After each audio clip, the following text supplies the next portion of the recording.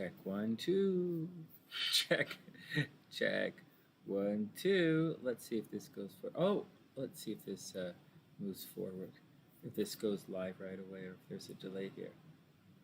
Oh, poop! I didn't put any of the settings on. Oh, bummer. Oh, bummer. It's okay. Hey, we are live. Look at that. Look at that.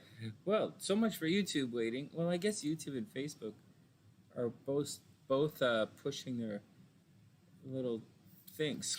So, Jasmine, what's up? Karina, what's up? Super happy birthday, guys. It's great to see you. What the fuck is wrong with me? I got a serious, somebody's been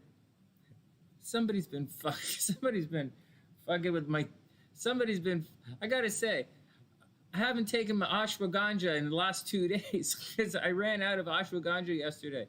So, I don't know, but I shouldn't have a case of the goddamn motherfucking stupids, that's for sure. Merry Christmas, everyone. I hope everyone is having a super, super amazing day. I hope it's wonderful. Welcome to the sunny side, guys. It's great to be here. Hey, Aqua, you got it. Let's check it out, KK. I'll put you on the list. Right on. Tea. Well, I have my herbal tea. So that's not going to work, right? I adjusted the camera. And we have multiple screens here. But my ledge where the coffees are on are through here. And the green screen doesn't go that far because this is the ledge where everything was before. And I'm drinking green tea, but I'm also drinking a little coffee today. I'm trying a little bit of coffee to see how it works out. You know, I used to drink gallons of coffee, and now, it tastes like, I don't know. I'll have to reacquire that taste. And yesterday, oh my goodness, I drank so much eggnog and rum. Holy smokes. And that I'm no longer at my target goal. I gained about 2 pounds yesterday. But then again, I ate a whole bunch of cherry pie, and I ate it about 3 o'clock in the morning. So, that's going to mess everything up. And today's going to be today might not be such a big feast. But, and I'm going to go to the gym and do some cardio a little later. All right, what's up? Also, guys, check, you guys can't see it, but I changed up the display. I changed up the set here. And no, KK, no, I got a case of the stupid. I'll put you guys on the list in 1 sec. Hey, Valerie, what's up? I hope you're having a super amazing day. Hey, Fallen, what's going on? AP, Merry Christmas, everyone. Who else is in the house? Ginger's in the house. Who else? AP, once again. Hey, I saw Ginger's, I caught a bit of, let me put Ginger on this. Let's talk about this for a second. Let me just take a moment. Oh, so I split the screen. So I have a new monitor up. Like in Toronto, I had extra monitors, right? And so here in Chicago, I finally have a new monitor. It's right here. And so we're not going to interrupt things. So if I'm switching screens, let me put this down and I'll show you. So if I'm switching screens, you're not going to get my studio page, right? You're just going to see the regular stuff. And the Tarot screen will have to adjust. And the internet screen looks like this. And so when we do the Astro stuff, you can see that I changed the screen around here. But I wanted you guys to be able to, when we do this screen right here coming up, and we do this screen quite often. So I adjusted it. Oh man, and I left Steam. For some reason I thought, hey, Merry Christmas, Sue. For some reason I thought we might want to play video games later. So I didn't disable Steam, so my computer's gonna be a little slow. But here we go. It's for this screen right here. So I centered the calendar screen, is this the calendar screen? Or I use for the transit, or the Astro clock. And so that when I animate it, like this, you guys can see it. See that? Nice and clean for the animation. And I can put my cursor here and I can show you guys everything. In addition to that, when it's time to take the picture of the screen, and I suppose I could have cleaned this one up a little bit, made it another screen, but forget that. It's just for Horoscopes. And so that when we do it like this, and I bring it up for you guys, it looks like, so the Scribd screen is, oops, is right here, and you guys should be able to see your charts like that, nice and clean as someone's chart. And it gives me plenty of room to, scribble on the chart as well. I'm going to be in January, starting in January, I'm going to be, hey, yeah, Karina, of course. Of course, absolutely. I'm showing, absolutely, I've been doing this for you guys. And so in January, I'm going to start, maybe, we'll have to see how I feel about it, but teaching astrology online. And it's going to be different from my class.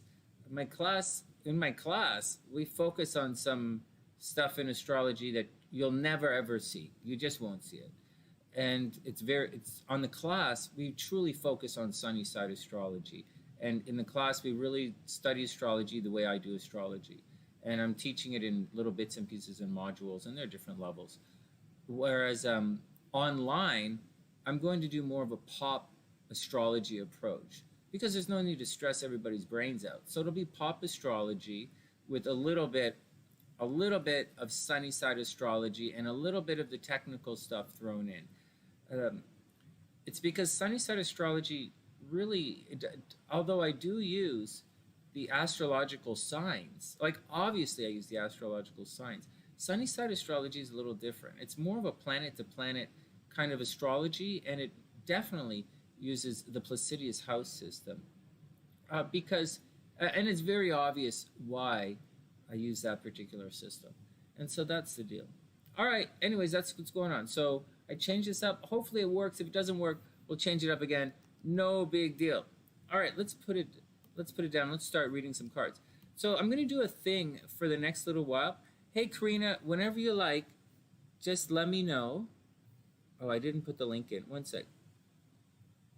Mama and Papa Sunshine are awesome.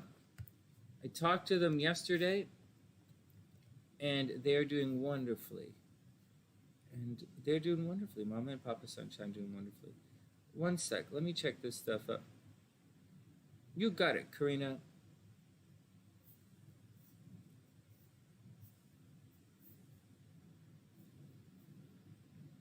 Okay, let's set this up. Hey, Coco, what's up? So everyone who has, so if I'm looking over here now, it's because all the stuff is over here. Let's chill out and sort this out. So,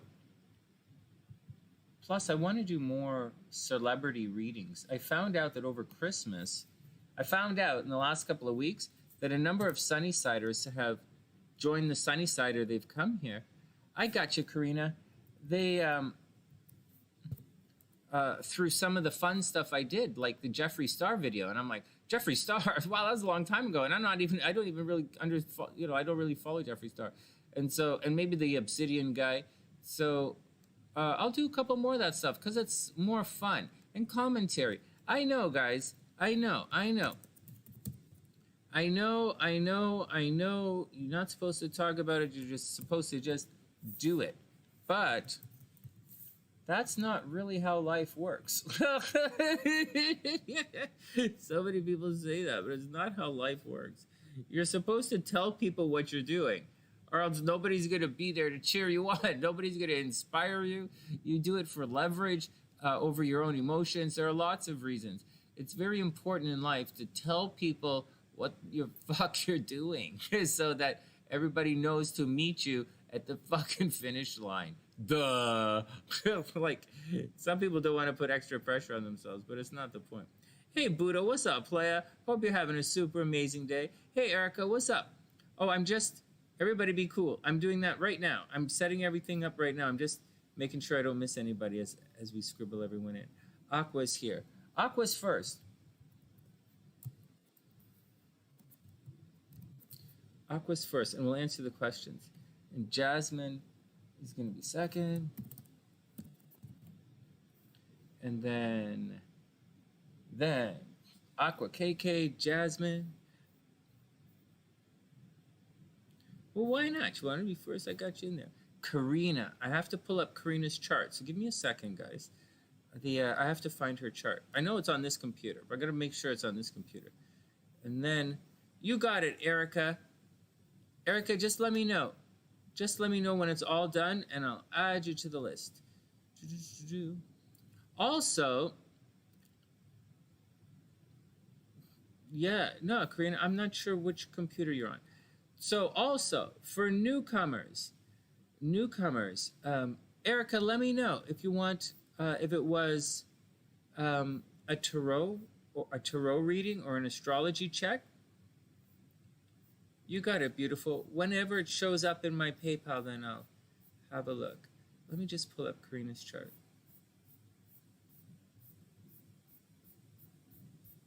Man, one of these computers updated. Holy Jesus, a lot of charts, a lot of old charts just suddenly showed up.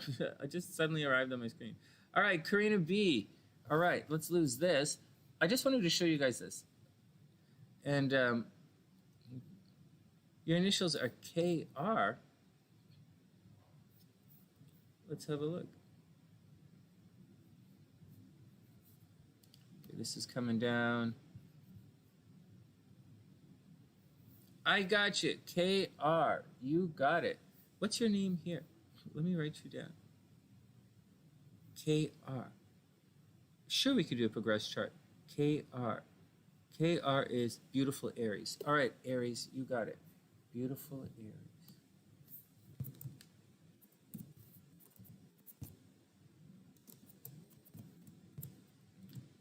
Erica. We got to put Erica on there. And for Karina, we're going to do a progress chart. You got it. All right. Did I miss anybody? Can you guys see what I'm doing? Okay, one sec. Let me pull up Karina's chart. First, let me see if Karina's chart's here. So, but it's, you got it. Ah, you got it, Erica. That's a great idea. Great idea. It's really pretty idea. I'll switch it up in one sec. Let me pull Karina's chart up. It's going to be under B, right? Karina, maybe? Maybe.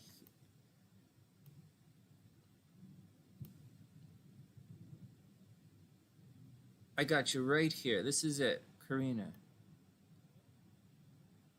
October 16th, 86. Oh, yeah, Elliot Lake. Yeah, right, Karina. It's so cute. Okay, hold on. Everybody chill out. Everybody, it's so cute. I'm looking at the charts, and I think they're so cute. No, I remember Karina. Okay, Karina. Karina's a long-time SunnySider. You want a progress chart, huh? Let me pull it up, and we'll have a look. Karina, October 16th, 1986, 9:37 a.m. in Elliot Lake. That's okay. Let me have a look at your progress chart and see what happens here.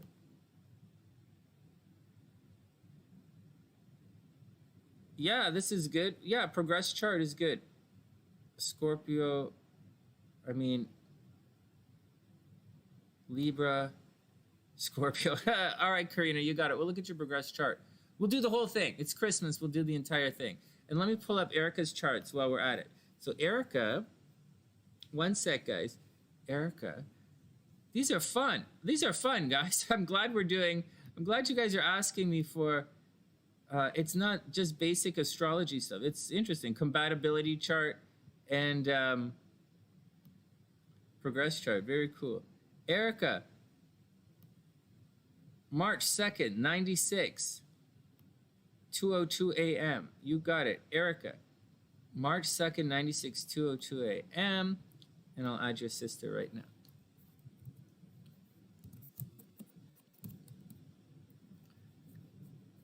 You know what, guys? I need a producer. This is ridiculous. I'm spending 20 minutes entering charts. I need a producer to do this. I need a producer to help me with this. So I don't know. First, I think what I'm going to do is I really don't want to. I'm really not in the mood, and it's not really fun for me. But I think I will contact a whole bunch of tarot readers and a bunch of psychics and astrologers and tarot readers. I'll just send out messages and ask if anyone wants to be on the app. And whatever. I'm the Freemason in the room, so I'm the one who's got to do it. So expecting people to just contact you when you ask doesn't really work. So I'll contact them, and after we have enough people on the app, then I'll get someone. I'll choose someone from the tarot readers or the people on the app to help produce the show and move forward with the other plans that I have for next year. So, but in the meantime, let's just chill it out. Let me just chill out my brains. So, next. Okay, Erica's sister. January 6th. What's wrong with January 6th? Okay, what's it? I mean,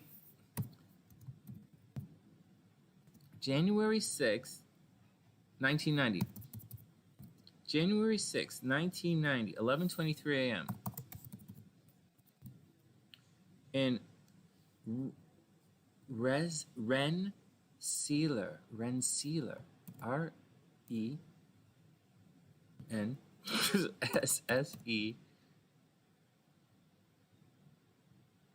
Oh, you win the game, Sonny. You win the game. But not as much as you would think. Not as often as you would think. Okay, here we go. January 6, 1990, 11:23 a.m. in Rent, and the computer found it, so it's all cool. All right, we cool. Let's move on. Let us move on, shall we? No, it's all cool. Oh, no, 11:23 p.m. What? Oh, no. Oh, no.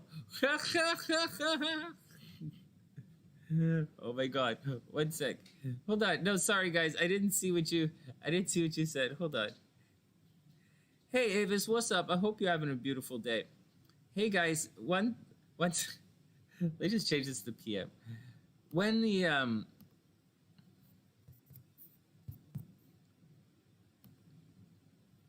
1 sec. 1 sec. Yeah, it makes a huge difference. AM and PM make a huge difference. Okay, it's all cool. It's all cool. Aqua, I'm gonna be there in 1 sec. Hey Buddha, what's up? Everything is super cool, my man. I didn't get the amplifier because what I did was that company.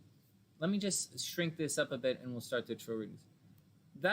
There's free mini tarot readings for the new sub. So if you're a new sub, you let me know, but we'll know because the zombies are going to go off, right? We're going to see the zombies for all new subs, so it's not really a thing. All right, let's do it. Wrong screen. Okay. No, everything is cool. I didn't buy it. Here, shuffling the cards for Aqua, longtime TheSunnySide or Aqua KK. Hey guys, no, I stopped it. That company is a scam. That company, Pro Audio Solutions or whatever it's called, that advertises heavily on Facebook, is a scam. I purchased what was supposed to be a used guitar amplifier, and I didn't receive it. So I contacted them, and they said blah. I don't remember what they said. They said it was on their way or something, and then I contacted them again and said I'm canceling my order because this is BS. And then they said they're used to this because it's a scam. The company is a scam. Keep in mind, it's a used amplifier and it advertises on Facebook, so it's huge. So I noticed after I purchased it that it was still available for sale on Facebook. And they have a website. It was still available for sale on their website, still available on Facebook. This was after a couple of days, and it's used. So there's a limited stock, which means they're out. They should be out of them.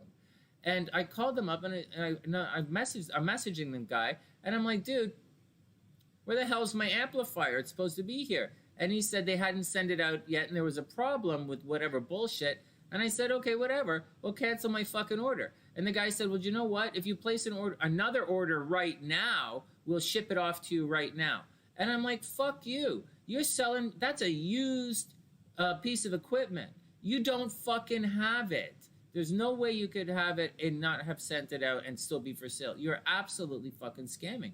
And I went and I did some research on the company, and it turns out that this is their business policy. They're a scam. Their Pro Solutions Audio, wherever they are on Facebook, is a complete scam. So fuck them. And they do the thing on that guitar on Reverb. I think I see them. I don't see them on Reverb. I see them on eBay, I think. I see them in a bunch of places. I can't remember where, but they're a fucking scam. Do not go with them. It's really frustrating because a number of companies are like that on Facebook. So don't trust Facebook. Actually, we need a new social media site that's less of a scam. And Facebook is just for money, and Facebook clearly doesn't care about... Well, the one thing we learned in 2016 is that Facebook doesn't give a shit. You know, they have all... We learned in 2016 that they don't give a fuck. They'll just post any bullshit that anyone pays to post. And then in the last year, they started bringing it down because it was political and they were under attack. But for reality, don't trust the shit you see on Facebook. It's beyond stupidity. All right, next.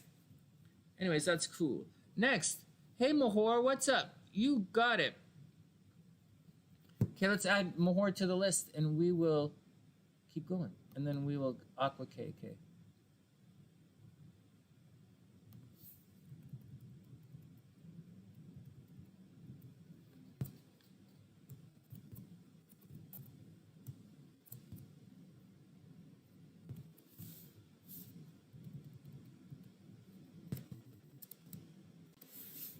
All right, let's do it. Aqua KK is up. So Aqua wants to know, do the cards see you getting a promotion at work, and does Terry love you? Those are good questions. Let's see. Let's see. Do the cards, okay. Do we see you getting a promotion at work, and does Terry love you?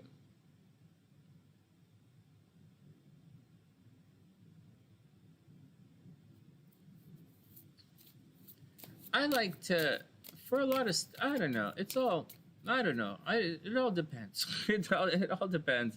It all depends. But some of the stuff is a scam. Okay, here we go. So the one thing I'm not going to do is put the cards up there and turn them over because it seems a little, it doesn't seem to really work for me. So okay, here we go. Aqua's up. So, are you going to get the promotion at work? Let's see. Are you going to get the promotion at work? Let's see. The Devil card. Oh, that's an interesting situation. So, are you going to get the promotion at work? The Devil card's saying you're probably doing a lot. It's not, it means you can imagine yourself doing quite a bit.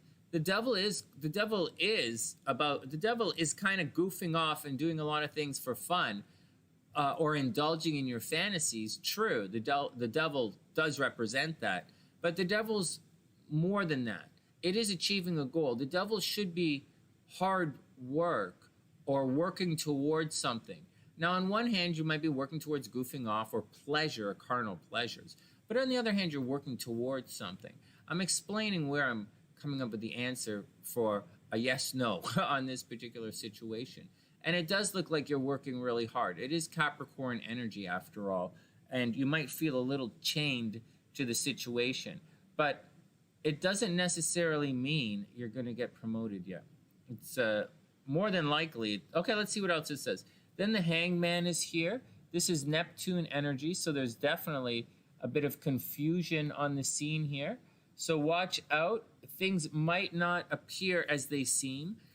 Kind of like people are telling you to do something to get promoted, so you're doing something to get promoted. It says you're under a bit of an illusion. Hey, Aqua, it says you're under a bit of an illusion, so watch out. You might be missing something in this whole promotion scene. And then the Prince of Wands, you might get the promotion. You really might get it. Check it out. The Prince of Wands. This is going after, the Prince of Wands is going after something that you believe in. So let's pull up a Moonology card. If it says you are really going after the promotion. You're not dragging. Hey, Aqua, it says you're not dragging ass here. It says you're really going after it. But there's some kind of illusion around this. Aqua, there's some kind of illusion around this, so you might not know the entire situation. It doesn't, you might get it. Honestly, I would say there's about a 70% chance, 75% chance of you getting it. there's a bit of confusion. There's a bit of confusion going on. Like, either you have a bit of confusion, or you're doing something you're not sure you should be. You might not. The things you're doing might not lead to the promotion. It might lead to people jerking you around, because the devil card is all about getting jerked around and blaming other people. You're letting someone jerk you around, and you're under some kind of fog, some kind of deception here. So watch out. I'll say that again. So watch out for getting jerked around, and watch out for some kind of deception. But at the end of the day, you have the Prince of Wands, which is really it's the most go after your goals kind of card. So maybe you're good. Maybe you really are going to get it.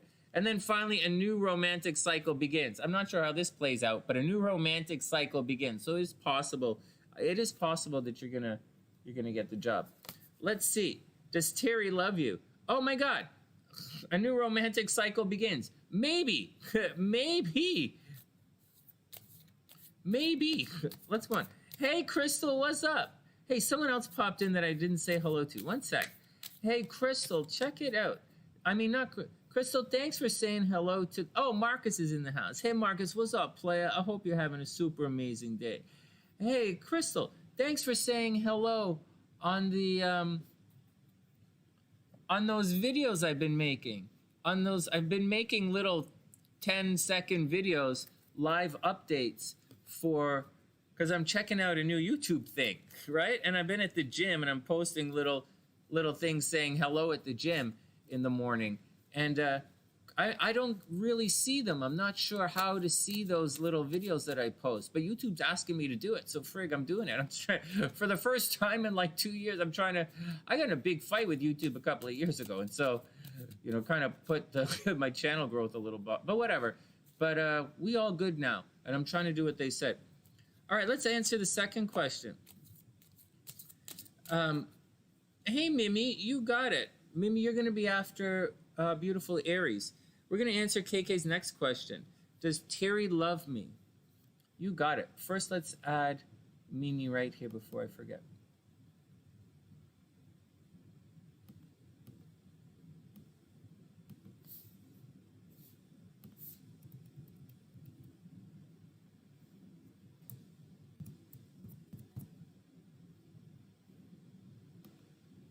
All right, let's answer KK's next question.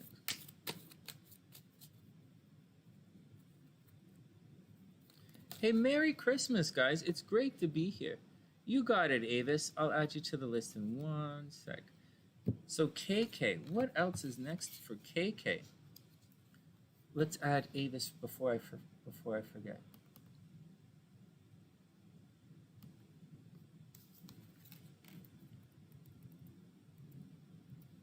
Oops. A-V-I-S. Oh, spell much, Sonny? Not really. Okay. Okay, here we go. So does Terry love you? Oh, you got it, Avis. Thank you. So here we go. Here we go. 7 of Cups. So, I don't know. 7 of Cups. Does the guy love you? He's definitely indecisive right now. Either he's indecisive or you're indecisive, but the 7 of Cups means there are very good things happening, but you're not you're completely missing the point. so watch out. Not missing the point, but there's a lot of good things that's happening, but someone's a little afraid to make a decision. Then we have the Queen of Cups. It's an emotional thing. Maybe someone's been burned. Hey, KK, maybe the guy's been burned in the past, and he needs some nurturing and support, and he doesn't feel like he's getting that nurturing and support. Like, I don't know, like maybe you are, and like he is, and you're like, Sonny, what the frig? But like maybe it's a what the frig situation, And so, but he's afraid to make a move. It's right there. It's right here. He's afraid to make a move, and he's the monitor is over here now, guys. So, like, what the fuck? Oh, 6 of Cups. Well, there's a lot of innocence. Maybe there's a lot of innocence in the situation. There's a childhood thing going on. I think, Aqua, you can get the guy, but you got to get it simple. Make it simple. See, this is all about making it simple, keeping it very childlike and innocence. And this is complicated. So the guy's confused. He has too many chances. He's afraid to make a decision. He needs someone to come along and drag his ass into the scene. And you got to keep it really simple. Take away his choices and keep it simple. And I think that's the action. That's how you get your guy, KK. That's it. A time to give rather than take. What? Okay, it's a time to give rather than take, KK. So there you go. Does the guy like you? Yeah, I think he does like you. But you got to work through his fears. You got to work through the guy's indecision. Oh my God. Is he like a... Yeah, no, I'm not going to make any jokes. All right, cool. Next. You know what, KK, and for everybody else here on the sunny side, or for those of guys who are new, in the scene, we're all, you know, guys like whatever they like, you know, and they go back and find a reason to like it. So, like, what the fuck? So, they all like, I think they all like you. It's not just about liking, you know. The guy could probably be totally in love with you and be afraid to, like, make a move, you know. So, you got to roll with the game. You got to roll with the guy's scene. Let me just ask a question before we move on. Avis, thanks for donating to the channel. I super appreciate it. Avis, would you like a tarot reading or a mini astrology reading? And I'll put you on the list for tarot or mini astrology. But in the meantime, Jasmine's up next. Let's see what's going on with Jasmine.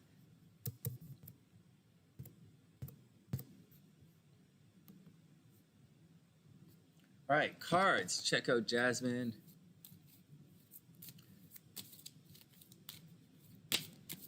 It's great to see everybody. It's really fun. Merry Christmas, everyone. I'm really glad I'm here.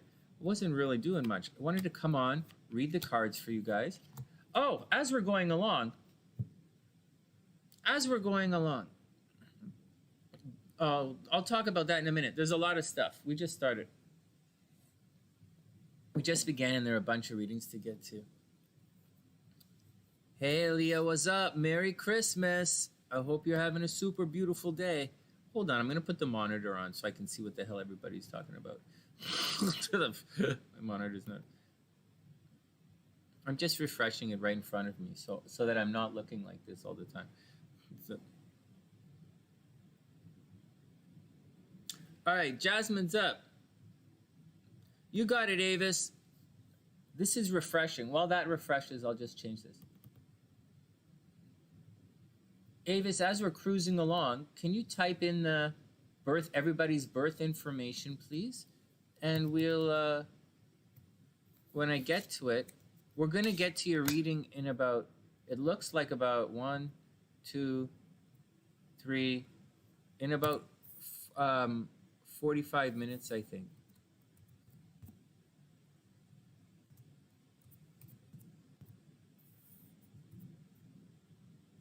Hey, Albert, what's up? I hope you're having an awesome day, man.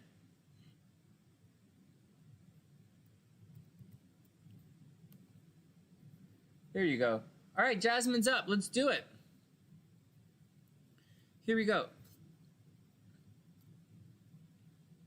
Oh, man, coffee. I used to really like coffee. Oh, my God. I used to drink coffee by the gallon. Now I can't even... I'm just having a sip. Oh my God! For those who don't know, the joke is, but to sometime today we're going to talk about Ginger. Ginger was on Instagram today.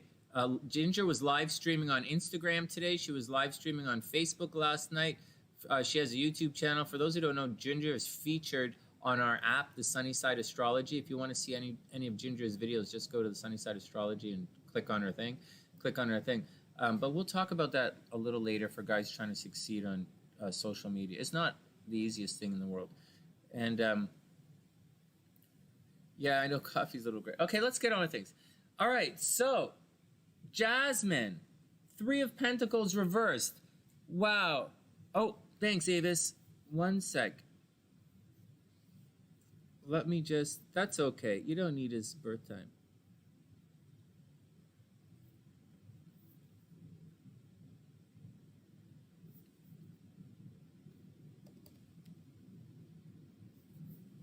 All right, I got it. It's okie dokie.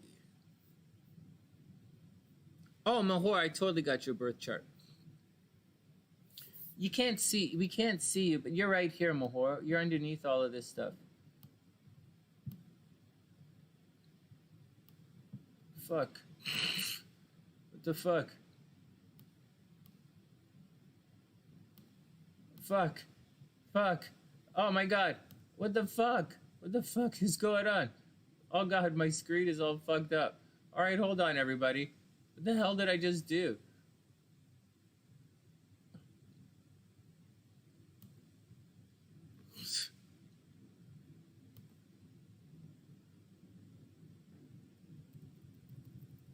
Alright, everybody chill out. I wanted to show Mahor that she's on the list. Mahor, you're on the list. You're just gonna have to take my word for it. Fuck. There you go. Mahor's on the list right there. So there we go. Alright, good. Let's get back to it. Just can't see. No, I've got your stuff. Alright, back to it. Sorry, guys. Oh, waste 10 minutes there goofing around with the computer. Alright, Jasmine's up. Jasmine, 3 of Pentacles reversed. So Jasmine, first up. Oh, Mahor, man, I got your chart. I have your chart almost memorized. Like so. But all right, here we go. So what are we doing here? So Jasmine, 3 of Pentacles reversed. It's very it's a card of hard work. It means if you want to achieve your goals, like it's a kind of about achieving the goals. It's not just because I'm always talking about achieving goals, but it's Capricorn energy. You know, it's Capricorn. It's very progressive energy. 3 of Pentacles is the card of hard work. It's the card, you know, being diligent, doing your stuff. Anyways, it's Capricorn and it's Saturn energy. So imagine the rings are wrapped around the 3 of the round. So all 3 cards, number 3 in the minor arcana, are represented by Saturn in the Kabbalah. So in a type of astrology that, you know, different types of astrology, it's technically not necessarily Saturn in Tarot, but for when we're using it, I like to think of it as Saturn energy. Anyways, whatever. And so welcome to the sunny side. We do little things differently here. And so think about the 3s as controlling. There's a lot of control energy around the 3s.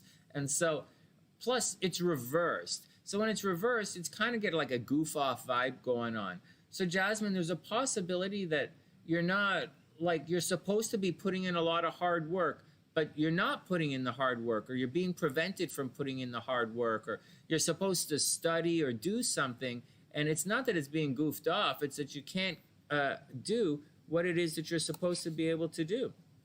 Yeah, Marcus, we're going to be doing mini compatibility as readings as well. Avis has got a compatibility reading coming.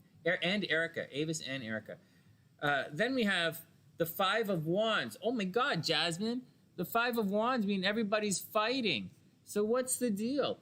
Is everybody fighting around you? Like, is there something you're supposed to do? It looks like there's something Jasmine's supposed to do, right? The 3 of Pentacles, get it done, get it done. But it's reversed, so it's not getting done. And the 5 of Wands clearly says that's the card of everybody fighting. So what the hell? What the hell, man? What the hell? Jasmine, be cool. Don't fight with everybody. Oh, geez. And then Judgment. What the hell? Are you guys going to have a Christmas fight? What the frig, Jasmine? What the frig? Judgment. Someone's going to get called out. Or you got to make peace with someone. It looks like there's going to be a fight or an ending. I like to say make peace before you move on. But like, holy jeez, it looks like somebody's going to have it out. Oh my God. Oh geez, Jasmine, just be cool. Don't freak out if this is, don't freak out over Christmas. You're not maybe you're a little bit of a freak out. I don't know. Anyways, be cool and we'll see how it works. Oh my goodness, Jasmine. Oh my goodness. Hey, anyways, oh my God. And then look at this. Communication is the key. Jasmine, communication is the key. Are you serious? It's your ex-husband. Someone really is screwing you around? I wasn't thinking about exes. I was thinking about getting together and arguing with the fan. Like, I hope you guys are okay.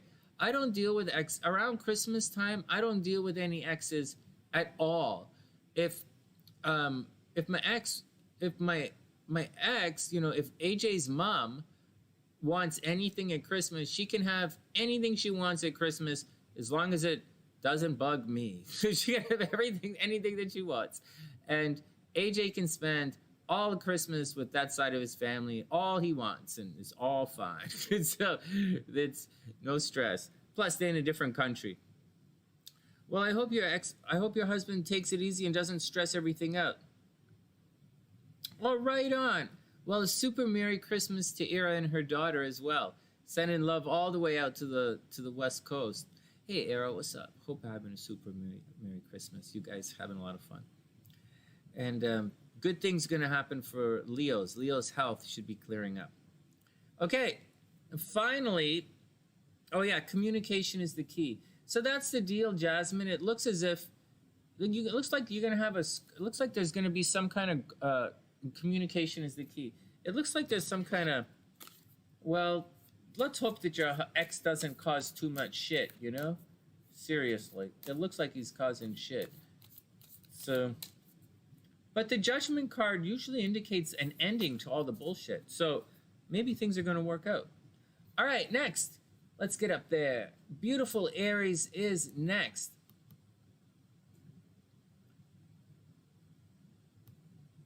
I'm doing everything I can to be nice and chill.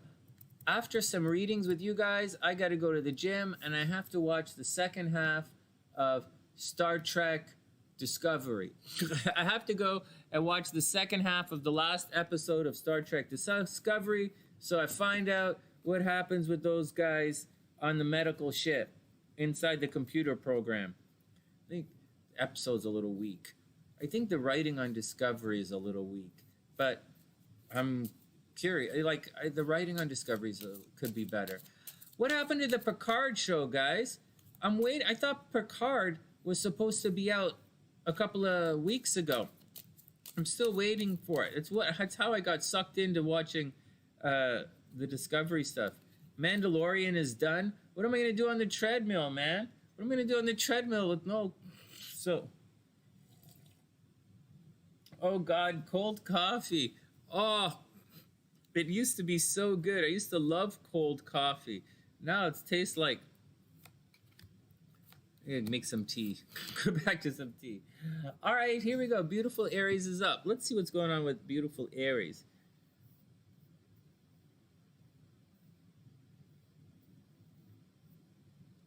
Okay, beautiful Aries. Da-na-na-na. Three of Wands. Hey, this is an okay card. It depends what your sign is. Three of Wands is okay. Whoa, how do we get a little... Three of... Hey, just a reminder, if anyone is a tarot reader and they want to be featured on our app, the SunnySide Astrology app, then message me. Send me a message at readswithsunny@gmail.com. And of course, it would be nice to be considered. You have to do like monthly horoscope videos or weekly horoscope videos with the astrology cards. All right, so the Three of Wands, guys, you're in Aries. Oh, well, you're not going to like this. The Three of Wands is good for everyone except fire signs. The Three of Wands is the second decan of Aries. So watch this. If the first decan's the Two of Wands, but if the beginning of Aries, astrologically, is the beginning of spring. It's let's get on with things. It's the ram. Let's get on, let's do it. But then you do it, okay? The first decan, you do it. And then in the second decan, which is the Three of Wands, you're waiting to see the results of what you did. And you're just waiting to see what happened. And then in the final decan, or the Four of Wands, the third decan of Aries astrologically, or the Four of Wands in Tarot, your ship has come in and it's time to move on. It's time to escalate, escalate your life, like move up to get married or to get the new job, or you'll have everything you need to succeed. Right now, the Three of Wands is the waiting part that you're in. So like, whatever, so chill out. You're ignoring your boyfriend and waiting to see what happens? Yeah, chill it out. Just chill it out, take it one step at a time. Or wait, you don't have to do anything. You're waiting for the results. Then we have the Strength card. Strength card, Leo energy. This is the card of keeping it together, right? This is the card of not freaking out. The weirdest thing about, or the most bizarre thing about a lot of the major arcana, we get situations where it talks about parts of the astrology that you don't really think about. So, or the opposite, or telling you to do the opposite of the conventional, or there it has some weird representations. Now, the strength card, you would think Leo is all about freaking out. It's all about being loud and proud. But the strength card, that's not what the strength card's about. The strength card's about controlling your shiz. And so you're in the waiting scene and you got to control your shiz. Hey, Wolf Mother, super Merry Christmas. Super, super, super Merry Christmas. It's great to see you. And so that's the deal. Oh, and Winged One. I didn't say hello to Winged One. Hey, Winged One, what's up? Super Merry Christmas. I hope you're feeling pretty good today. So there's the deal. So, and Heather, obviously Merry Christmas, Heather. So far, beautiful Aries, you got to keep your shiz together. Keep it together. But you are keeping it together. Then, whoa, ho, ho, ho, ho, ho, ho. I don't know what you guys are fighting about, but like, woo. No, it's not that. I think somebody wants to travel. I think somebody wants to leave this. Somebody wants to either go on a vacation and they can't go on a vacation, or somebody might have a little bit of love and affection coming from a distance. Someone might have, so one of you guys, Aries, one of you guys might have picked up a lover, might have picked up a little fatale on the internet, or wants to travel for some reason. Someone might want to, I don't know, but the Eight of Wands is the card of travel, like physically travel. So it looks as if, yeah, somebody wants to travel or someone can't travel, right? It's reversed. So how can your boyfriend make Christmas plans and not include you? Holy, if your boyfriend makes Christmas plans, all right, so I'm usually the guy, there's one more card here. I'm usually the guy who says, give the other person the benefit of the doubt, because I don't like to waste my time worrying about other people. If someone does something, and to me it's a yes, no. And so I'm not going to stress it out, and there's no gray area. And I'm pretty much give them the benefit of the doubt until it gets in my way. But I'm going to say something, they usually, if a guy or a girl doesn't include you in their plans, and I'm not going to listen to the whole story. Like, there's a reason for it, but it's not a good sign. That's all I'm going to say. It's not a good sign. All right, but that's what it looks like. It looks like the cards are saying that's what's going on. There's travel and it's not going to work. And finally, the end of a tough cycle approaches. The end of a tough cycle approaches. All right, let's move on. Aries, I think that's a simple situation. Oh, wow. Erica just gave the best advice I've seen in a long time. Holy smokes. Great advice. Instead of he's embarrassed about you, maybe he's embarrassed about his family. But whatever it is, he should be honest about it. I'm going to put my 2 cents in on Erica's situation.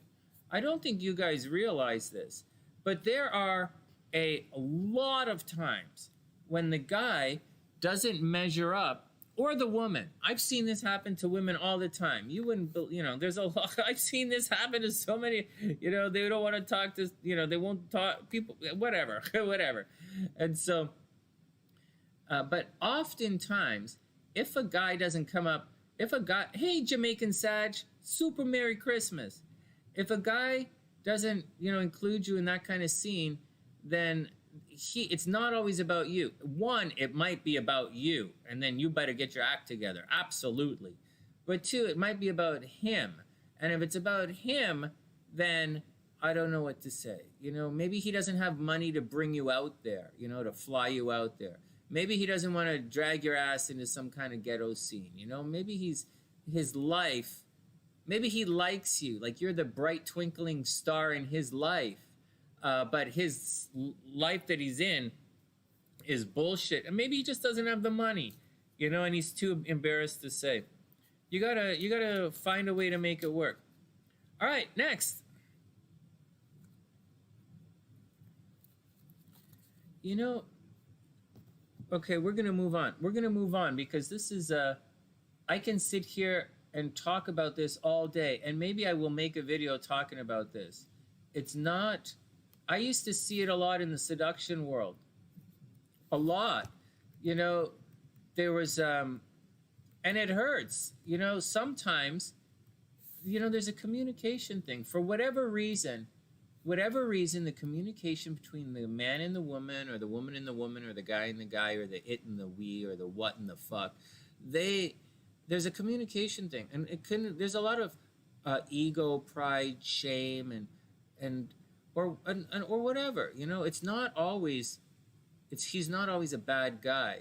Just, you know, he's got a little pride and he's embarrassed of himself. And if that's the case, then that's the case.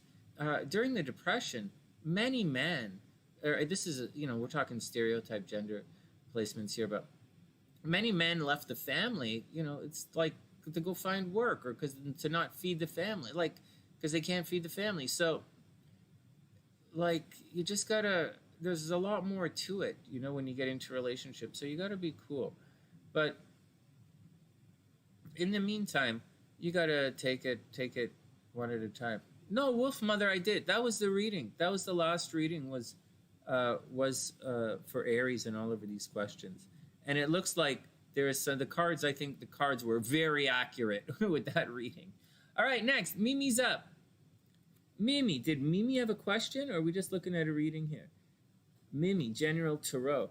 All right, next, Mimi, super Merry Christmas. Welcome to the sunny side. I hope, hey guys, make sure everyone subscribes to the channel, right? Just a reminder, making sure everyone subscribes. Moving forward, I'm going to actively try. Oh, who knows what I'm going to do? I say a lot of shit and don't do fuck all. I tend to I do a lot, but like it's folk. I don't, you know, I try to stay focused.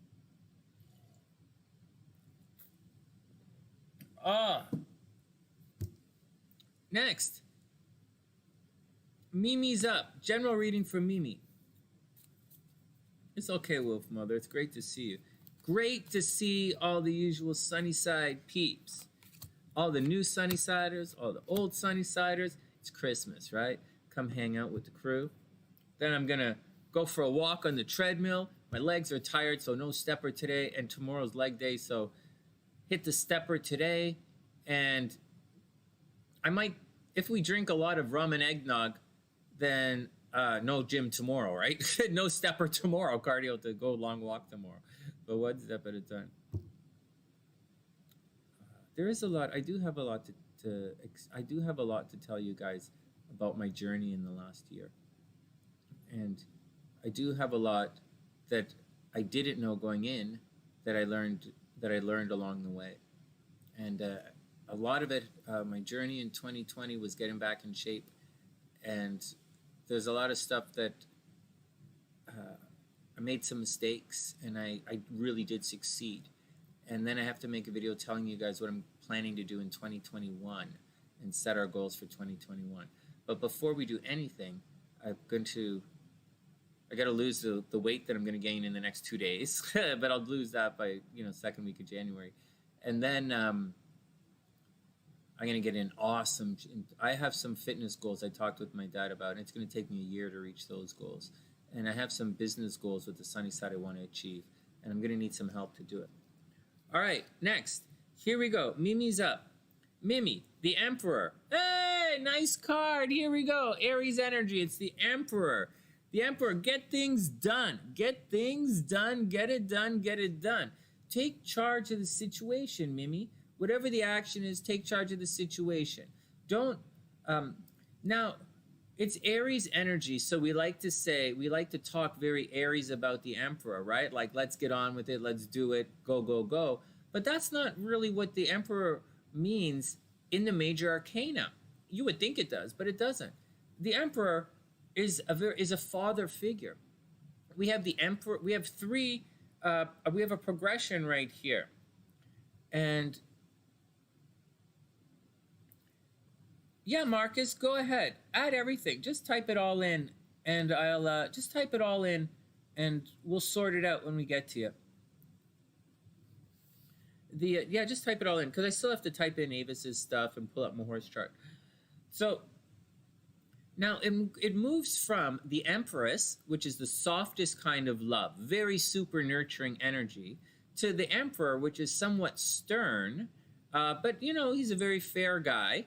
And then we have the Hierophant, which is the teacher. So it's mom, dad, and then the teacher.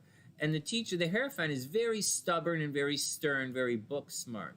And those are the three progressive, or whatever you want to call them, orders or magnitudes of love and hands-on and how to approach things. So the Emperor really, more often than not, instead of saying, go get it done because of the Aries influence, the Emperor is really about being fair. So whatever is going on, Mimi, be fair and make just decisions. Don't be too soft and too loving, but don't be too hard and too stubborn either. Very fair. All right, next. Then the World card. Oh my God, you're right back at the beginning. The World card, in many decks of the Tarot, the World card has strong similarities to the Fool card, because the Fool is the beginning. Although the World, quote unquote, the World part of the Fool card is actually behind the Fool. The Fool leaves the world and goes on his journey. Or it's below the Fool, so to speak, because the Fool is stepping over. But in the World card, the World is Saturn energy. It's karma. It's the end of your story. So the question is, did you learn any lessons throughout your journey? That's kind of what we're talking a little bit about today. But moreover, the World means you're back at the very beginning, and you've changed. You've seen how the world is different, but you seem to be back in the exact same spot. And you're like, damn it, I did that entire journey and I'm back in the exact same freaking spot. So what am I going to do? So that's the deal. Hey, Joanna, what's up? I hope you're having a super beautiful day. Oh, you're welcome. You're super welcome.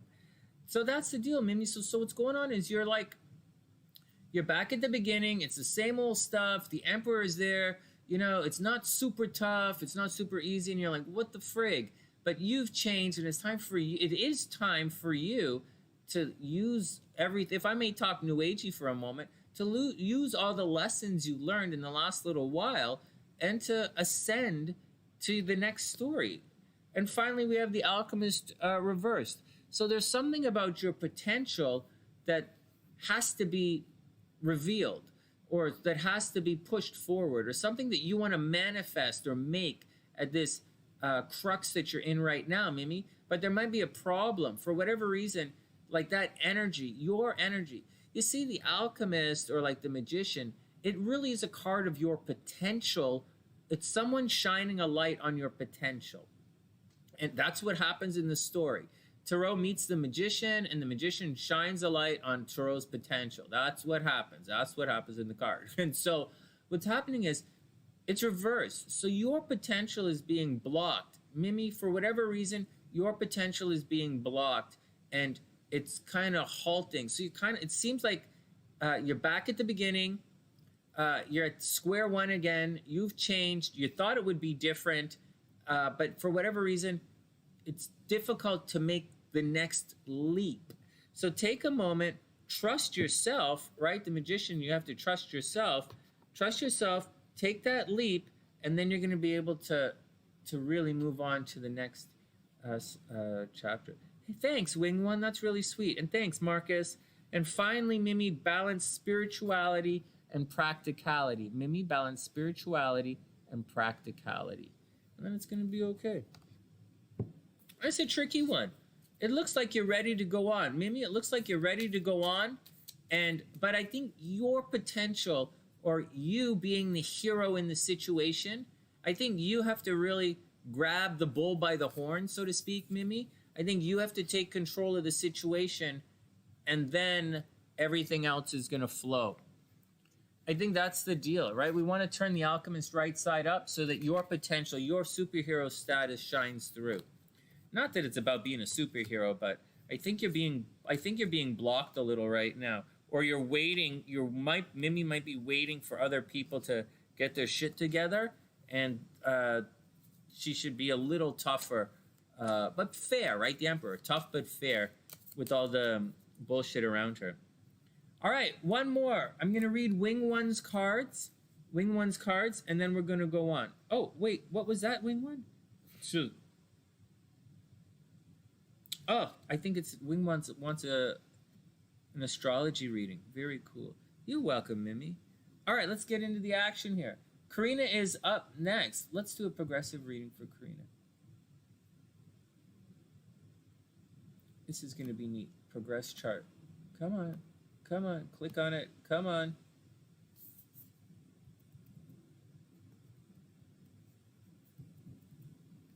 All right, Mimi is cool. Let's sneak Wing One and Marcus. Wing One and Marcus in the house. Okay, guys, give me 1 sec. I have to pull up some charts. Let me enter in a bunch of charts so I don't miss them. Your duck, what? Oh my God. Hey, Wing One, how did you come up with 18 as that number for me? That's my number. Did you know that? Wing One knows everything. But like, did you know that? Wing One, what the hell? How do you know that? That's the number of Casa Sunshine is an 18. And everywhere I go, the number 9 is resonates everywhere I go. Like, our apartment building's 399, you know, like the house is 18. This place here is there's a 9, 619. I knew it would work. There's a 619. My license plate for my old car adds up to 9. I don't know what the deal is, but there's a lot of stuff in this world that adds up. That's really sweet. That's interesting. I wonder how you came to that. Wow, neat. All right, 1 sec, guys. Let me pop this in. So that was really neat. 1 sec. I'm going to read Wing One's cards. Then we'll put a +1 up here. And then we'll move on. No! Wing One. It's how I know. It's one of the reasons. I tell you guys.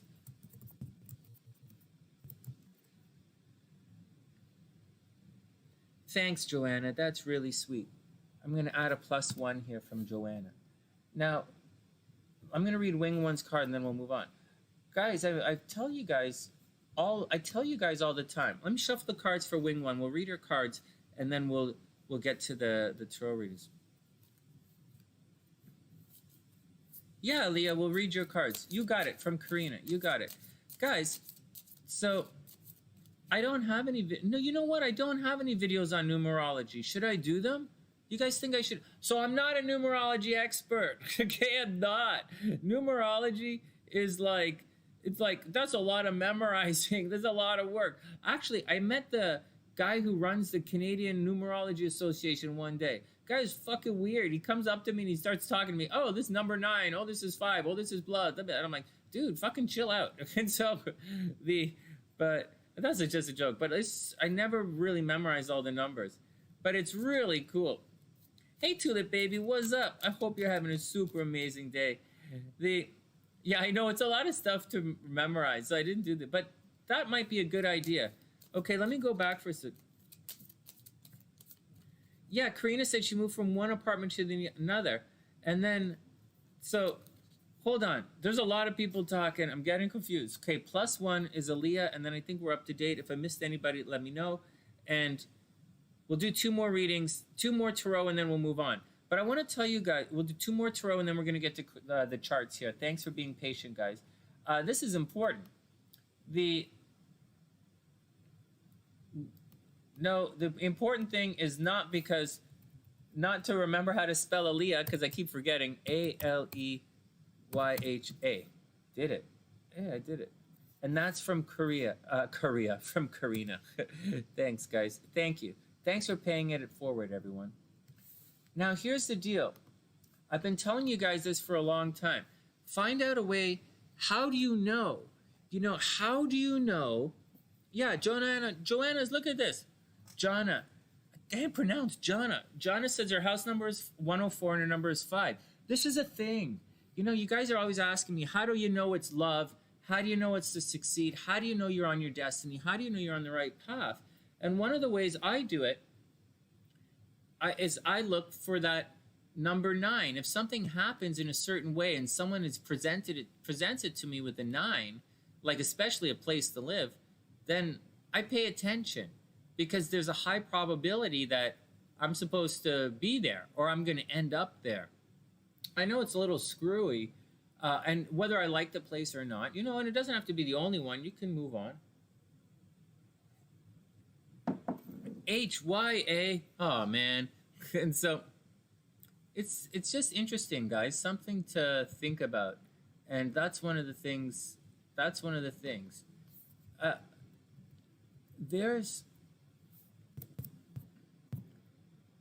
There's a life becomes not easier, but so much. Hey Gabrielle, what's up?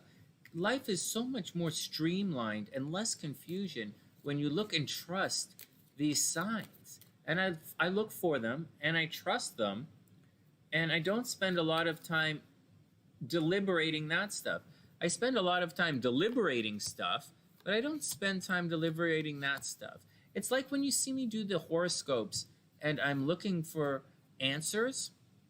Like if we're doing some kind of thing where I'm trying to predict something. When I get the answer, I have the answer. So it's not like I'm gonna like, ugh. And so it's the same thing in life. When I have the answer, I have the answer. So I go, we look for answer. Yeah, there you go, Marcus. Like seriously. All right, first, King of Cups. King of Cups. Here we go. This is for Wing 1. King of Cups, Wing 1. It's time to be cool with your emotions. This is an interesting card for a Cancer. Be chill. Be calm. Be very stoic in your emotions moving forward. I would say, and this is a little biased, just take care of your health. Don't stress anybody. Be very calm. Be very stoic. And be the adult in the room when you're looking at everything. Almost like, just be the adult in the room. Next, Temperance reversed. So it looks like this happy medium isn't going to be reached. It looks as if if someone is trying to bridge the gap, someone's trying, I'm trying, let's make it work, I'm trying. But someone is staying cool, right? The King of Cups, someone is staying cool. Someone's trying to make it work, but I don't think they're trying enough, or maybe they're not trying hard enough. Someone is trying to make up. Someone is trying to make up with somebody, but it looks like they're not doing the right thing or not trying hard enough, or maybe not even trying to make up, but they should be. And then we have the Princess of Cups. It looks as if there's a learning curve involved in this situation, or someone is probably a little immature emotionally, is what it seems like. It does appear to be some kind of relationship thing or some kind of emotional thing, and someone is not doing their part. But what I do think there's a little bit of immaturity here. Then we have your dreams need a practical plan. So whatever's going on, someone needs to get their act together. Seriously, Wing 1, someone needs to get their act together because they're not, Temperance is reversed. They're not being a team player. They're not really doing it. So you got to watch out. All right, next, let's look at Aaliyah's cards. So that's Wing 1. Whoops. Uh-oh. That's Wing 1. Now we'll do Aaliyah. And thanks, Wing 1. I super appreciate everything. And, all right. When to play the numbers. Oh, my goodness. Wing 1, you're 25. Go play. I went out this morning to buy the lottery tickets. Erica, buy lottery tickets. Sonny, buy lottery tickets. You know what I did? I bought lottery tickets because the sun, Venus is in between my Jupiter and my Venus. Fuck. So I missed yesterday. I should have bought the lottery tickets yesterday when Venus was conjunct my Jupiter. Now, fuck, Venus isn't going to be conjunct my Venus till like Monday, like a Venus-Venus return. I'm going through my Venus return. And so, but fuck, that's like Monday. So I didn't buy, fuck, and it's Christmas today. Fuck. So I don't know what to do. So chill it out and move on. So chill it. I'm going to do my best, but it's the luckiest day for the next little while for me. And because it's conjunct my descendant. You know, I missed it. I missed it conjunct my descendant. I should have bought a lottery ticket on Wednesday. I totally fucked it up. I was busy this week. I was running around looking for my fucking Christmas tree. I can't find Trey, and I'm all fucked up about it. It's my culture, you know. Me and Andante, we sit around and we eat like oranges and with Trey, you know. I do some shots of. I might do a shot of vodka or spiced rum with Trey, and then like we sit and we hang out and we think about how grateful we are. And I can't find my fucking Christmas tree. It's just me and Andante. Fucking sucks. Doesn't suck. I lost one of my guys. Avis, you guys are going through your stuff as well, right? Karina, we'll be there shortly.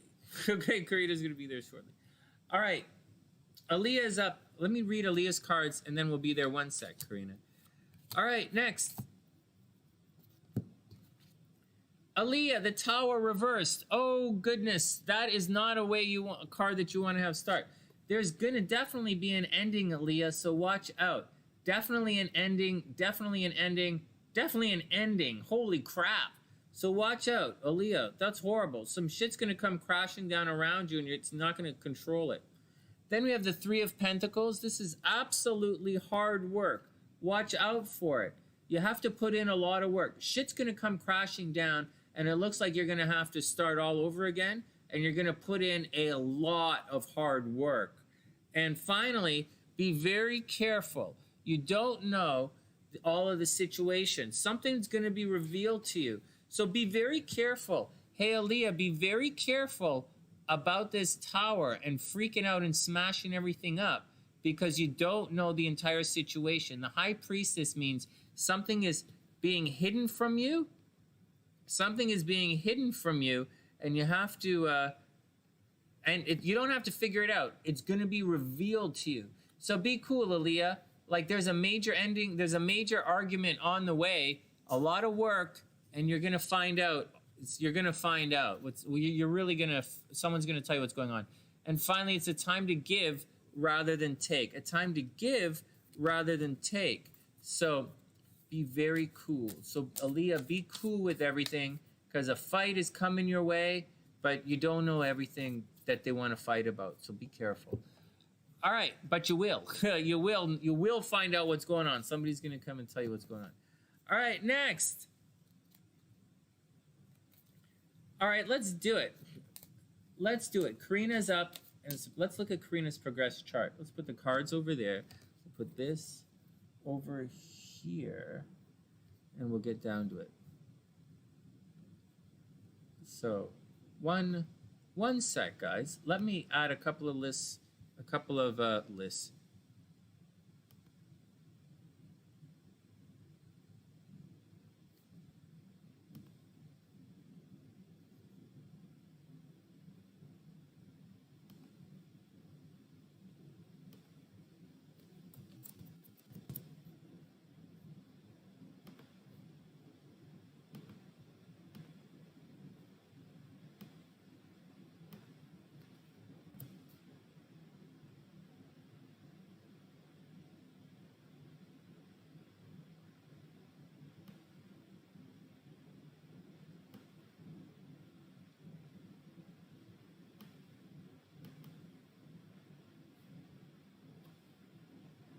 All right, here we go. First up, Karina's progress chart.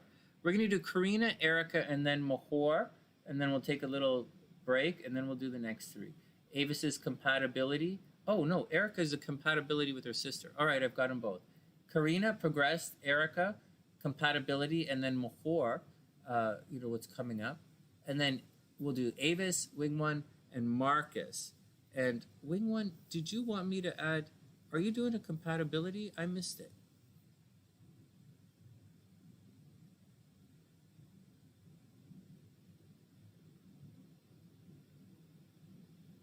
The roomie needs to go.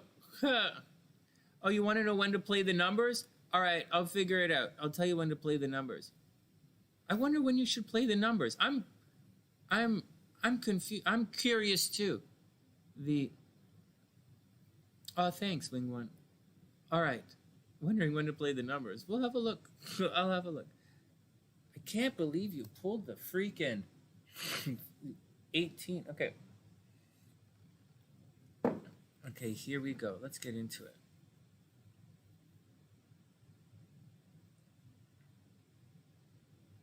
Man, it's so cold here. It's not that really that cold, but it's really windy. Anybody know? You guys, this entire thing. Okay, one sec. Some people have snuck in here. This is. Okay, we did Kimmy, and I think this is Erica. Oh, Karina. Okay, let's get to it.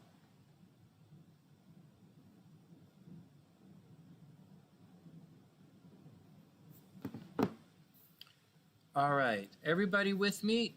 Everybody with me? This is, let's make sure we can see everything. So check it out. Everybody check it out. I'm going to be, guys, 18 is life. Oh, no way. All right, so Karina is up. Is everybody with me? Can everybody see what's going on? So first, we're going to look at, so this is a progressed reading, okay? It's a progressed mini reading. So there is like a lot of shit in a progressed chart, but this is a progressed mini reading. So I'll show you how we do it. I'm gonna show you the stuff and then show just one thing. It's just a reminder it's a mini reading because it's a lot of stuff. So first up, this is Karina's chart right here, and it's gonna be difficult for you guys to see it. But I'll move it, I'll pull it up, and so I'll put them side by side if we can do this. So this is Karina's natal chart right here. And so it's all cool, just a regular natal chart. But as you can see on her natal chart, her sun is up here in Libra. Okay, her sun is in Libra in the 12th house, and her ascendant is Scorpio. Guys, got that? Her sun is in the 12th house. It's right on the cusp, right? So a little before, a little after, you know, it's right on the cusp. And it's conjunct the south node. So there's a lot in her, so sun conjunct the south node in this part of the chart puts a lot of energy on her past and a lot of energy on accomplishing goals and a lot of energy on family, a lot of energy on stuff behind the scenes, a lot of energy on the stuff that she's naturally good at and brings into this particular lifetime.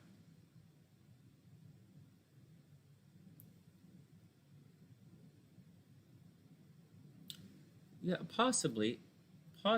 When you should find out what resonates. You should always look, when you're reading horoscopes, listen to a good astrologer, like a good anything, will be very consistent. And so find out what signs resonate with your particular horoscope and go with it. You know, that's what you should follow. All right. Oh, shit. I reset the thing. Well, let's keep going. So this is Karina's chart right here, her natal chart. Now, I want you guys to notice, so take a picture in your mind, and you'll notice as we progress the chart, it's going to change. So she's going to go from a Libra sun and a Scorpio rising to a she's going to progress to a Scorpio, woo, Sagittarius rising. Are you guys, can you guys see this? Ah, you scare people. Yeah, let's go back.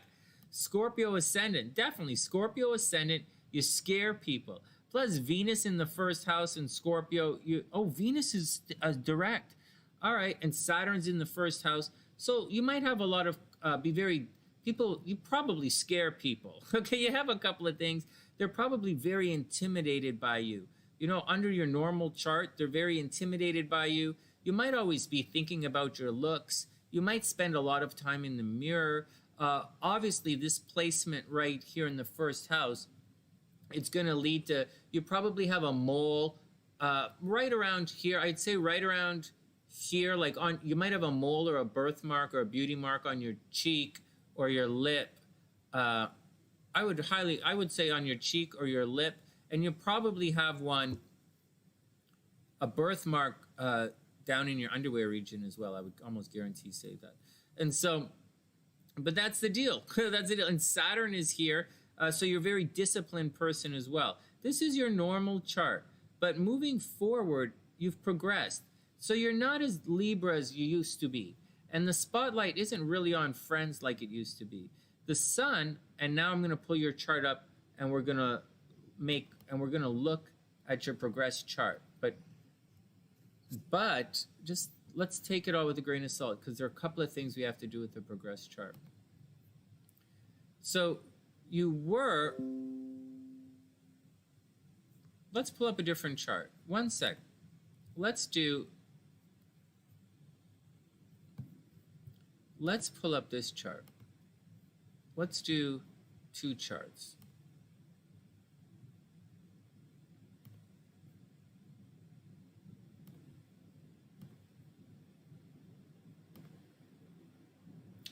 Okay, and let's take a picture of this and shrink it down.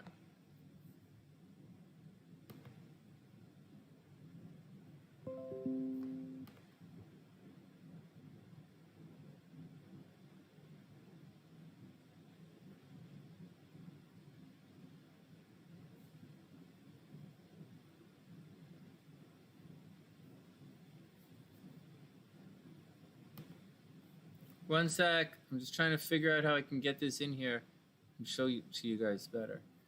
All right, here we go.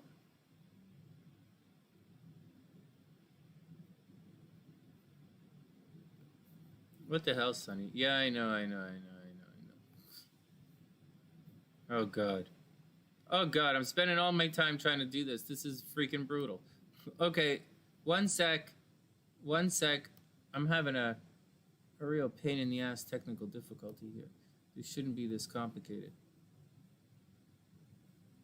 Okay, here we go. Good enough.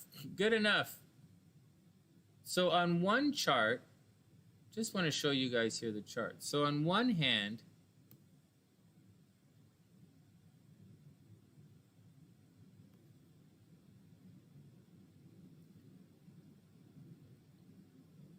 okay, so this is her natal chart, and this is the progressed. So initially, Karina started out as a Libra, but her sun has progressed into Scorpio. So she might be seeing the world through Scorpio eyes now, or she's gone from looking like a Scorpio to now being more like a Scorpio. The sun is still kicking around in the 12th house. So a lot of behind the scenes stuff, right? She might be low, she might be Karina might have evolved into, instead of being very balanced with everyone, instead of seeing the other side of the story, instead of being there for everyone, instead of being very supportive of everyone, like she's still obviously supportive, but I don't think Karina takes the other person's side as much. I don't think she's as big a pushover as she was when she was a Libra. I think as a Libra, she was very focused on herself, focused on her appearance, like Karina could have been a model, right? She could have been a model. She could have been an entrepreneur, so she could have been the face of the company. And it's very cool. She might have made her money in Scorpio stuff, so investigative stuff and mortgages and helping people make money. She could have made her money on her looks. She could have made her money by being the head of the business. But moving forward, although all of that is in Scorpio, and it's still in Scorpio, right? If you can see here, that little stellium remains in Scorpio, right? These little guys here remained in Scorpio as it progressed. It didn't really go that far. They're still hanging out in Scorpio. So your Venus is still in Scorpio. So your Venus, a birthmark on your hips? Birthmark on the hips, right? Nice. Yeah, it's in Scorpio, right? I'll tell you the answer for that. The secret is this. When you have Venus, often indicates a beauty mark. And in the first house, so Venus is a beauty mark, Mars is a scar. And so in the first house, it would indicate, so wherever Venus is, you're going to have a mole or a scar on there. Some people say a mole or a scar is some kind of past life thing coming to the future. But obviously, Scorpio is your underwear region, right? The first house is your face. right? First house is your face, Scorpio is your underwear reason. So it's one or the other. And so for you, it's in the underwear, it's on the hips. It's kind of neat, just letting you guys know what's going on. Hey, Eden, what's up? Welcome to the sunny side. When everything registers, we'll add you to the list. When it all comes through on the PayPal, Eden, I'll add you to the list. No problem.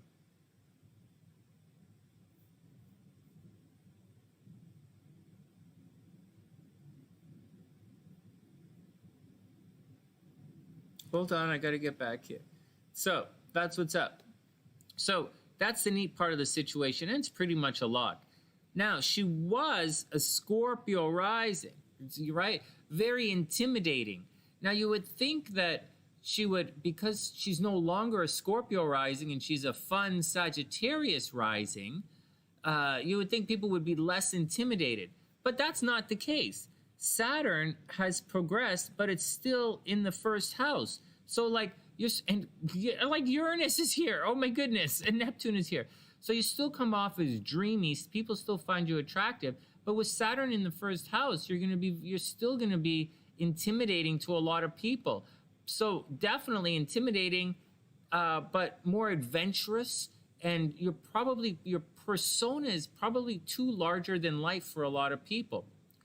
You might get a little quirky with your appearance as you've matured as well. Seriously, watch out for it. As you mature right now, there's a possibility that you might be arguing with your brothers and sisters or close friends. Arguing with your brothers and sisters and close friends, which is a bit of a drag. You've also progressed into a situation where recently there might be a little bit of heartbreak in relationships. So watch out. You're not supposed to have a lot of problems in relationships. You're supposed to be super romantic and competitive in romance. If there was only a problem that I would see in your natal chart in romance is maybe you'd have some problems having kids, right? There's a problem. You might have had a miscarriage at one point in your life or some kind of problem with the kids. But as you've progressed through life, all the problems with the kids should be gone. But you're now a super romantic, ready for partnerships, but Chiron is going to cause a little bit of problems there. All right, everybody chill out. Before we go on, this is a progressed reading. There's something a little bit more important than this that we have to do. And that's this right here, and I'll show you. When you do a progressed chart, it's important to compare the progressed chart to the natal chart, right? So you can see where things are going. And we need this so we can see if you're in a season of love, if you're going to be super lucky, if there's a problem, if any kind of nonsense is going on. You see, right away you can see that Venus is freaking retrograde in your chart. Venus is retrograde in your... What the frig?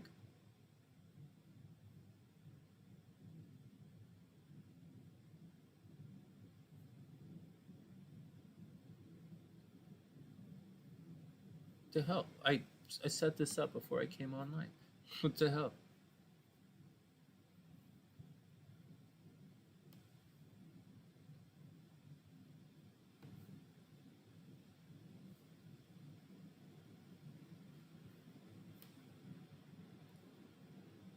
All right. Well, that's a little weird, but we got it done. We got it done. So.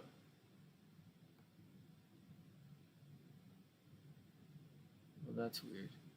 All right, well, that's what we're doing. So that's the chart.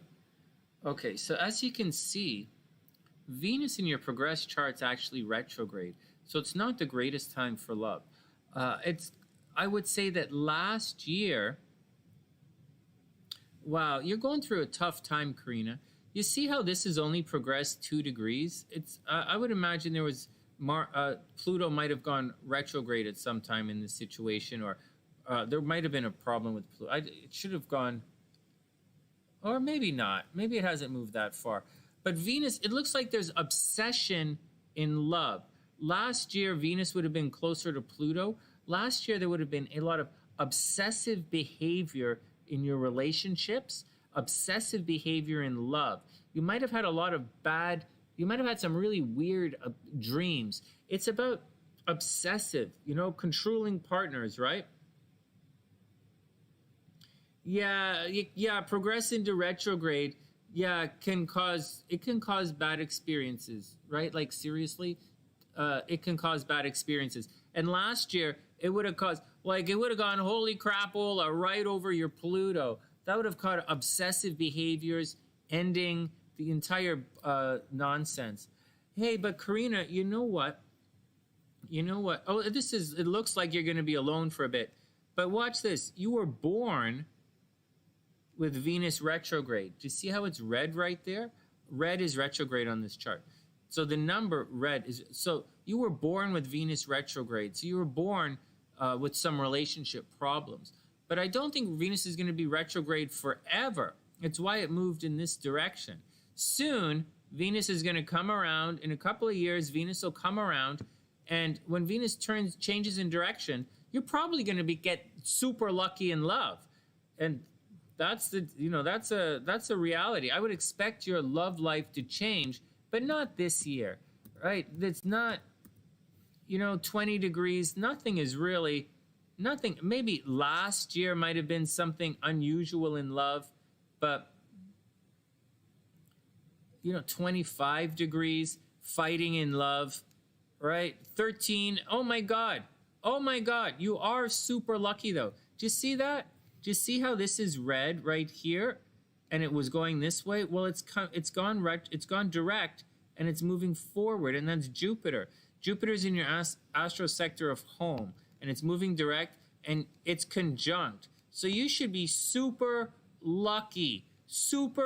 Hey, Karina, super lucky right now in your home life. So maybe good things are happening to your parents. Maybe you're going to make a lot of money in real estate, but definitely keep your eyes open for good success happening at home. Plus, Venus right now, transiting Venus, I think is at 13 degrees, but it's at 13 degrees Sagittarius, which isn't the greatest thing in the world for your Jupiter. But it's at 13 degrees nevertheless, right? Transiting Venus is right here in your chart. You're actually going to, transiting Venus is actually right here in the money-making sector of your chart. So you should be making some money right now. Karina should be entering into a money-making phase right now. Oh my God, I put this reading on for too long. But it's a progressed reading, and in a progressed reading, you have to go natal, right? Your natal chart versus your progressed chart to see exactly what the hell's going on in your life and for your seasons coming up. But that's what it looks like. It looks like a lot of obsessive behavior in relationships in the last little while. It's going to change. Venus is going to come around in a couple of years, so don't stress it out. You're super lucky right now. So push the luck. Mars, a couple of years ago would have been harder for you than it. No, it would have been okay. You had a lot of fighting a couple of years ago, but you're pretty good. Mars is not going to stress anything out. Mars makes a nice aspect to your sun. But nothing is coming up against the love, so I don't think any love is coming up anytime soon. But at the same time, I don't see any hate coming your way either. But what I do see, Karina, is I see you being super lucky right now, and you should absolutely get out there and buy some lottery tickets. Now that's your progress chart in a nutshell. But before we do anything, let me just do your transits before we get out of here. So, astrologically, those dentists, right, that they make the hygienist do all of the work, or they make the assistant do all the work, but still at the end, they're not going to let you go until they floss your teeth and stuff. I'm like one of those kind of astrologers. I'm doing all the stuff, but I can't really let you go until we take a look at your transits and figure out what's going on in your life. What the fuck is with this chart? I set this fucking thing up earlier, and somehow it's all fucked up. Okay, so transits. Karina, anything screwy going on in your life? These guys, something big is going to happen to you. Watch your health. In the next 2 weeks, watch your health. Karina's going to get super busy right now. like nobody's business. Karina should be making money, right? She's in a money-making cycle. So money is good. That's straight up. Straight up, money is good. You're probably super busy for the next month. So just be busy, do it, whatever you have to do. Be busy, be busy, be busy. Don't worry about it. And, you know, maybe you're going to have car problems. Karina, maybe you're going to have car problems. Maybe you're going to buy a new car. You know, that entire deal is, you know, maybe that's the action. Maybe that's the action. But I don't see any major stress happening for you. You're a Libra. Libra should be out of it. There's a little bit, like Pluto was making a square to your sun. So maybe your health, or you're arguing with your brothers and sisters, or it's people who were trying to hold you back and they weren't letting you get around, or people were trying to prevent you from speaking, or people were trying to, like, you know, scratch your car or fuck you up somehow. But like, you should be past that. You know, if your brother got sick recently or close friends got sick, they should be getting better. And that's the gist. You know, last week you were major candidate for car accident last week, or for your brother getting in a car accident. But I think you're okay for right now. You're just getting really busy coming up. All right, next. This was a long reading. Let's move on. That's really, mini readings are only 10 minutes, but whatever. You know, I like looking at your charts. Okay, next. So that's the deal. So that's the deal with the progress chart. That's, you know, that's how we look at it, and some of the ways we use a progress chart. All right, next. Erica is up. So, all right, everybody take a breath. Erica, did you want to...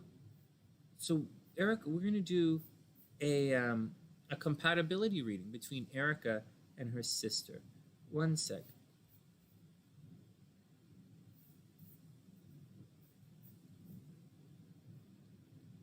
Erica. Let's go over here.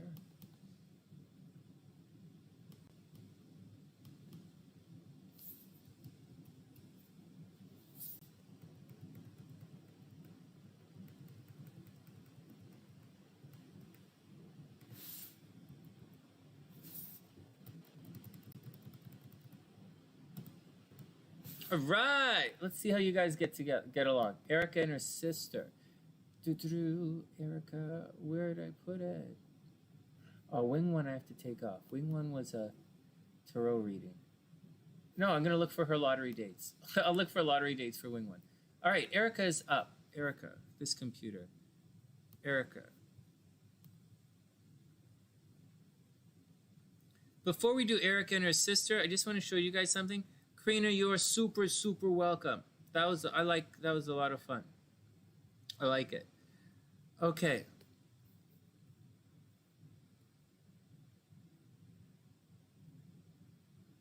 You can use the app, Tulip Baby. You can use the app. You can get your chart done on the TheSunnySide Astrology app, no problem. It'll tell you everything. Before we look at Erica's chart with her sister, let's just show you guys some stuff here. What the hell is this? Why is this over to the left?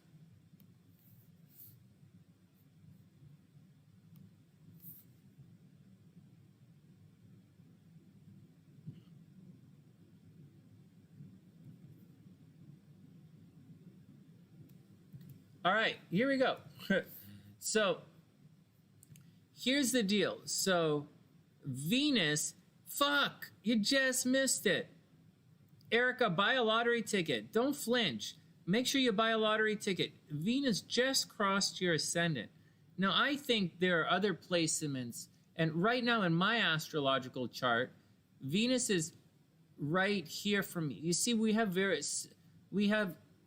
Erica and I have almost opposite charts. My ascendant is like 13 degrees, or like maybe it's 11 degrees. Maybe my ascendant is 10 degrees. I don't remember. But Venus is right here, just crossed here for me. And for Erica, just crossed her ascendant. So it's not technically lucky astrologically.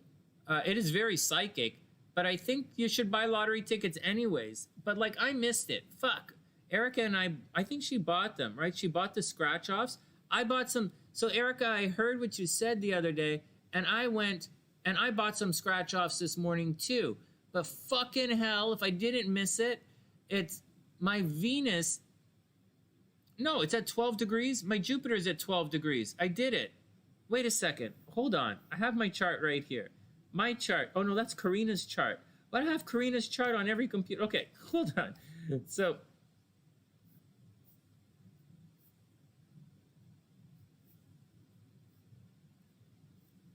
contrary to what you guys think, I don't go and look at your charts when you guys aren't around and try and figure out who's going to make me rich. You would think I would, but I don't. But now that I'm thinking about it, I might. Okay. So my ascendant is at... What the frig kind of... Well, I can't see. It's like... It doesn't say. I guess it does say, but I can't see it. And so the transits... So my Jupiter is at 12 degrees. All right. My Jupiter is at 12 degrees. And I bought the lottery tickets today. Nice. Maybe I did a good job. Maybe I did it was okay. Well, what hell astrology was I looking at? You guys don't understand what it's like to be an astrologer. I can't figure out what the charts of today looks like. I'm always looking at charts from, I can't figure out the day. Anyways, I bought some scratch tickets this morning, and I have Venus conjunct my Jupiter, so I'm cool with that. And then, moving forward, okay, so Erica, let's do it. But I didn't, okay, next. Enough of Sonny's chart. Let's move on.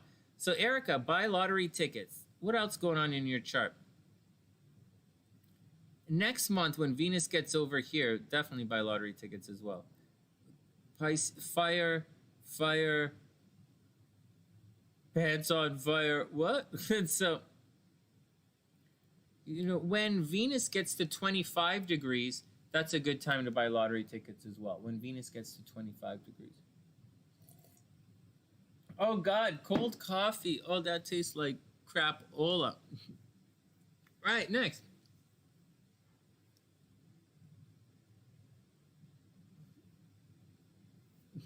All right, next. Let's go see the compatibility.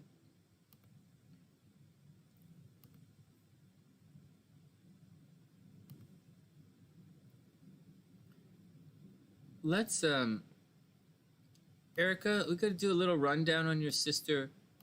Oh, this is your sister. Hey, Erica, this is your sister who messaged me. Don't I have her chart already? All right. I have to go. Why the hell is this looking like this and the other one is fucked up? Okay. I have to go look at your sister's. Oh, it's on the. I have to look at your sister's YouTube channel a little better. Take a moment and I got to take some time and check out her channel to see if it's a good idea to feature her on the app. I might do it, but I haven't had time to check out her channel. And I haven't answered all my emails yet, believe it or not. Wow, holy crap. Your sister, did I ever look at this chart? This person, I don't know what to say. I don't know. Maybe she's going to be famous, but more than likely she's going to travel a lot and have huge fluctuations financially. Yeah, probably, right? Yeah, I've looked at this chart before.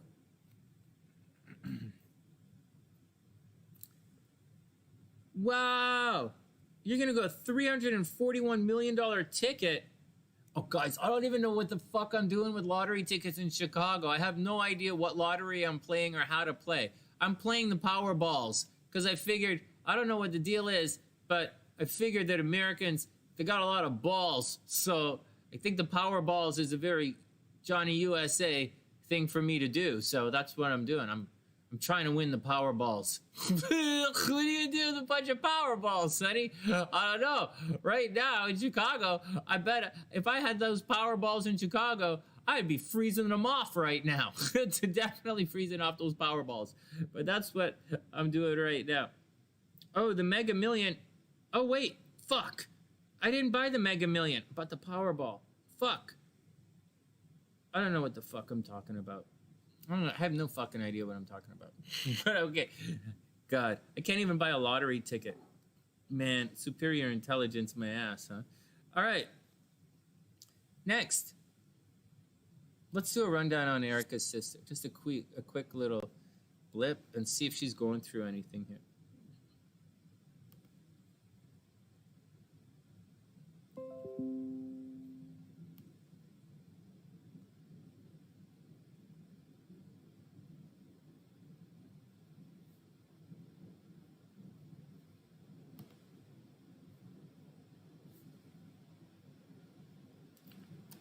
There we go. This works again. What the fuck? All right, whatever. Here we go. Okay, quick rundown on Erica's sister. And then we're going to... Erica's sister is really nice, by the way. And so here we go. Erica's sister, and then we're going to do the compatibility in a sec. So, first up, what's going on with Erica's sister? Because maybe she's grouchy right now, and that's the case. Okay, one major thing she has to watch out. Whether you guys... So first up, big ass stellium in the 4th house, right? Big ass stellium in the 4th house. So home is very important to her. Home and her mom is very important. There are going to be control issues at home. Something is going to take things away from home. Maybe she doesn't like living at home. Maybe she wants to move out early. Maybe her parents were separated. Erica, I don't know if your parents are separated or not, but maybe your parents were separated. It takes something away from the home, or maybe she is separated from the home in some way, shape, or form. But in addition to that, okay, so she's got separation at the home. She has problems at the home. She has problems at the home. Now, in addition to that, she has Mercury and Venus retrograde in the chart. So Venus retrograde is absolutely going to give her problems in love moving forward, and it's going to give problems at the home, obviously. In addition to that, so she's obviously going to have problems in love moving forward. And on top of that, Mercury is retrograde. So she's going to have a lot of communication problems. So she might have like a learning disability or dyslexia, or nobody ever understands what the hell she's talking about.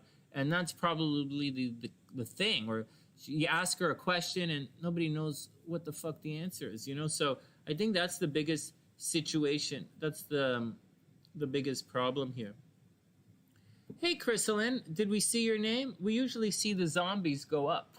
For new subs, we'll see the zombie. But if we do, I'll add you. We'll add you to the list for a tarot reading, sure. So that's the deal. She's naturally going to have problems, Erica. In addition to that, her Mars is right here in the 3rd house. Her Mars is in the 3rd. So that makes a couple of things. One, it makes her a shitty driver is the first thing. No offense. But Mars in the 3rd is going to make you a shitty driver. It's going to make you argumentative. It's also, so your sister is naturally argumentative. And with Mars in the 3rd house, it naturally puts her at odds with you. Right? She has placements here which naturally indicate her arguing with her brothers and sisters and with her friends. So you got to totally watch out. You totally got to watch it for that kind of vibe. So that's her deal starting out. You know, she has a little fuss. She has a little grumpy Gus going on in her chart normally. So, which is okay, neither here nor there. But before we do that, so we're going to look at 3 charts here at the same time. This is going to be a little bit messy. But Erica's on the inside, sister's on the outside, and then we're going to look at the transits. Transits way on the outside. This is the chart we're going to look at. Don't worry, I'll shrink it down so we can see it better.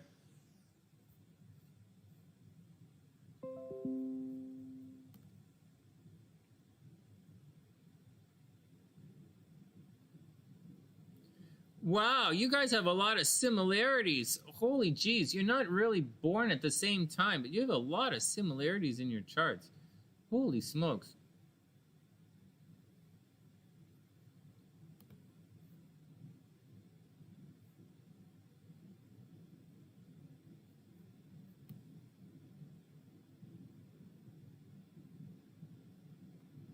Check this out. So you guys have a lot of similarities in your charts. Look at this. But we're not going to do that quite yet. before we get to the similarities in your chart, let's just look and see what's going on with everybody. Let's see where everybody is stressed out right now. And we have Saturn is moving into Aquarius right here. So this is going to put a lot of stress on your sister's love life, and it's going to put a lot of stress on your sister's money. Both of you, like, I mean, this is taking the house from your chart right here, Erica. So although in Erica's chart, it's in Erica's financial sector. It's in Erica's financial sector. We have Saturn and Jupiter about to make a run across Erica's sister's Venus, which is going to give her problems. And I would say that she's having problems at home right now, and she might have problems in love. But Erica, she's stressed out. So be cool and be cool and be there for her, because she's totally stressed out. Look, Mars is coming right here. You should be a little stressed out too. Mars is just about to cross your Venus, Erica. So that's going to put you in a bit of a fighting mood for love. It's going to put... So Venus is rapport, right, guys?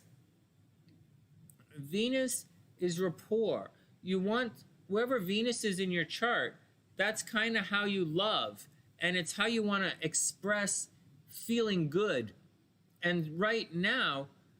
so it's imagine being in a, it's like being in love, sort of, or it's being in rapport. And right now, Erica is getting a big push. Mars is amping up her Venus in a really serious way, and she like, love is, you're putting a lot of energy into this love kind of situation.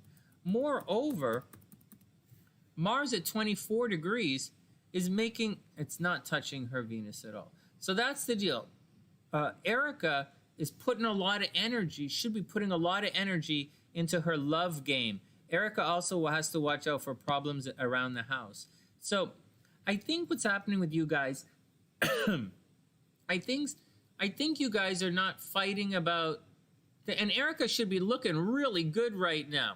And the same thing, except opposite for her sister.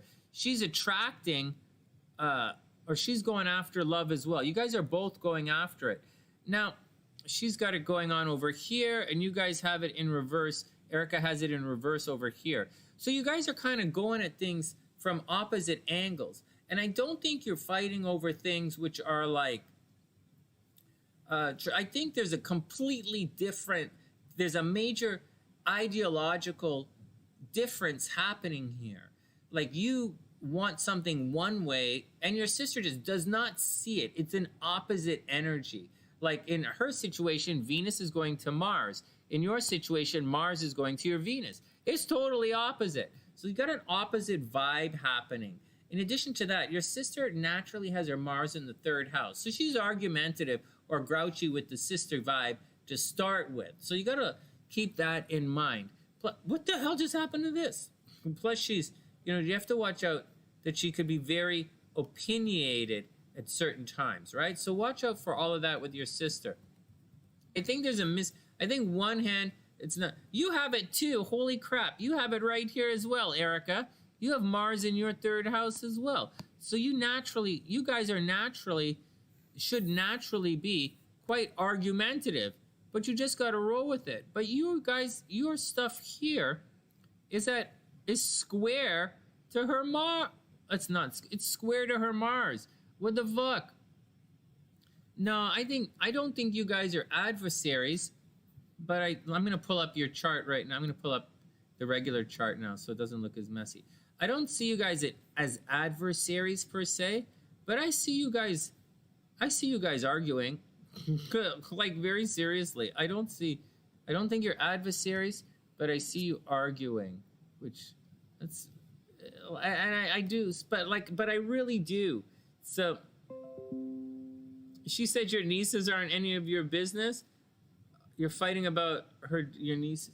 Oh yeah, that's a normal thing to fight about. That's a normal thing to fight about, and that's pretty much a normal answer that someone gives. That answer means she don't want to fight about it. That answer means she don't want to fight, and she just wants to, she's exasperated.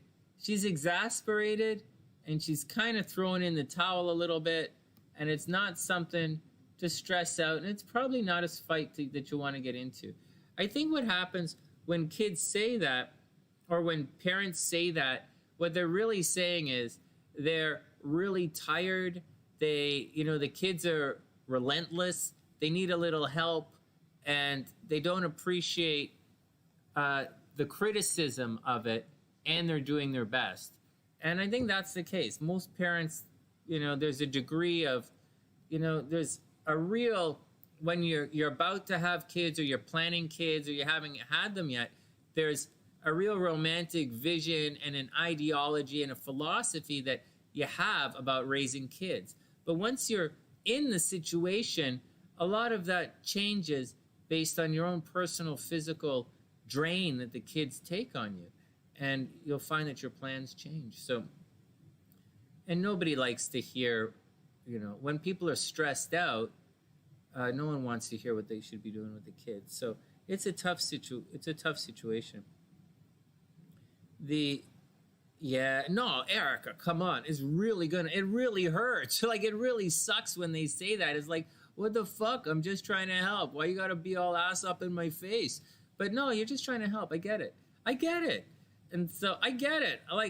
I get it. I could say all that stuff to my ex-wife. I could put in 1,000,000 2 cents about what I think I should see with AJ, but I bite my tongue, and I don't, because there's no sense in getting in a fight with my ex, who's a single mom, and I have no idea what's going on in her life. I have no idea what her stress is. I don't know who she's dating. I know she just bought a house last year on her own. She didn't make enough money to buy herself a house. What the fuck? Nice present. I think it's great. And so, but I would never, and I would easily want to say, and when I was younger, when AJ was around born, I had a lot of opinions. But over the years, you got to trust the parents to let them do the thing. And so that's what I think. It's a tough situation, but you got to let them do it. All right, what's going on with you guys? You guys should, holy jeez, Erica, if you guys team up, you guys should be able to make the money, man. You guys should be able to rock the Quan. Holy goodness. So you guys are always going to fight a little bit. Maybe one of you is a little bit jealous of the other one. I would take a cute little guess and say that you guys might have had some physical fights when you were younger, and she would have hit you in the head. I'm just guessing. Mars in the first house, I'm guessing she would have hit you in the head a couple of times, or she would have tried to scratch your face. Just saying, watch out for it. But seriously, no joke, you guys could make a lot of money together. And that's the deal. But Erica, you're kind of the pushy. You should be the pushy one. If you guys are going to work together, do a social media thing, you guys could make some serious money together. And that's it. She really amplifies your relationship stuff. She has a lot of retrograde planets that really messes her up, right? There's Jupiter is retrograde, Venus is retrograde, Mercury is retrograde. I almost feel sorry for her. But you guys shouldn't be fighting. You have a lot of good stuff in your chart. You guys could make money. And I think that's all really good. What else is happening in here? 4 degrees Aquarius is right here, right? So there's a lot of stuff early on in that chart. What else do you guys have? You guys could work together or spend a lot of time together. She probably really does like spending time with you, and I don't think it's that big of a deal. And that's what I think. Let's look at this individual in an individual thing. Let's see if there are any major obstacles here. There's a lot of freaking squares here, right? But is that a real square or not? Her sun at 16 degrees. 20 degrees Mercury. Yes and no. It's not like it's close. I guess 3 degrees, it's technically close. She shines a really bright light on your destiny. She shines a bright light on your destiny. So you got to keep her around, keep her around and follow her lead. Erica, follow your sister's lead. She's going to have good advice for you. I don't know what the deal is, but she's going to have good advice for you. Either through something she does or something she says, because it's Mercury, right? But remember, she talks kind of fucked up, and she doesn't always, what she says is a little always fucked up, and it doesn't always make sense. But like, it goes right into your destiny in a real fucked up square way. So listen to what she says and kind of do the opposite. Okay, listen to what she says and kind of do the opposite, and you should get a very strong bead on your destiny. Like, I know, seriously, right? Seems a little weird. But her Mars makes a really nice aspect to your destiny as well. It's a little on the outside, but it makes a nice aspect there. So, and she'll protect you. Your sister will always protect you. So I think that's going to be okay. She is a little bit opposite of your destiny. It's a little bit funny. What else is going on? What do you guys have here? Is anything interesting here? 18 degrees. 18 degrees. Yeah, it's your destiny should be interwoven. Right? 18 degrees, 19 degrees. Your destinies should be interwoven, and you should be able to look to each other for inspiration. Very sincerely, look to each other for inspiration. You should be a little zany, right? You guys should be zany together. You guys should make jokes together. It should be pretty cool. You know, you should be zany and you should make jokes. Her moon is at 23 degrees, you know, so she'll be good. Like, yeah, her moon makes a really harmonious aspect to your Venus. There's a lot of love in this relationship. And, you know, your sun, your moon is directly opposite her fucked up Venus. You guys are tight. Erica, you guys are tight. Don't worry about it. Don't worry about it. Erica, you guys are tight. There's a lot. You guys are tight. So don't sweat nothing. You guys are just argumentative, and you both have it. You're both, so like, what the fuck? So be careful. You both have it, so be careful. But you know what? Erica, you both have that Mars in the third house. So you guys are going to get into fights. You guys are going to be blamed for things.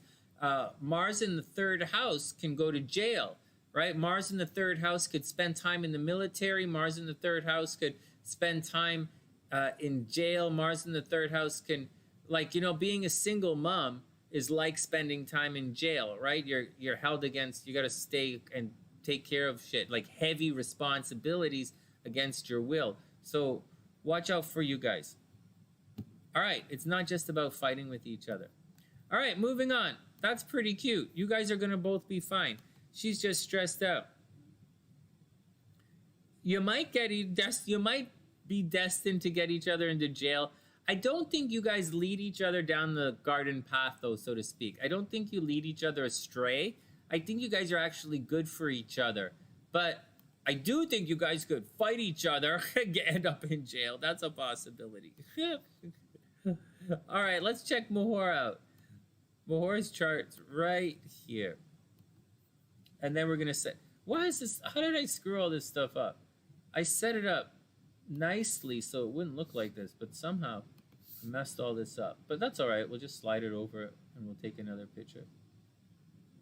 Well, the big deal for me with this screen here is for the horoscope so that it looks better. All right, let's take the picture and see how it works. What time is it? I didn't have breakfast today. I ate cherry pie and whipped cream and a ton of blueberries at 3 o'clock in the morning. Oh, and I had eggnog with rum. So I'm kind of didn't eat this morning, but I also didn't go to the gym. And so my stomach is a little sore. So my stomach is getting sore. But we have a bunch of readings we'll get to, so. All right. Mahor is up. See, doesn't this look messy, guys?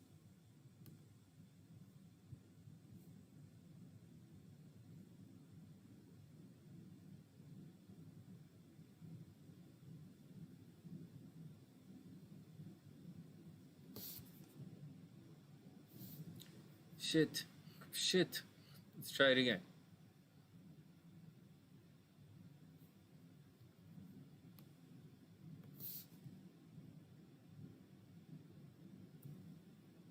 All right, Mahor is up. Hey Tony, what's up? I hope you're having a super beautiful day. Welcome back to the sunny side. That's a good point, Wing One. Very good point. You're super welcome, Erica. You guys have fixed moons. Aha, you bicker and argue. That's funny. All right, next.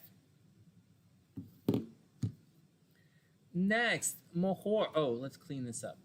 So Mahor's up.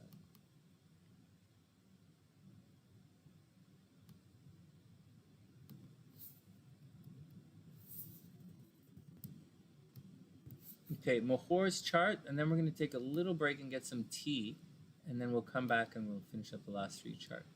So what's going on with Mahor? So Mahor had a hell of a year. Mahor had a hell of a year. Long-time sunny sider. She's an Aquarius. Whoops, crud. Mahor is an Aquarius, Libra rising. You know, so that's the deal. Okay, so what's the deal with Mahor? Excuse me. She has to watch out for her communication, hard work in communication, right? Saturn's in the third house. Sometimes her words can get her into trouble. But you know what? Mahor has Venus transiting there right now. So, oh no, according to the transits, good things should be happening with Mahor's brothers and sisters right now. Good things should be happening with your brothers and sisters. If you're looking for love, right, or money, it should be coming through your Mahor. Love and money should be arriving through your brothers and sisters and through your friends, brothers and sisters and your friends. It's also a possibility where maybe you get a cell phone for Christmas, Mahor, or maybe you get someone buys you a cell phone or a computer or maybe a car or some kind of communication device like an iPad or one of those watch things. Some kind of communication thing is coming your way for Christmas. That's the deal. Pretty cool.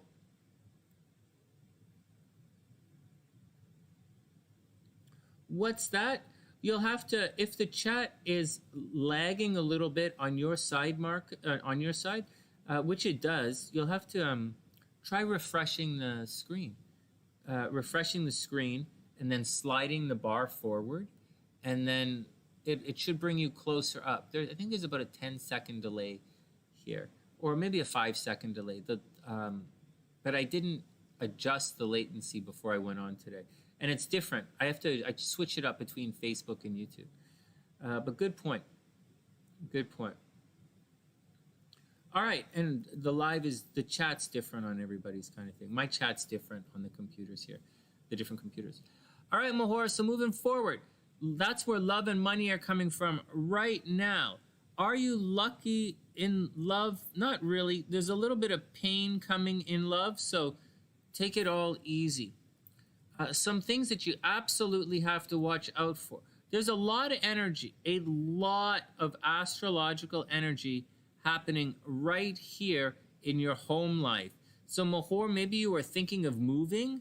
Like, I don't know if you're thinking about moving, but maybe you're thinking about moving. It doesn't look like you're going to travel. So no travel, no going back to school, but it looks like you might be moving. Someone might move in with you. Maybe, you're moving. Watch out. You're moving around. Some kind of change or some kind of shift is happening at home right now. And I actually think it's a big deal. Pluto is affecting your communication. So you're really probably thinking about changing where you live, where you maybe change the curtains, paint the walls, do something about where you live, might change things up. All right, and I see a very big deal. I think it's a very big deal that it's happening. What else is going on? Big changes. I think you're going through big changes at home. Money's coming from your brothers and sisters. On top of all of that, health should be okay. Not a really big deal happening with your health, so I wouldn't really stress it out. Moving forward, relationships are going to be a little bit painful. Right, so watch out. Watch out for your boyfriend getting a little bit crazy. Watch out for your boyfriend going a little cuckoo bananas. It's not fighting in relationships. You are past all of the fighting in relationships. There was probably a lot of fighting in relationships, or a lot of problems with relationships since July, right? It's probably been a mess since July. Your partner's been all messed up. But like moving forward, it's okay. I mean, today there might be a little arguing. You know, you should have a lot of energy to like get out and be, you should be really happy today. You know, that's like, today should be a really happy day for you. Don't worry about, you see the sun, your sun is good. Uranus, that's not Uranus. This red line isn't really for your stuff. Don't worry about it. You know, Mars is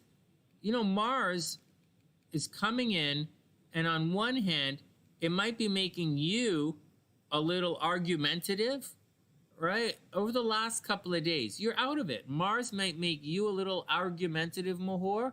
Maybe you fought with your mom. Why would you fight with your mom? That's horrible. But watch out for fighting with your mom or fighting at home. But I think you're past it. I think that you're past it. And you might be a little bummed out emotionally, but I think you're past it. It's a 2-year cycle. So before anything, you didn't fight with anybody, right? Good. All right, good. Let's move on. Good. Let's not worry about it. Let's not worry about something that didn't happen. Good. No fighting with anybody. Moving on. Okay, good. But moving on, watch out. Okay, Mahor, seriously, moving on. When Mars is traveling through this part of the chart, this is going to cause problems. This is going to make you pay out money. Okay, money out. It's a possibility that this is out. Okay, money out. And so it's a possibility you're going to be spending a lot of, it's just starting, right? See, it's 24 degrees. It's just beginning here. So you're probably being very generous right now. Maybe you won a lot of money, or you got promoted at work or something recently, and but you're probably buying a lot of you might be buying a lot of presents for people. You might be spending a lot of money. Someone around you might not have any money, and you're supporting them financially. Just watch out for money out. You had a fight with your partner? Yeah. Hey, let me go back a sec, Mahor. This is the fighting with your partner stuff is right here astrologically, right? It's right here. It's right here. Mars is technically out, right? But not really. Like, it's right here on the line. It's like, it's not really out of, you're not really out of it yet.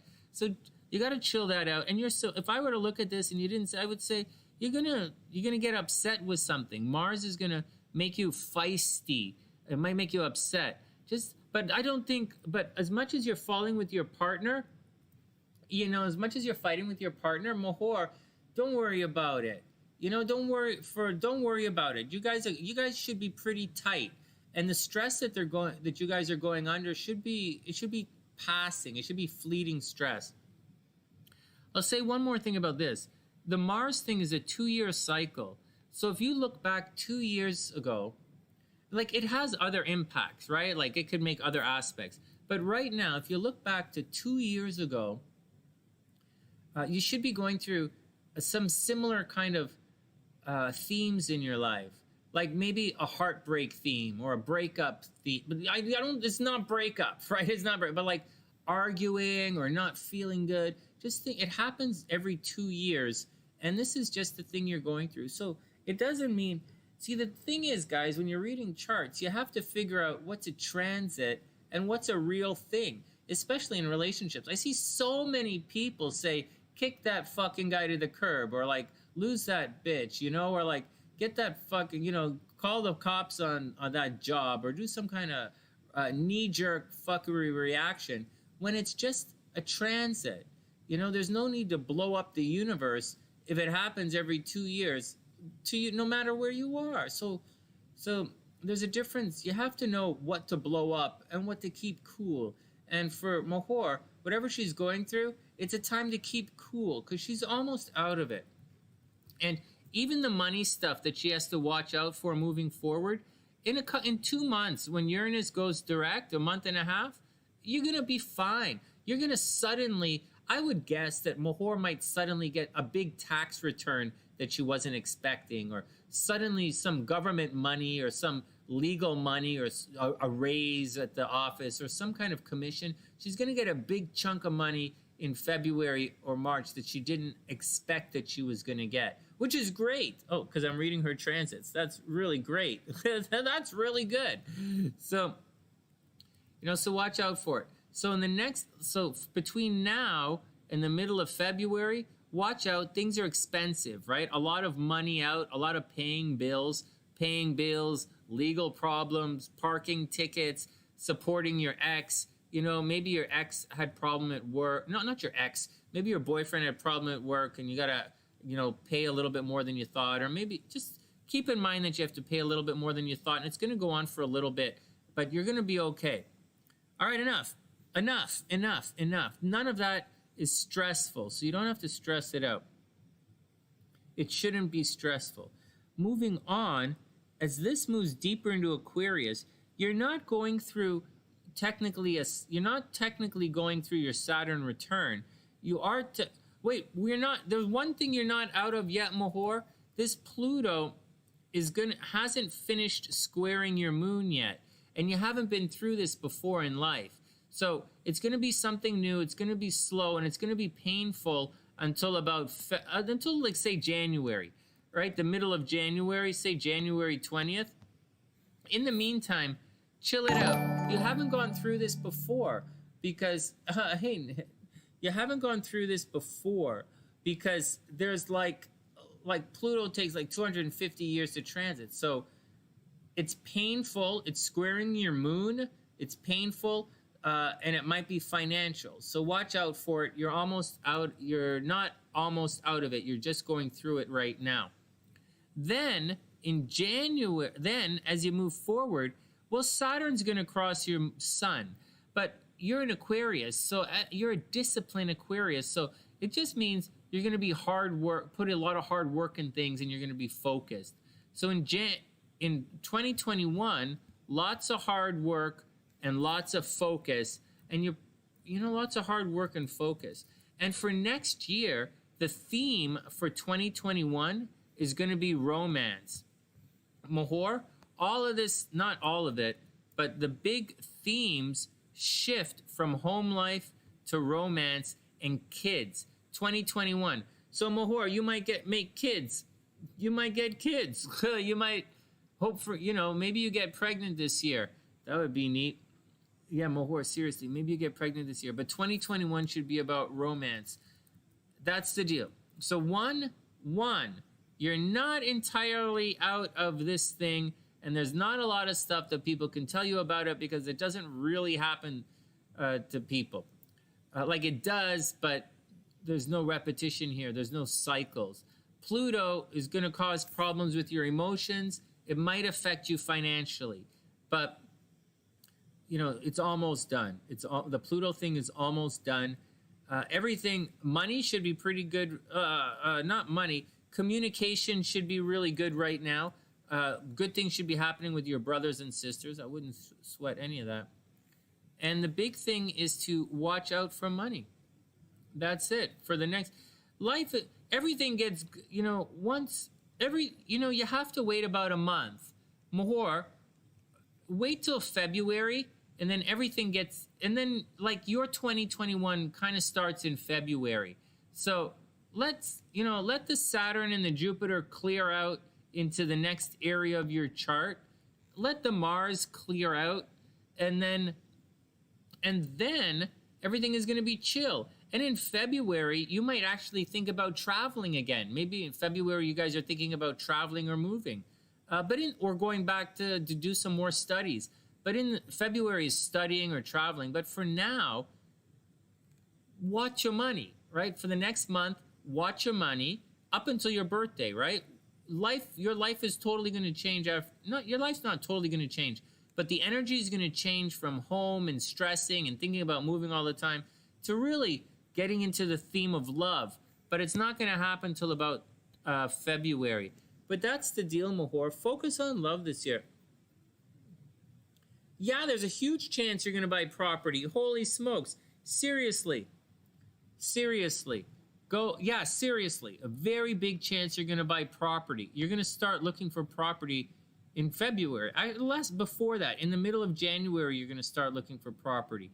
I'm telling you. I've been telling you guys, when this stuff clears out, property is on the way. So that's the deal, Mahor. That's the deal. So that's the deal, right? That makes a lot of sense. Oh, another 15-minute reading? What the fuck is wrong with me? That makes a lot of sense, Mahor. This part of your chart, this is mortgages. So it looks like if Mars is cruising through here, it looks like you're going to be looking for a mortgage. So get out there and find a mortgage. Mahor, get out there, get pre-approved, find a mortgage. And then when Venus cruises through here in a couple of weeks, by your birthday, Mahor, when it's by your birthday, that's the time to start really looking. Venus is going to be here, and you might really get a big ass break on your finances and mortgages and stuff. Actually, I would wait, Mahor. I would wait 2 weeks. Like, just wait until Venus goes over here, and then no, I would do it right now. Do your research right now. And I think in about 2 weeks or in the middle of January, when Venus is over in Capricorn, you're going to get a really good deal on your mortgage. And I think you're going to find a really good price on a home. Mahor, I would look around. All right, next. Great, that was good. Okay, let's get some tea. Okay, wait, before we get any tea, everybody chill out. I've got to add some stuff. We've got to add Avis, Wing One, and Marcus. Yeah, Marcus and his girls. Yeah. Oh, wait, this thing is already up.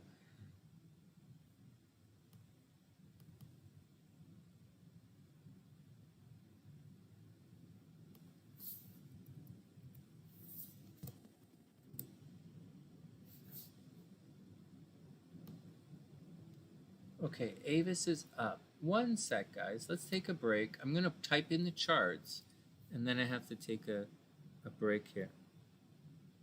You're super welcome, Mahor. Okay.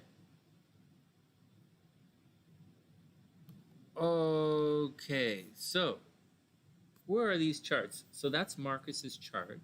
Where is, okay, that's Erica's. Where is Avis? Avis, we're doing compatibility for Avis. Did Avis type it in here? Avis is, no, Avis didn't type it in. Oh, wait, no, Avis, I wrote it down already. 1 sec, guys.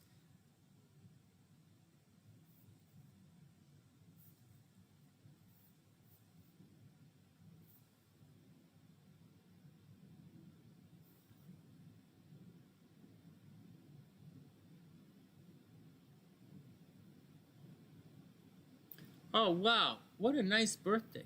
October 29th. Very cool birthday. Okay, 1 sec. Avis, A-V-I-S. Avis, 1 sec. Avis. M-A-R-I-E-B. Avis Marie. And you are, Avis Marie is October 29th, 1976, in Tulsa, Oklahoma. What the hell? What the hell? Hold on 1 sec. Let's try it again. It is October 29th. Oh, no. At 5:07 p.m. Tulsa, Oklahoma. That's it, Tulsa, Oklahoma. Okay, that's Avis. Avis, once again, October 29, 76, 5:07 p.m. in Tulsa, Oklahoma. Got you. Okay, and your boyfriend is April 18th. April 18th, 1985. No birth time is okay. And he is in ALEXAND. RIA, Alexandria, Virginia. We gotcha. All right, Avis is done. Who's next? Avis, Wing 1. We've definitely got Wing 1 and Marcus's chart. Oh, we're not entirely done. Wing 1 is way down here under W, probably. And so, no, fuck. Okay, let's try it again. Wing 1 under W.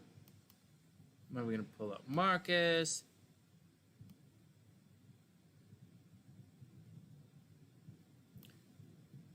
Now, Marcus. What the hell did I put you on? Marcus with the W? What's...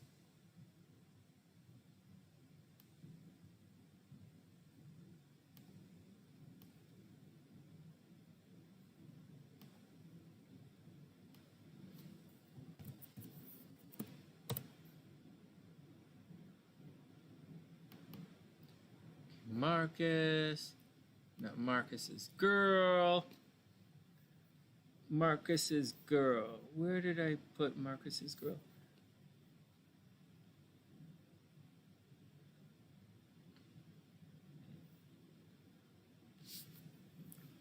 March 28th, 94. Damn plague.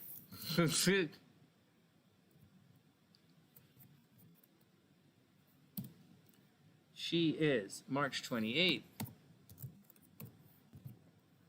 1994.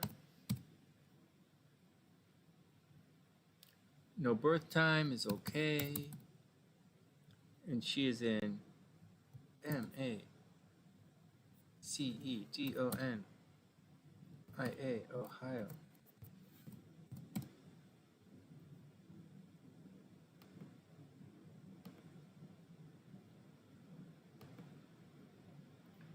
What do we have? So Avis, we got. Marcus, we got. Wing 1, we got. All right, everybody, we got you. Everybody, we got you. Okay. Oh, no. April, not March. What? Got you. I got you. Right, April, 4. All right, hold on. Hold on. We got you. April is 4. April is 4. We got you. April 28th, 1994.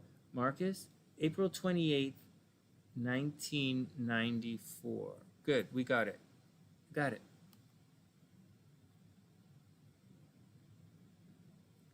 Plague Island. I don't think anyone is... Oh, shucks. Okay, hold on. Everybody calm down. Let me clean this up. April, March, delete. Let me delete the chart so we don't have any mistakes. Got it. March 6, 1990, Marcus. April 28th, 94. Sorry, guys. I'm getting a little tired, and I'm kind of fucking it up a little bit. Let me get some tea. So give me 3 minutes. I'm going to grab some tea and come back. I can't do this coffee thing anymore. Ugh, it's gross. Well, maybe I'll try a little bit of coffee, and then we'll come back and do these 2 charts. There's nobody, it's really weird. You make an interesting point. Sue's making an interesting point. And maybe they are calling the UK Plague Island, but I'll tell you something about something people don't realize. I would bet almost no people, you read it on, I believe it, Sue. But I think what people don't seem to realize, if I just walked around outside today, or just in this building here, and I asked anybody what was going on in the UK with regards to anything, and I know some people from the UK living in this building right now, and I would bet you, except for the people from London, I guess, there's a couple here, a couple of people that I see at the gym that are from the UK that I talk to every once in a while. Because I'm a Freemason, right? So it's like, it's a big deal for them. When I wear my Freemason gear, it's a big deal. And so, but I would say almost 0% of the people here almost zero. They wouldn't know anything about the UK. They wouldn't know anything about Brexit. The average person in here, no, zero. They would not know anything about Brexit. Zero, nothing, nothing. I never even heard of it. As far as they might not even know that there's a second strain of the virus in the UK. I would bet you that most people in this building that I would talk to, they would not even know that the UK is an island. I bet they wouldn't even know that the UK was an island. I really bet you they wouldn't know that. And when I talk to people from Canada, they think that, you know, like they thought Toronto was, Vancouver was close to Iceland. You know, they had a lot of stuff. And so I wouldn't, I would just a heads up, just a heads up. And it's just the way the news cycle works around here, or the media cycle that comes around here. Avis, you want a card reading? You got it. Yeah, seriously. Yeah, of course, Avis. We'll do your reading right now, then we'll take a little break. Nah, seriously, Sue. Nah, seriously, Sue. That's just the way it is. It's not a big deal. But then you got to look at it different. The United States seems like a country, right? But it's more than a country. Imagine each state of the United States is like a little country, and the United States itself is like an EU situation. And it's more like a continent. You know, when you think of the United States as like a continent, it's easier to understand why some of the ideas are floated around there. It's more like an EU kind of thing. It's a different kind of vibe. But I don't really realize this until I came to like it's a really different thing. It's neat. It's really interesting. I believe they would. And in Europe, it's much bigger deal. When I'm in Europe, people talk about other countries in Europe. In the United States, no one talks about anything outside of the United States. All right, let's read these cards. No, Sue, it's all cool. I'm just bringing a light. I know I'm talking to you, but I'm bringing a light to everyone else. So before we do Avis, Avis, we're doing yours right now. We're doing the compatibility. Okay, we're going to read Avis is up. So 1 sec. We're going to go get some tea. Because I don't think I can do the coffee, man. We're going to do some tea. And then I really want to go to the gym. So no eggnog and rum until after the gym. Okay, 1 sec, guys. I got to make some tea and I'll be back in 1 sec. And then we'll read everyone's stuff and we'll be cool to go. This is pretty neat. The chart, there's a giant monitor here now. It's huge. It's huge. And so, but it's for something different. Anyways, 1 sec, guys. Everybody be cool, and I'll be back in 1 sec, and then we're going to have Avis. Avis, and then I'm going to find a good lottery time for Wing One, and then we're going to do Marcus's chart compatibility.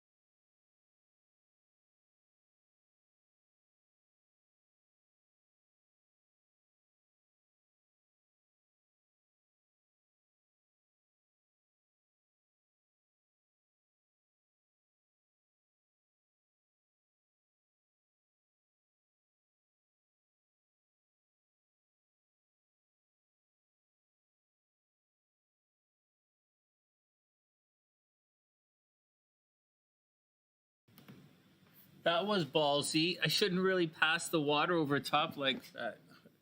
The tarot reading's a present for your friend. That's cool. We'll do the tarot reading first.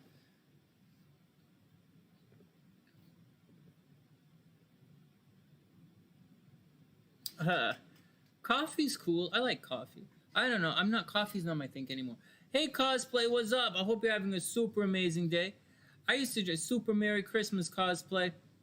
Yeah, no, I carried it right over top of all the computers. I was like, what the fuck? And it's hot coffee too. That was pretty risky. Knowing my luck, what I've done with how I've broken computers in the past.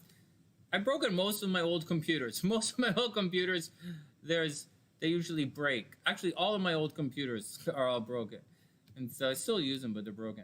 Okay, Avis is up. Let's pull the cards up. So Avis, this is for your friend. Super Merry Christmas cosplay. Oh, geez, frig. Avis, this is for your friend. We'll do the tarot reading first, and then we'll do the other stuff, and then we'll do your compatibility reading. Avis, we got you compatible. Okay, so first, Avis's friend. All right.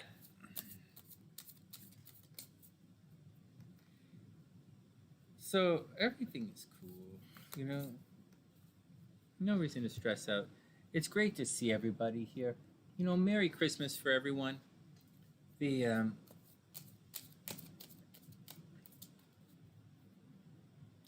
Oh, shit, I didn't see everything. All right, Ginger, have a super amazing day. Super, super happy. What the fuck? Why the fuck do I keep saying happy birthday, man? Because I'm wearing that. Super Merry Christmas. Unless your name is fucking Jesus Christ, or, hey, has anyone else been born on Christmas Day aside of Jesus? Out of curiosity. Some people are born on that. Anyways, Daniela, I keep saying happy birthday to everybody. What the hell's wrong with my brains, man? I'm on like cruise control, cruising for a bruising control. All right, super Merry Christmas, Daniela. God, I know Daniela's birthday, but I know Ginger's birthday as well. What the fuck? All right, and we'll talk about social media and Ginger's channel a little later on. All right, next, here we go. This is for Avis's friend. This is, what the hell's wrong with me? All right, Avis, here we go. This is for your friend. She has a new love interest, right? All right, let's check it out. New love interest. Super Merry Christmas, everybody. What the hell's wrong with me? It's a super happy birthday, everybody. What the fuck? It's not Jesus' birthday either. That's another story for another day. No, we gotta keep it all chill. We gotta keep it all. Don't fight it over birthdays. It's my birthday. Fuck you. It's my birthday. Okay, next. This is for Avis's friend. Everybody cool? Avis, this is for your friend. Okay.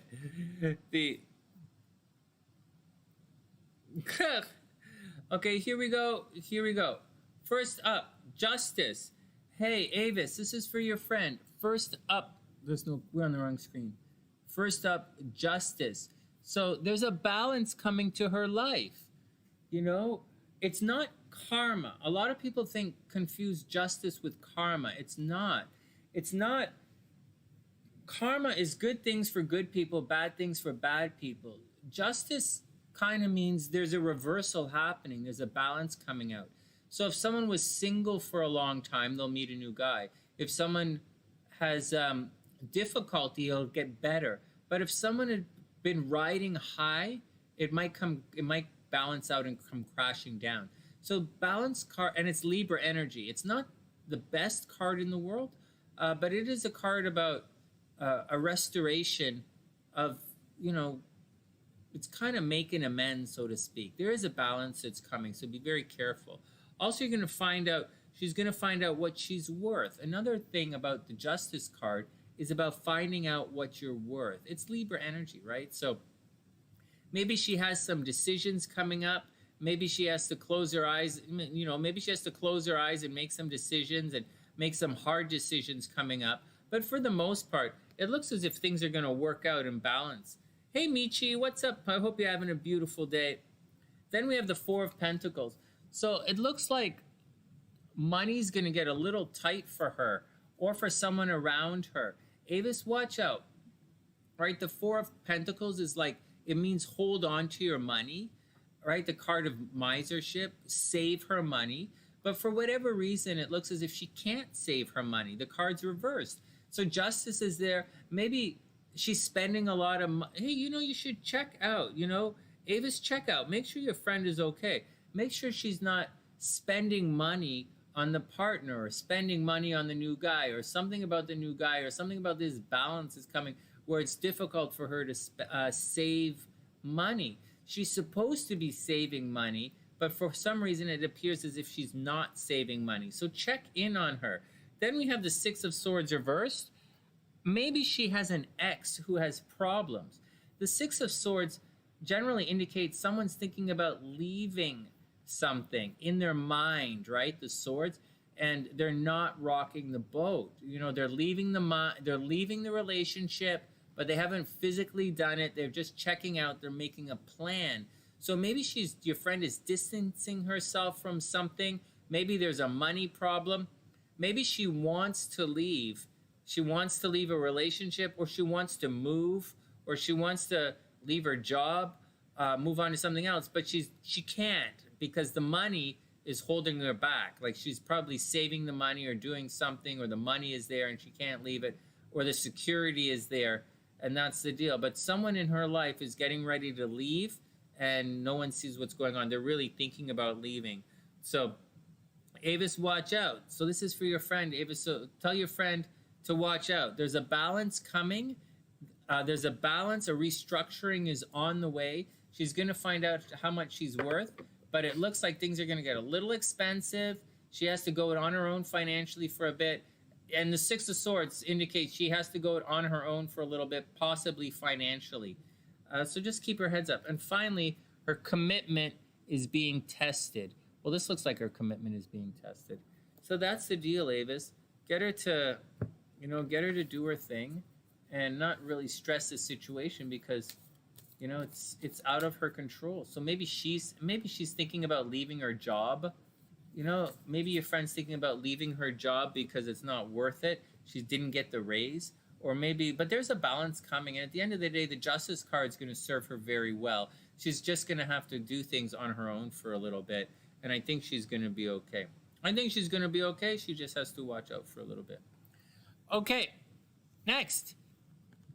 Compatibility. Avis. We're going to check out Avis and whoever Avis sent me. So, hey, Michi, it's great to see you. I hope you're having a super amazing day. Like Frosty said when he came to life. Yeah, really. So, all right.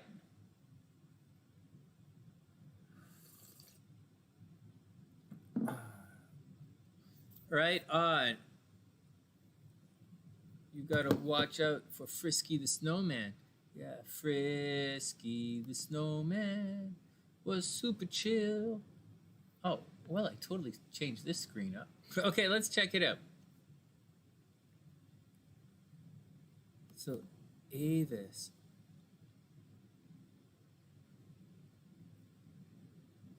Hey, Avis. Are you Mary? Avis, do we have you here under a different name? Are you Mary B? Are you a longtime Sunnysider? And I'm just noticing the Avis thing right now. What the hell? All right.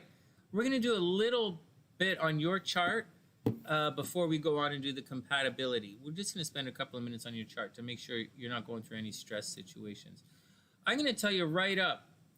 First up, Mavis, without any sugarcoating, what the hell? Why aren't we looking? Oh, I didn't take a picture.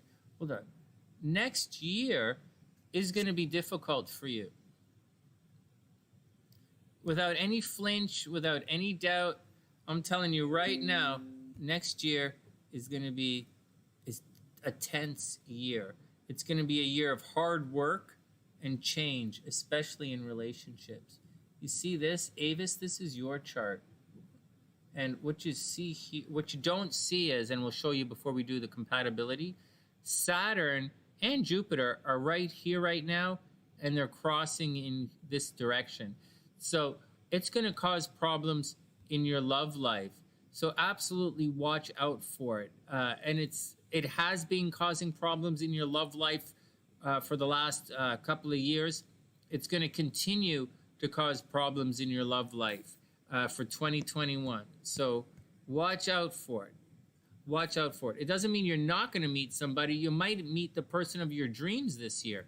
Just watch out, because there should be a lot of drama happening in your love life in 2021. In your relationship, 2021 is the deal.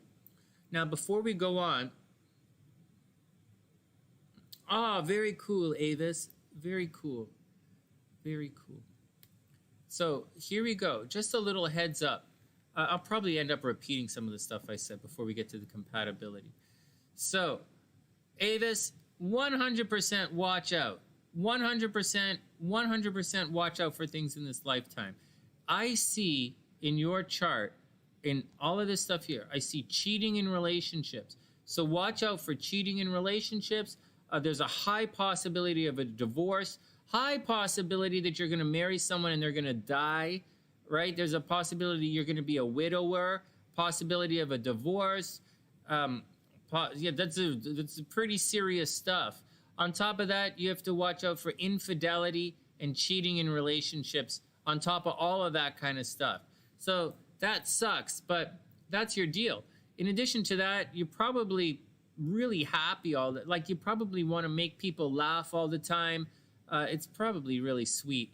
Venus cruises right into, well, not really.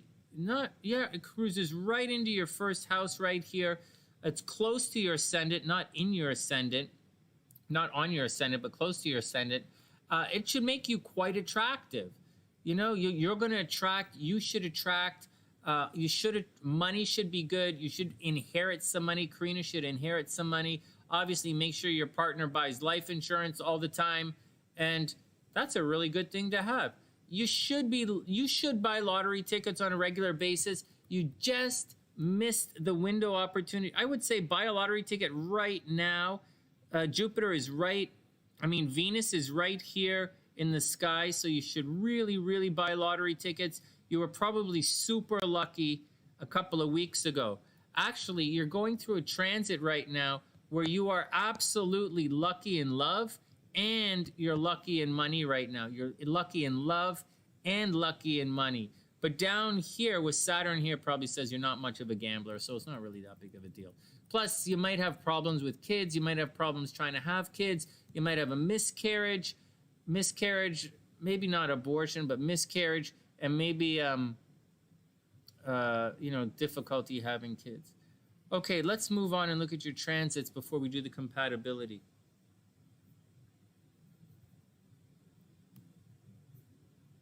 It's just a blip, little blah, blah, because we've done your chart. Just want to bring everyone up to speed.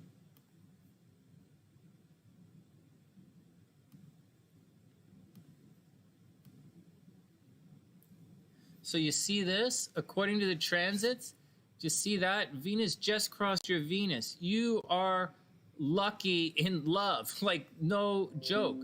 You are lucky in love right now. So work it. You should be lucky in love and lucky in money. It's right here. See, Venus just crossed your Venus, and it's now crossing your Neptune, and it's moved over into the 9th house.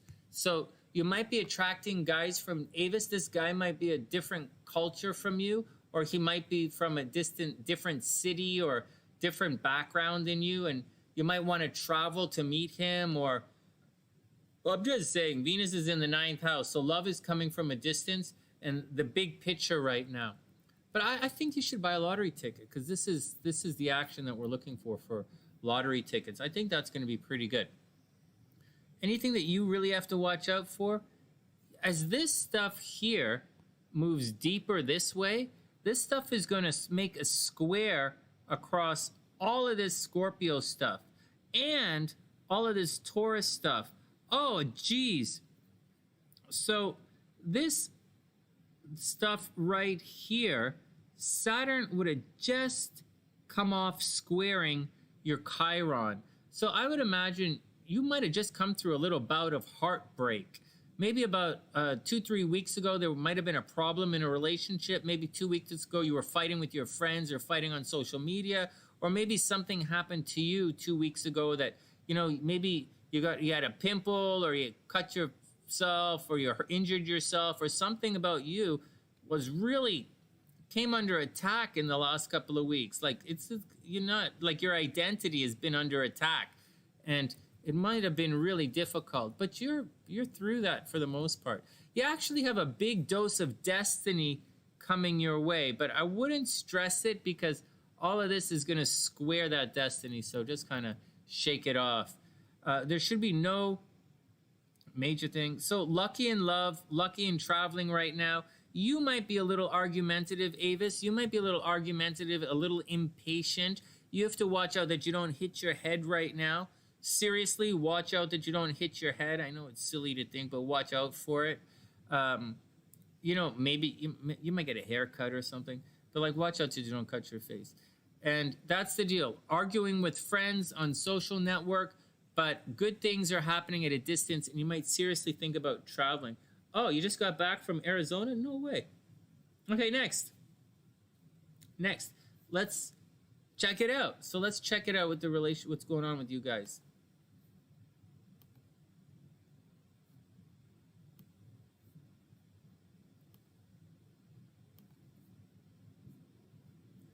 I know I'm supposed to just keep it to 10 minutes and do, you know, little astro tidbit bites for everything, but like, you know, I'm not really, you know, I gotta do a little bit more than that. Hey, Avis, first thing up, this guy thinks you're really good looking. Oh, no, wait a second. Your friend has Venus is retrograde? Venus conjunct Mercury and it's retrograde? Well, this guy's gonna have love problems. Avis, this guy's gonna have love problems right there. Venus retrograde in a chart, especially, and it's conjunct Mercury. His Mercury is okay, but his Venus went, and it's right on your ascendant. Holy crap. So first, you guys are probably have some kind of psychic bond with each other. The other thing is, he probably thinks you're ridiculously attractive, ridiculously good looking, and he can't help himself. He's probably always talking about you. He's probably always staring at you. His moon is in the first house. All of this, he is a monster stellium in Aries, all right on top of your ascendant in your first house. So he thinks you're ridiculously attractive. He resonates extremely strongly with how you look and how you appear yourself. So like oh, that's cool. Yeah, extra money from the COVID. Yeah, this is a good time. This is a good time for you. It's a good time for that. Government money coming your way, right? But this guy thinks you're super attractive. It's not even funny. He might, so you have to watch out. Because of this guy, you might end up spending a lot of money. Avis, because of this guy, you might end up spending a lot of money. His Mars is in your second house of finances. So it's going to cost you a lot hanging out with this guy. Plus Saturn is here. His Saturn is in your 8th house. So it's going to cause problems. I don't know that you guys are going to have money problems together, but because of this guy, you're going to, and you know, he has relationship problems. He seriously has relationship problems in his own chart all by himself, and you can't really do anything about it. That's just the way he is. But that's okay. We'll work on that. I'll explain some reasons why you probably might seem like there's an uncontrollable attraction to you guys. But before we do that, watch out that his money does not absolutely wipe you guys out. All right? Make sure that you guys don't end up fighting about finances. Now, your sun is at 6 degrees. Okay, your sun is at 6 degrees.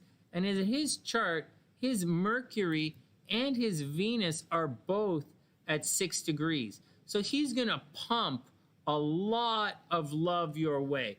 Tons of love. Like he loves the way you look, and he loves you. He loves your sun in Scorpio. But, all right, he loves your sun in Scorpio, and he loves that you're an Aries rising. But you absolutely have to, and his attraction is intense. He probably can't control himself around you. I'll say it again. His attraction towards you is absolutely intense. The problem is you're a Scorpio, and you're a Scorpio, so you're going to have to chill out, right? You're a chill kind of person, but he's not. He's an Aries. Aries are impulsive.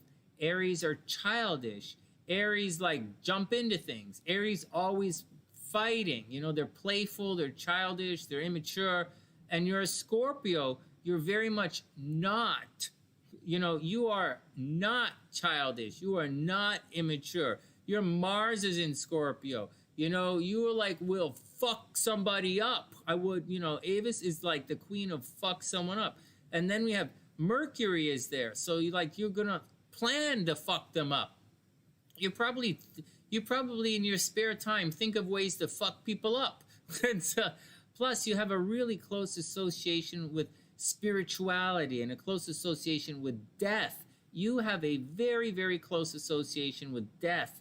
And he might not have that. He has an association with being, it's like this. You, Avis, have a very, very old soul. And the new guy, he might have an old soul, right? Because his south node is in Scorpio, but he sure comes across as young and playful. And you have to be careful because one of you has to be mature in the entire situation because, you know, the speeds are a little bit different. I'm giving you a big warning here.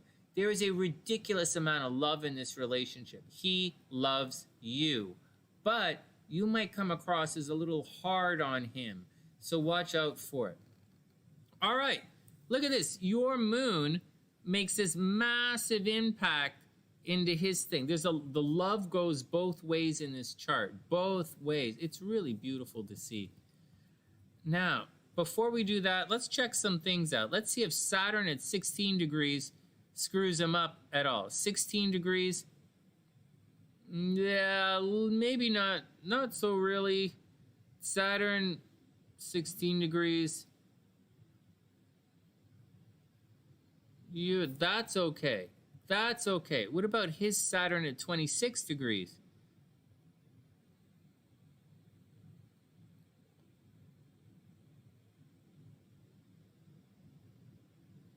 No, I think you guys are okay. Unless I missed something, I think you guys are okay.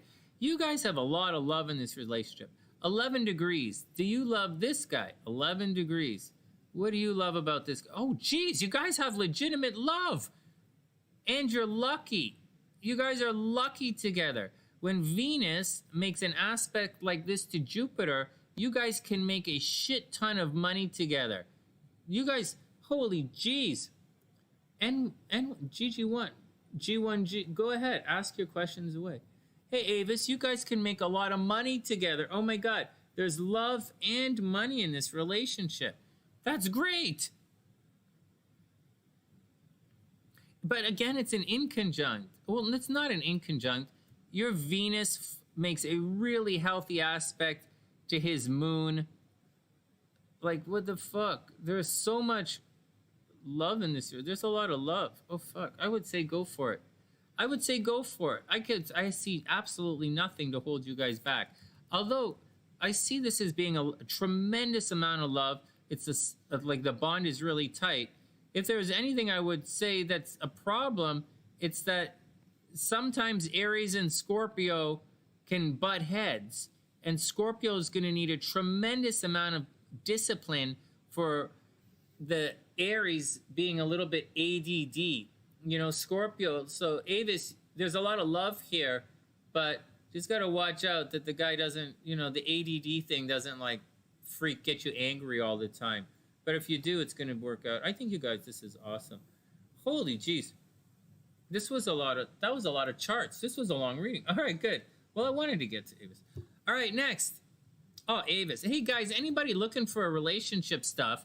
Like, look at that. That Venus at 6 degrees goes right into her sun in Uranus and her moon. Like, what the hell? And so, but on the other side, her Venus makes a really nice aspect to his moon. The only thing you got to watch out for is the Aries-Scorpio thing. And if you guys can get past that, you're fine. you guys might fight, right? Mars, you have a Mars-Saturn square, so you guys might fight. So what? Because you guys might fight, but... Oh, no, wait a second. You have the Mars-Saturn square. You don't have a Mars-Saturn. No, you guys are going to be fine. Yeah, no, looks, you just got to be mature in the relationship. I think this is a good chart. Avis, thanks for your patience. It was good that we looked at this chart. We see a lot of guys, you know, show everybody what success, and I wish you the best of success in your relationships. I really do. All right, next. Wing 1 is up. Then Marcus. So with Wing 1 might have gone back to bed. But the Wing 1 just had brain surgery. She's doing really well. I'm just going to look through her chart, and I'm going to see if when it's time for her to buy lottery tickets. It's a lot of fun. It's a lot of fun doing the lottery ticket thing.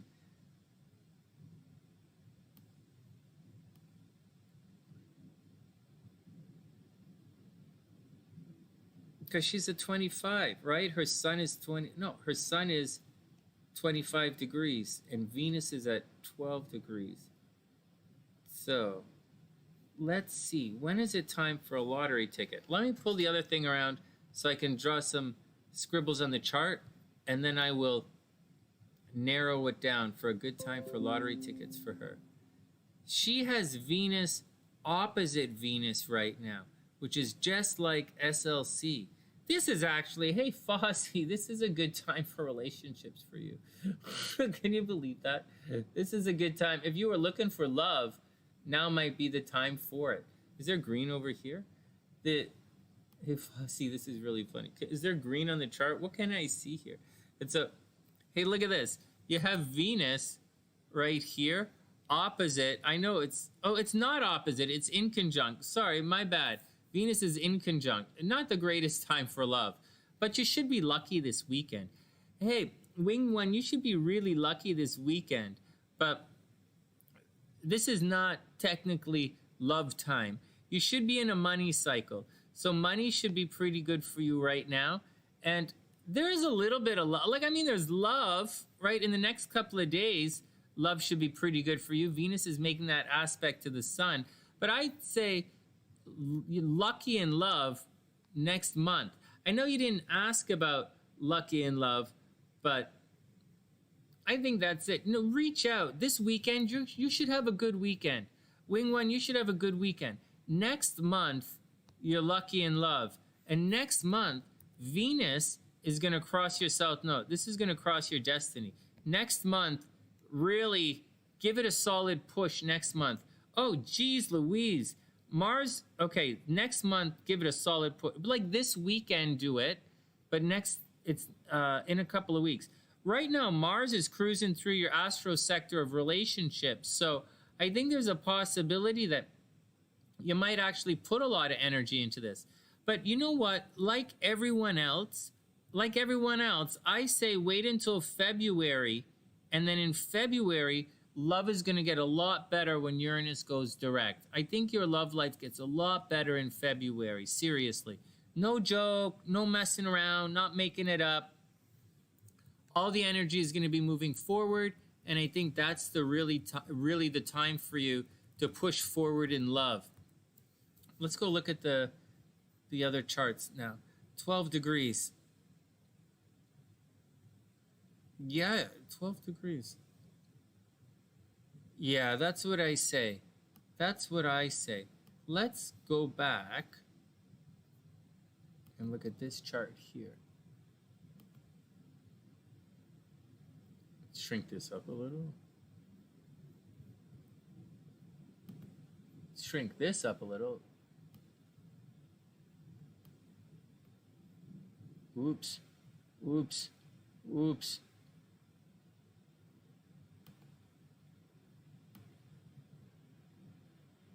All right, let's go hunting for some dates here. So, we want Saturn. Okay, so what do we want? We want, what do we first want? So this is an inconjunct. See these green lines? We would prefer red line than to green line right now with love. But let's move it forward a month, and let's find when Uranus goes direct. That's okay. Wow. Let's go back a little bit. So love, I know you're not asking for love. We were looking for lottery stuff, but I just want to point out what I see here as we move along. So love gets a lot better starting the 15th of January. Aha!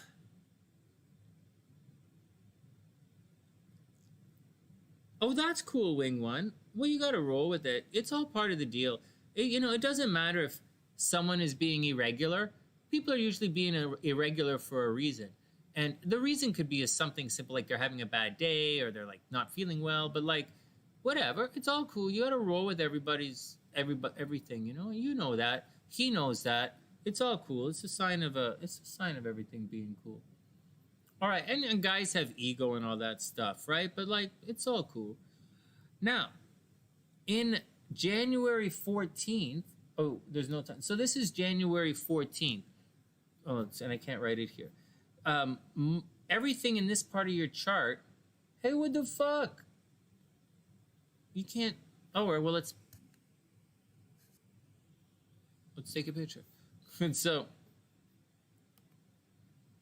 I thought the point was we're supposed to see the cursor. Oh, there it is. All right, well, whatever. January 14th. January 14th. Do you see all of this up here? It starts to go direct. So that's when I think you're going to put a lot of energy, start putting a lot of energy into relationships. You are lucky in love right now. And everything is it should be okay for the next little month or so. But that's when the deal is. January 14th, love should get significantly better. As for winning the lottery, oh, goodness. Lottery,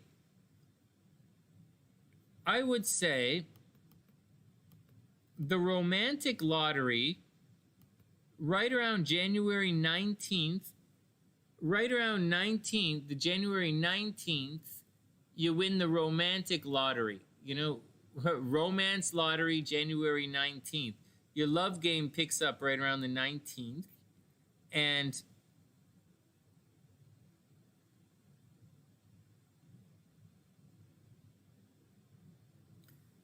you also have to watch your health. Hey, Wing One, watch your health right around the same time period. Right around the 19th, relationship should be good, but right around the 25th, right around January 25th, just watch your health for the last week of January. So love is obviously going to be really good around the last week of January, but very sincerely, watch your health around the last week of January too. Pluto's going to oppose your sun, and that's going to be a tense situation for you. So just watch your health around the end of January. But that's it. I see relationships getting a lot better. I really see there's a possibility everything's going to work out between you and that guy. And so don't sweat the small stuff. Just let the good times roll, and it should be fine. Actually, a little before that, where are we right now? Pluto is 22 degrees, right? Like, is that the deal? Where are we right now? Pluto's 24 degrees, 23 degrees. No, where Christmas is 25, right? Pluto is 23 degrees. So right down at the bottom, 23 degrees. So I would just keep watching your health right through to the end of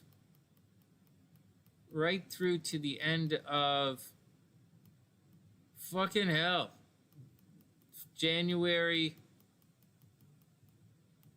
Come on, motherfucker. God, that's a slow planet. And then finally,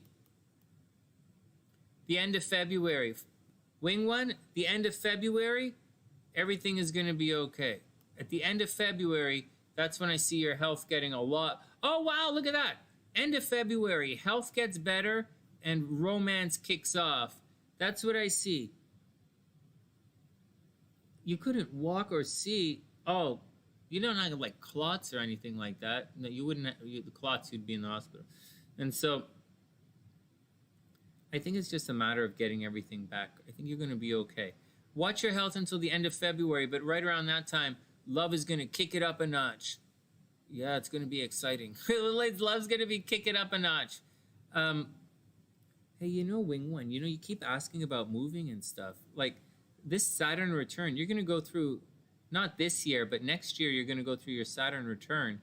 And in 2022, when you go through your Saturn return, you might think about moving. Seriously, not this year. I don't see you moving this year. This year is about getting your health back and maybe a little bit of love this year. But I see 2022, you might really think about moving. Yeah, it's pretty cool. All right, next. Hey, M14, what's up? I hope you're having a wonderful day. Close your ears again. Really? Are there any 2.0s in the room right now? All the 2.0s are out doing Christmas stuff. All right, one more, and then we'll say a bit of Merry Christmas to everyone. And let's look at Marcus and this girl. Okay, but before I do that, Marcus, I know I looked at your chart recently, but let me double check to make sure you're not going through any crazy banana stuff coming up.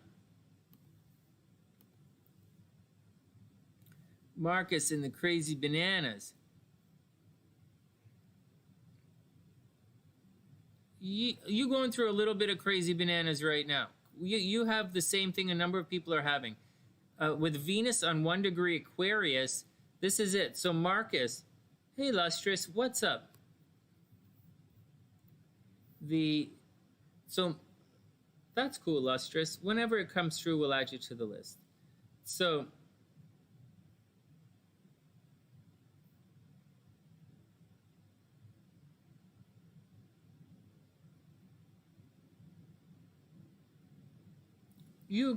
I've got all your information right here. All right, Lustrous, we'll do your stuff in a sec. Let me just get through Marcus here. And so you're peeling wallpaper and prepping the house, but not allowed upstairs yet. That's really cute. Hey, Marcus, go buy lottery tickets. You're super lucky right now. You're lucky. 12-year. Marcus, you are beginning a 12-year luck cycle right now. Right now, with no joke, go buy lottery tickets. Marcus, you have a once today only. Today, maybe tomorrow, but right here, Jupiter is at 1 degrees. It's directly on top of your Venus. This happens every 12 years, so now's the time to do it. Thanks, Sarah. We'll add you to the list. When I get back, I'll add you to the list. So Marcus, you right now, Marcus, you are super, super lucky. So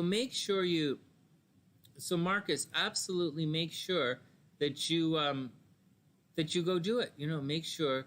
So go buy a lottery ticket, Marcus. You're super lucky. What else is going on with Marcus? Anything else we need to check out?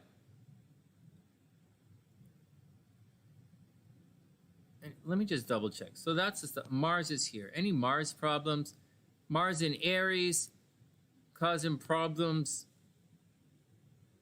A little bit. Maybe a little bit of problems.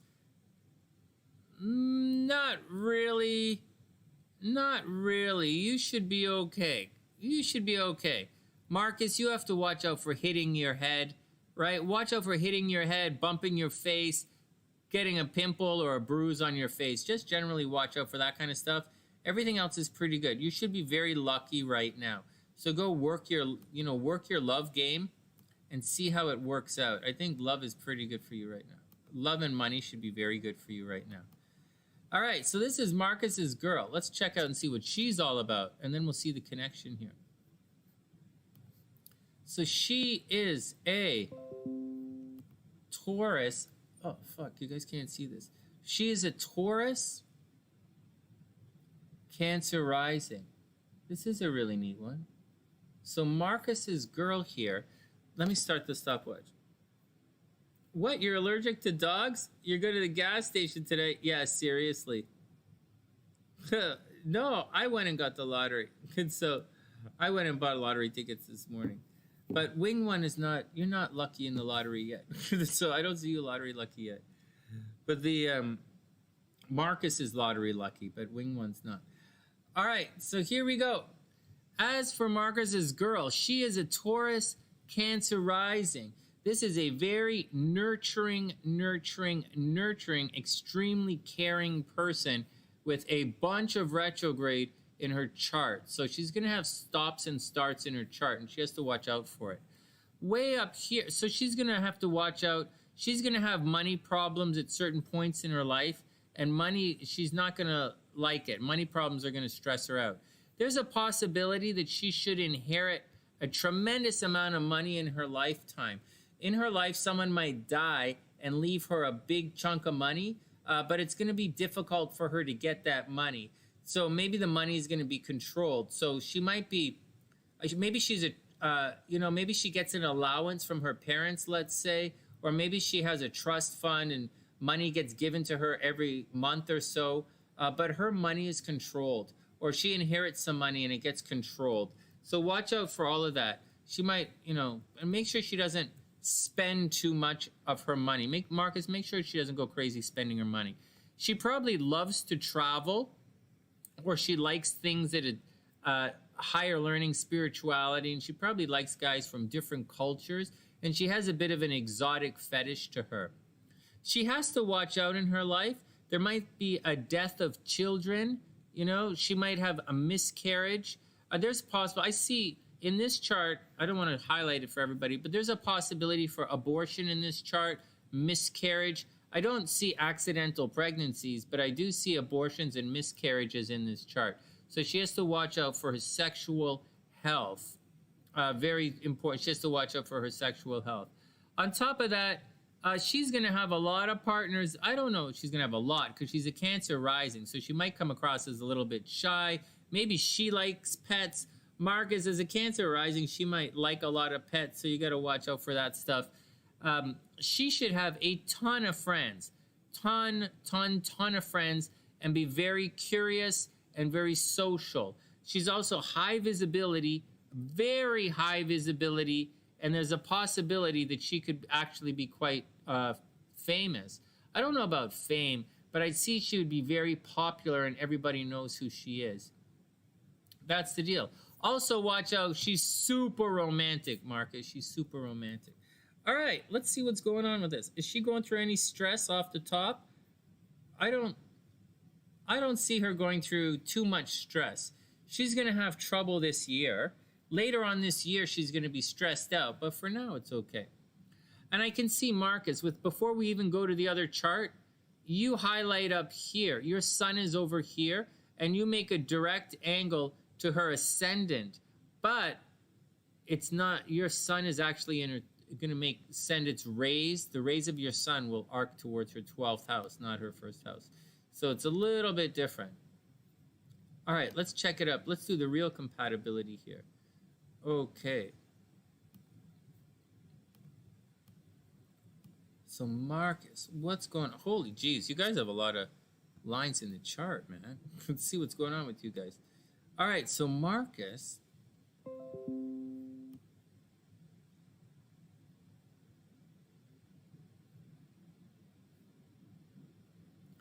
So here we go. What's the deal with you guys?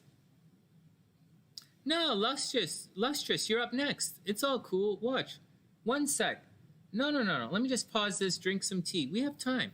There's only, you're the, let me just refresh this. Let me just refresh the PayPal and have a look. No, you're next. You're up next. It's all cool. Luscious, don't worry. I'm going to call you Luscious, but Lustrous or Gems. Gems, you're up next. Don't worry about it. And you're the only one you're the last one on the list. We've been reading for about, how long is this? Does this say? We've been on for about 3.5 hours. So, Marcus is almost done. And then we'll do your chart and we'll move on. I should have switched this to Marcus. We're just going to do his compatibility now. And I didn't change this, so it's going to be tricky for him to find it when he comes back for it. Yeah, no problem. I appreciate that, though. I really appreciate it, but, let's move on. One sec, Sarah. Sarah, I haven't seen it come in yet on PayPal. One sec.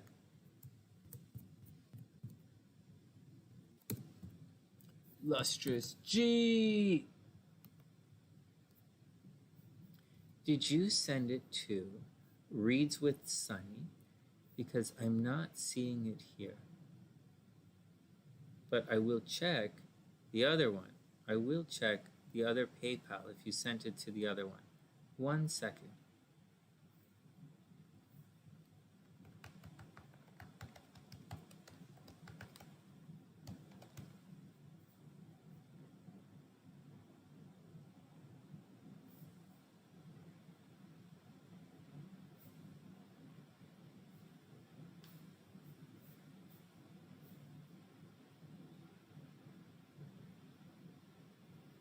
This is an interesting way of looking at this.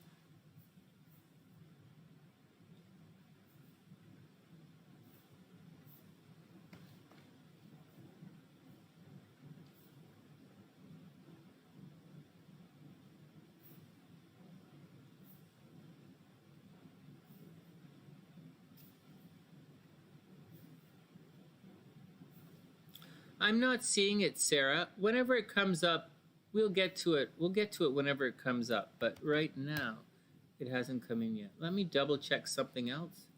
Maybe it came in and we're not seeing it. So this is This is lustrous. This is KR, and that's KB.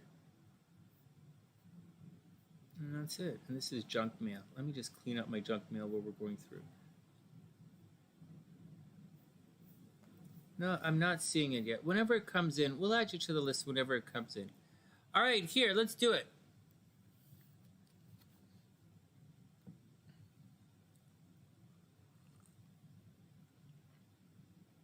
Sometimes it takes a minute or so sometimes it takes a bit for it to register, Sarah. Not a big deal. Really not a big deal. All right, Marcus, let's look at your girl. Let's look at the connections here.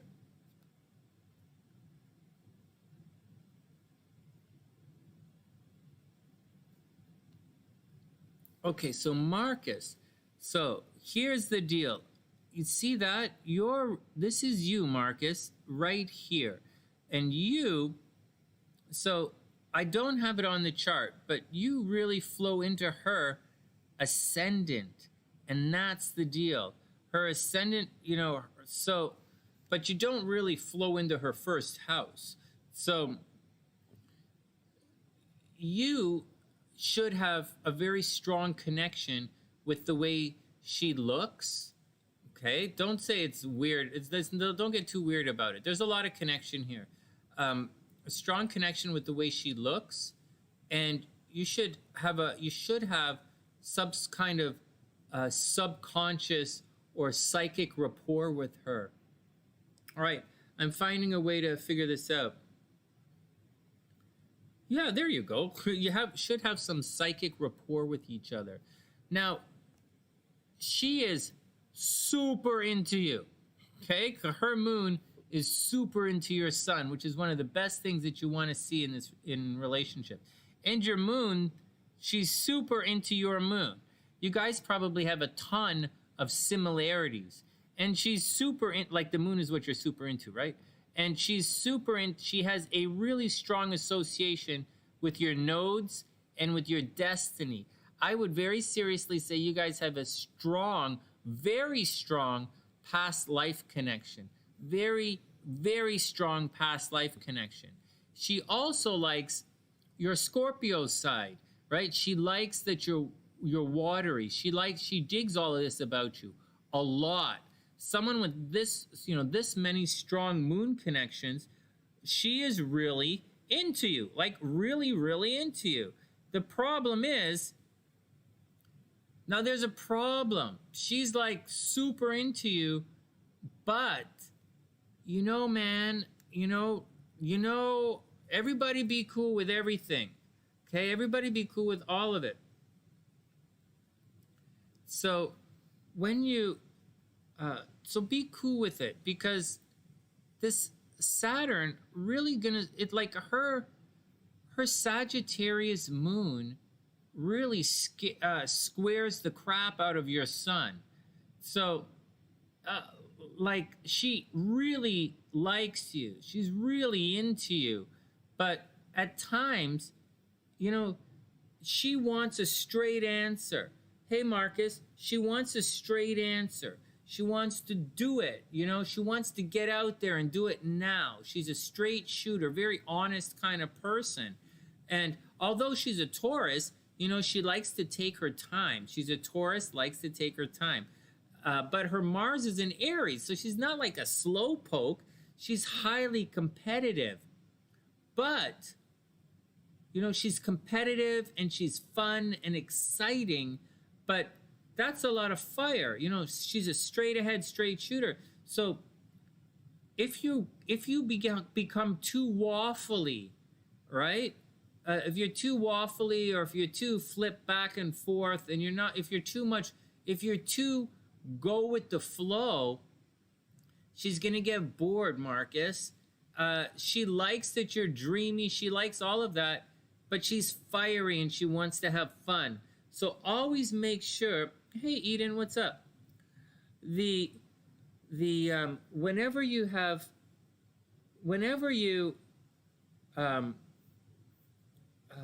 want to have fun, you know, you have to keep her interested with a lot of fun, you know, just that's the deal. All right, hey Sarah, I got it, it came through, no problemo, absolutely no problemo. But you see this motherfucker Eden, get off the channel and absolutely fuck off. I've been doing this for so many years, it's not even funny. So fuck you. You don't walk on. I don't appreciate on Christmas some fucking troll walking around saying blah blah blah blah blah blah. We all know Sarah is a long time TheSunnySide. She's been around and she's just doing her thing. We all know that it's very important to separate. If for those of you who want YouTube channels, just want to say you have to be able to separate between someone like Sarah who had a technical glitch and some kind of fucking jackass Eden fuck who's walking around being, I already, you know, there's a big difference, and you got to suss it out. You got to be able to figure out who's having technical difficulties and who's a fucking troll. And just a heads up. You notice I did not say anything negative to Sarah as we went along, but I was pretty fucking hard on Sue. Why the fuck would you unban someone I just banned? So, especially when I'm talking about this guy. So, Eden is banned from the channel for being a fuck up, for being a fucking sleaze. You have to be able to tell the difference between this, and it's very clear, you know. Plus, there's another thing. If you pay on Super Chat, then it's gonna fucking see a zombie. Everybody pay attention. We're not new here on the sunny side.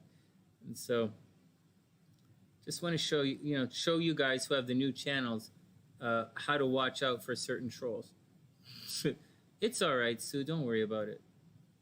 Don't worry about it. It's actually really funny. Every time we accidentally ban someone or unban someone, I remember back when, I don't know if it's SLC or a friend, but was accidentally kept banning Apple. You remember Green Apple from California? I think Apple's in California.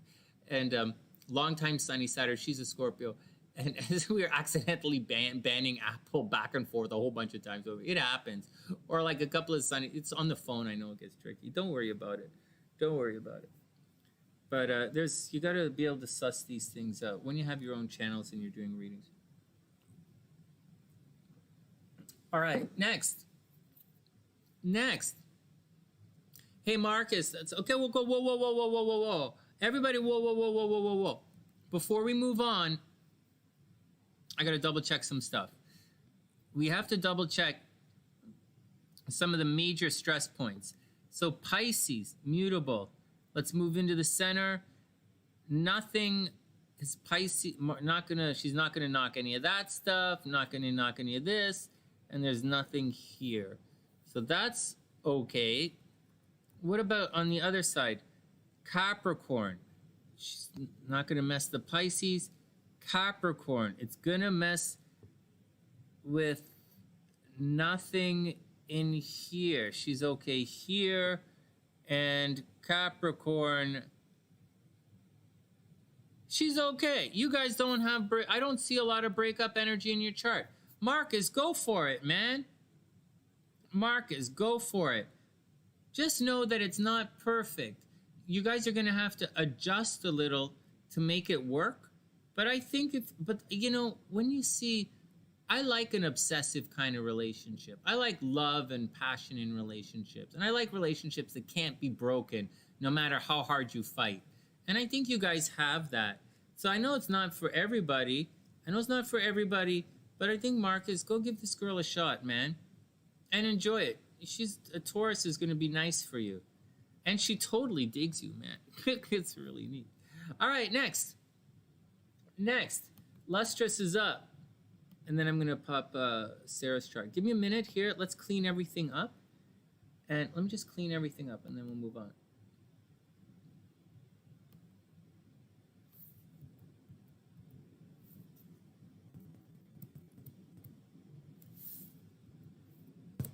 Plus, there's another thing. You guys should know not to fucking nag me. We all know that I get pissed off when I'm nagged. Okay, next.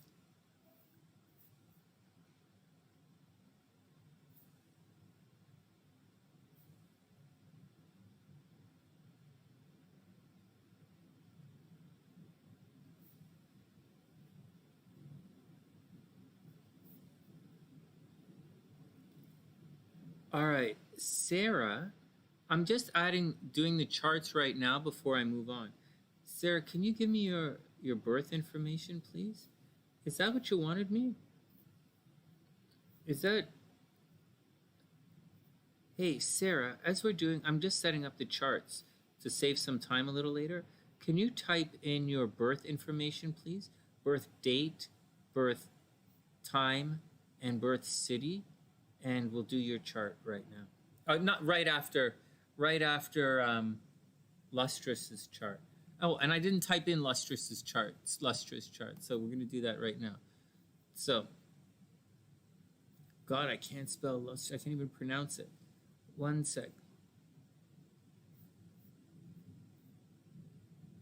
Thanks, Sarah. Okay, one sec. Lustrous, I have Lustrous's chart right here.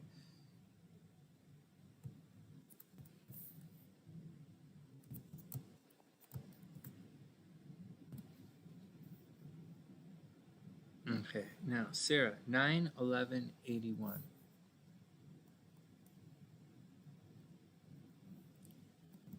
You're born on September 11th? What the frig? Are you born on September 11th, 1981? What the fuck? What a birthday. September 11th, 81, 7:36 p.m. 7:36 p.m. in Palmer, Alaska. Palmer.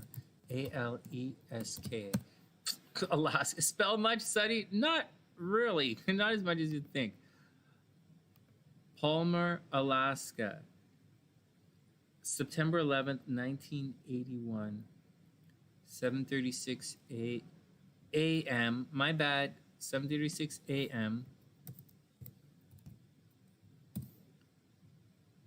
Palmer, Alaska. In the morning. Got it. Okay, so you're cool. Sarah's cool right there. But before we go on, we have to get Luscious's chart in here. Lustrous. It's just there's a YouTuber called Luscious who's, it's kind of fun. All right. Okay, Lustrous is up first. Lustrous.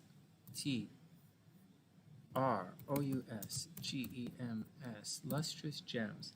And Lustrous, April 1st, 1965. 1-A-P-R-I-L.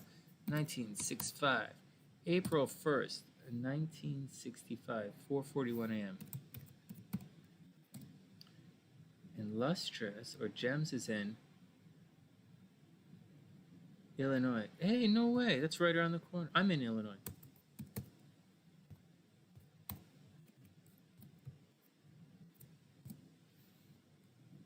Kaka, kakani, kakaki, kakaki, very back of the throat, kakaki. April 1st, 1965, 4:41 a.m. All right, Lustrous is up.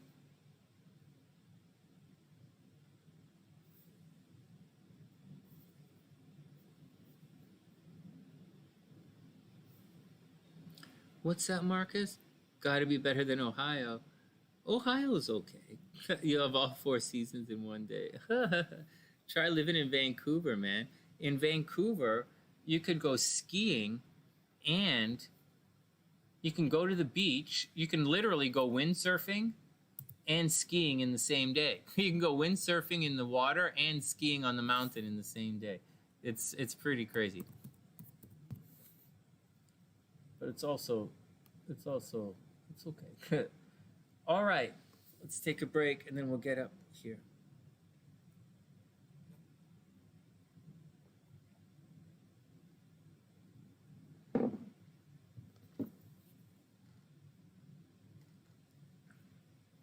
You know what I don't get? Where are all the Texas people today? I know it's Christmas and all, but like, you know what?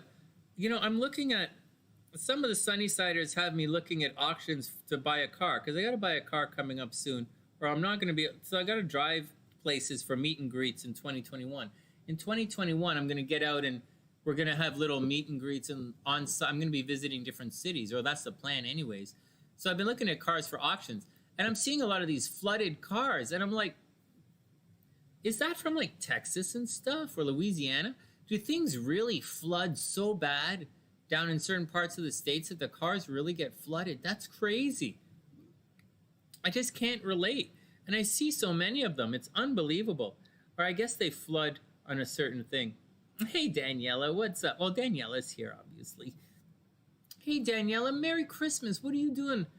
It's 5 o'clock. I guess you're getting ready. Are you getting... You must be getting together with your friends and stuff tonight, right? Like you're all you must be getting together with the crew to go have fun. Somebody's got to be doing a Christmas thing, or maybe the casino would be fun.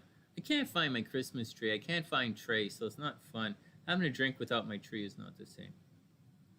All right, let me move on. Let's blow through these, get these 2 readings done, and then I got to get out of here. Super Merry Christmas, everybody. It's great to see everyone. Thank you for supporting the Sunny Side, and I super appreciate all of the support. You're under flood warnings now? No way. Is that the deal? I can't relate. Marcus has no floods. Well, no floods in Ohio. I don't know. I'm just seeing all these flooded cars and I don't get it. All right, here we go. Lustrous is up. Damn. Damn.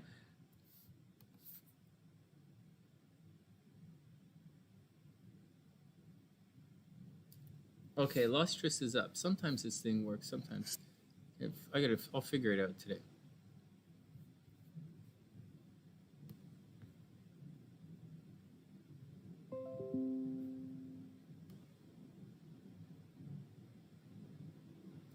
Oh man, we don't have any dessert. I ate all the cherry pie last night at 3 o'clock in the morning.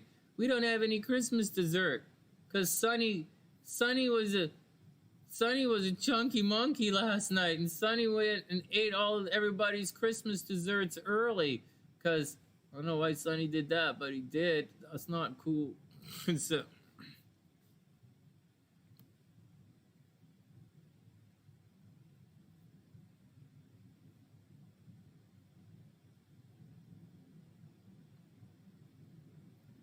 Okay, we'll do it like this. Here we go, Lustrous. You are super up.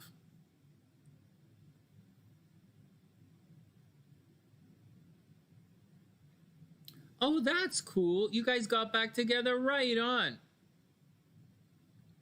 Sure, why not? Yeah, sure, why not? Let me write it down.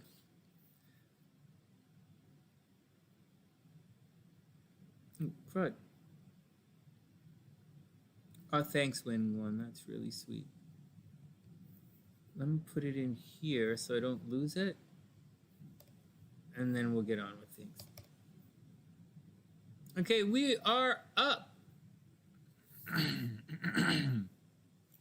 Okay, this is lustrous.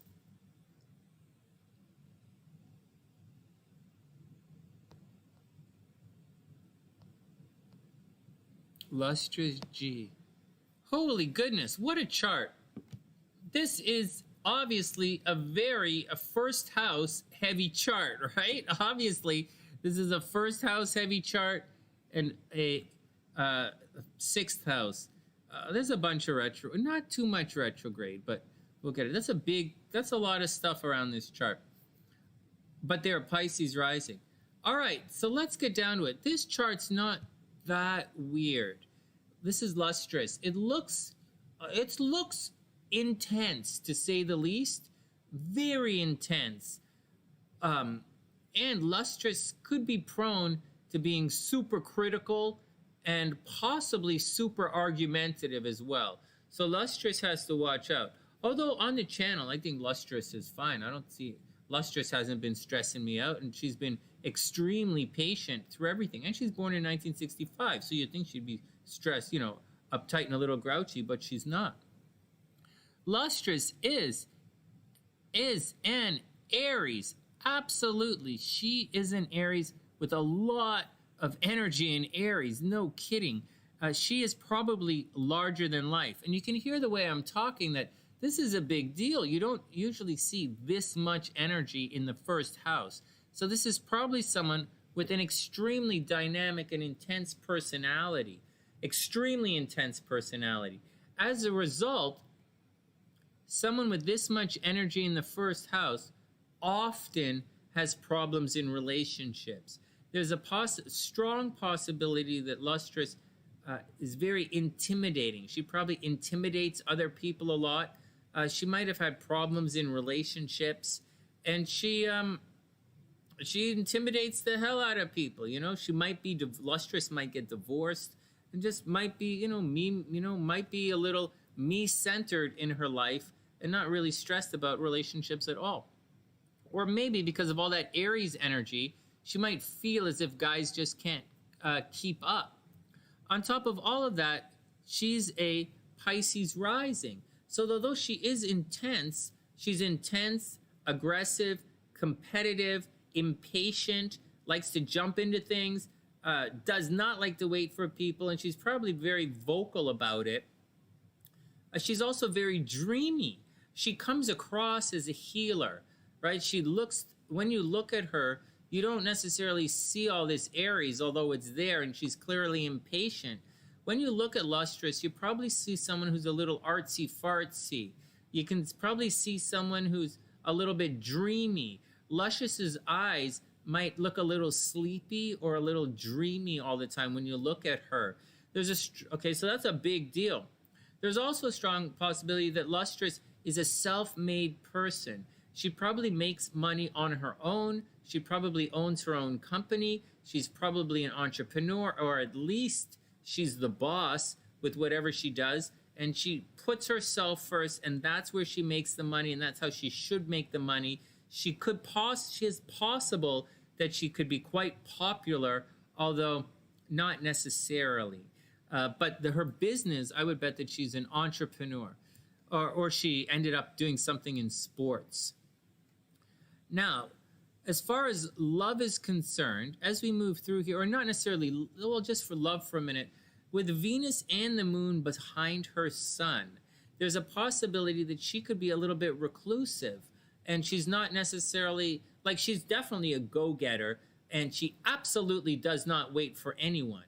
And she can change her mind quite quickly. Now, having said all of that, she might get involved with secret relationships. I already believe that she intimidates people, without even realizing it, she intimidates people, and people might be afraid to come up and speak with her. She might have a communication problem. I'll tell you that in a second. But for the most part, it looks as if love is behind the scenes. So guys get into secret relationships with her, or guys have crushes on her and they won't say anything, or lustrous has a crush on someone and doesn't say anything, or she gets involved in relationships and doesn't tell anyone. This is a lot of stuff in this section of the chart right here. There's also a possibility that she likes to travel, right? Travel and spirituality are highly aspected in this chart, even though you don't really see anything in those particular areas. Lustrous also probably likes to gamble, or every once in a while she might gamble, even if you don't see it in her chart. Now, in addition to all of that, in the first house, Mercury's also retrograde. What the fuck? Mercury retrograde on top of all of that. You also have the North Node in the third. So I would imagine Lustrous has communication problems. The things she says, like people probably don't listen to her, or she doesn't get her point across, or people are like, what are you talking about?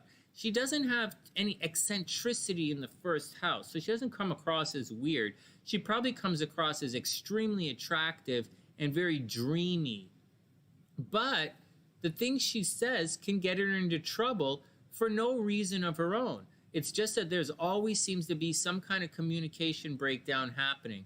There's also a possibility with Mercury in the first house, and it's retrograde, that she's Lustrous, probably not happy with the way she looks. She's always thinking about the way she looks, and it's probably never good enough for her. So she's always fine-tuning her appearance, so to speak.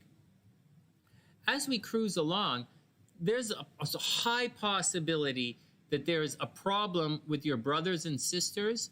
High possibility there's a problem with your brothers and sisters to the point where maybe one of your brothers and sisters or close friends is autistic, and you either have to always take care of this autistic brother and sister, or maybe your brother or sister or close friend, they died when you were younger, maybe in a car accident, but there's something about it, like there's this hole in your life or something that plagues you daily about something with your brothers and sisters. Or it might be some communication thing you're trying to achieve in life. But for the meantime, let's just say that there might have been a problem with one of your brothers and sisters. As we cruise around, we're going to jump here to the 12th house. Saturn in the 12th house usually indicates there's a possibility that Lustrous could get arrested for something in this lifetime. Lustrous might go to jail or be arrested for something that they didn't do. There's a high possibility that Lustrous is falsely accused, or imprisoned or detained, or when she was young, like people controlling her and stopping her forward progress because of she gets falsely accused. Bottom line, Lustrous gets falsely accused, and there's a possibility she might have some of her she has to watch out for it. This aspect right here can lead to some problems. You have to always watch your health. So people are trying to control you, Lustrous, behind the scenes, and they're going to blame you for shit you didn't do. Watch out for it. In addition to that, always watch your health. Always watch your health. Always watch your health. Make sure, you might have been a smoker at one time, and you should probably quit smoking if that's the situation. Your day-to-day life, you might plan your day-to-day life, but it always gets busy, or it always gets messed up, and it always gets disruptive. So Lustrous, watch your day-to-day life. You might have some kind of injury in your body, that some nagging injury that you have to take care of. Or you're always busy. And that's the gist. It sounds like, oh, really, Daniela? No way. No, it's an interesting one. It's an interesting chart. I don't know where she went. Lustrous was hanging around for a while, and then I guess she took off. Okay, well, let's read the transits. Hey, Nadia, super Merry Christmas. Super duper Merry Christmas. I hope you're having a beautiful day. Okay, before we move on, let's look at the transits. Okay, so that's Lustrous chart in a nutshell. Do you see how all that first house energy isn't always the greatest thing? A lot of first house energy can end you up being lonely in this lifetime, right? So, you would think, wow, all this first house energy, super lucky. It's not necessarily how it works. A lot of that first house energy you could end up lonely, you can end up isolated, you can end up with divorced, travel a lot, wandering. It's not always the good. Like, there's some good part of it. She's obviously attractive, and makes money with the way she looks, which is great when you're young. But in being born in 1965, she's looking for other things in life at this stage, and she may or may not get them. All right, let's see what these transits are saying. This is a good chart. Thanks, Lustrous. I like looking at this chart. This is an interesting chart. Okay, so as far as the transits are concerned, so Mars right now is making a trek through all of this. Mars has been moving through all of this since about June. So but it happens to Lustrous every 2 years. Every 2 years, it's like there's a fight. And she's almost out of it right now. Mars at 24 degrees. The last one is 22 degrees. So she's probably out of it right now. But do you guys see this? Every 2 years, Mars comes around and causes a fight when it goes through this area. It starts behind the scenes, and then it pushes out, and Lustrous doesn't fuck around for very long. So that's the deal. But she's almost out. She should be mostly out of it and ready to put some energy into making money. Lustrous, it's time to make some money, time to make some money. Absolutely time to make some money. That's the deal. Lustrous, if I were you, I would start to 100% focus on money. Just focus on money. Money, money, money, money, money, right? Because, like, there's more to it. Right now, you're going through what's called a nodal return, a harmonious nodal return.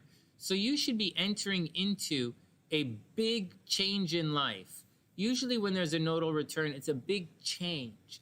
And so for whatever it is, maybe you're thinking about getting retired, maybe you're thinking about traveling, like Venus is up here, so Lustrous, maybe you're thinking about traveling or going back to school. Very good ideas to travel and go back to school right now. Very good. But what can I say? You know, fighting, you're going to continue to fight with your brothers and sisters. Don't stress it out. But I say, Lustrous, you're going through a very big change in your life, and you should embrace the change.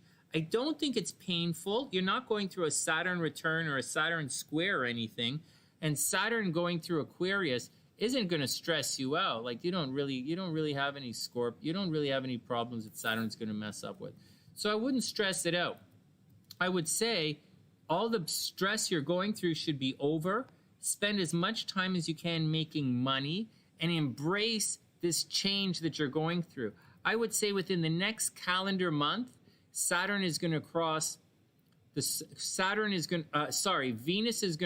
all of this in the next calendar month, and there's a strong sense of destiny of something you've always wanted to do in life, and it's going to come. It's going to, if you work on it, it's going to happen in about the next 2 weeks. So that's the deal, Lustrous. Big stuff should be happening in the next 2 weeks. All right, next. Let's get to Sarah. Sarah's been super duper patient.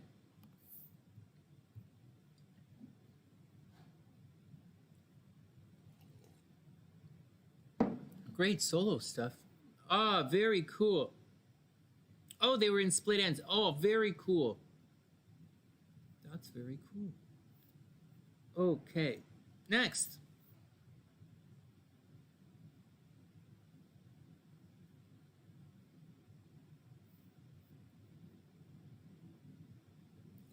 Okay, guys, so this is it. I'm going to do one more reading and then we're going to call it a day because I really have to get out of here. And we'll do everyone when I get back. If anyone else is remaining or anyone wants a reading, we'll do it when I get back. Sarah, you're up next. Sarah's up next. All right, Sarah, here we go.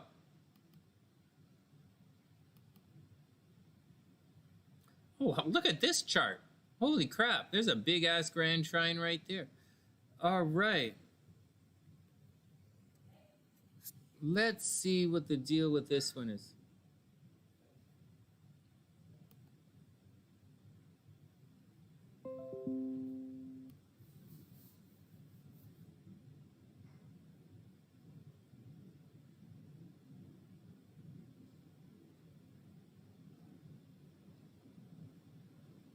There we go. I did it. Sort of. I think that's what I had in mind. Right there.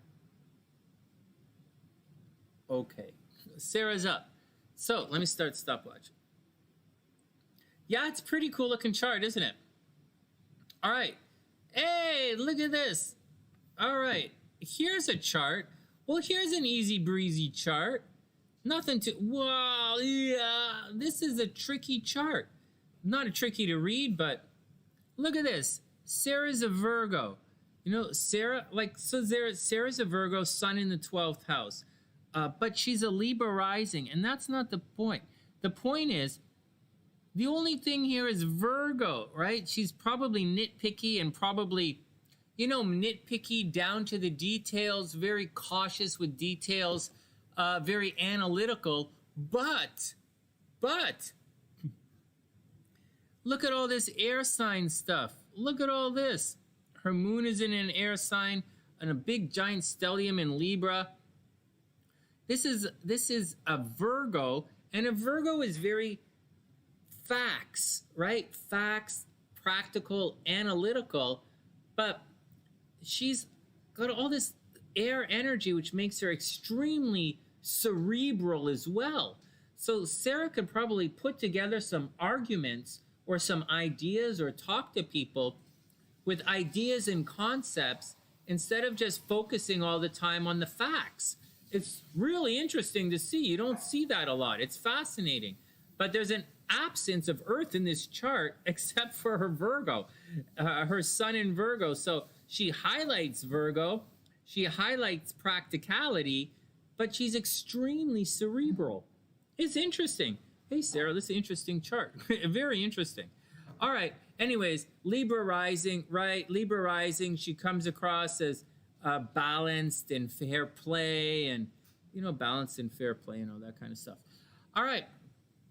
For the other guy, you know, helping out the other person, thinking about the other person, you could easily be, look at this, you could easily be a social justice warrior, right? Your Venus is in Libra. Venus is where you make the money. So you could easily be a social justice warrior. You could easily be a lawyer.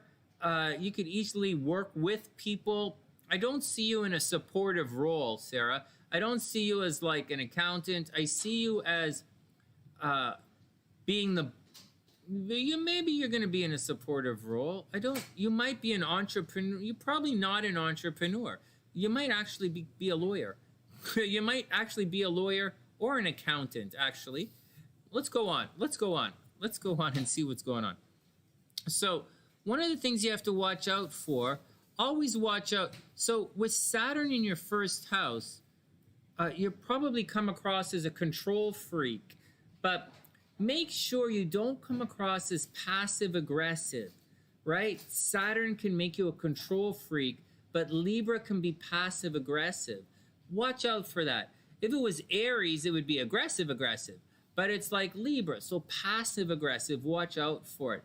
Like, let's not forget the old Mars there is kicking around in Leo, right? So like loud and proud, you know, demonstrative, loud and proud, but just watch out for the passive aggressive thing because you're not going to realize it.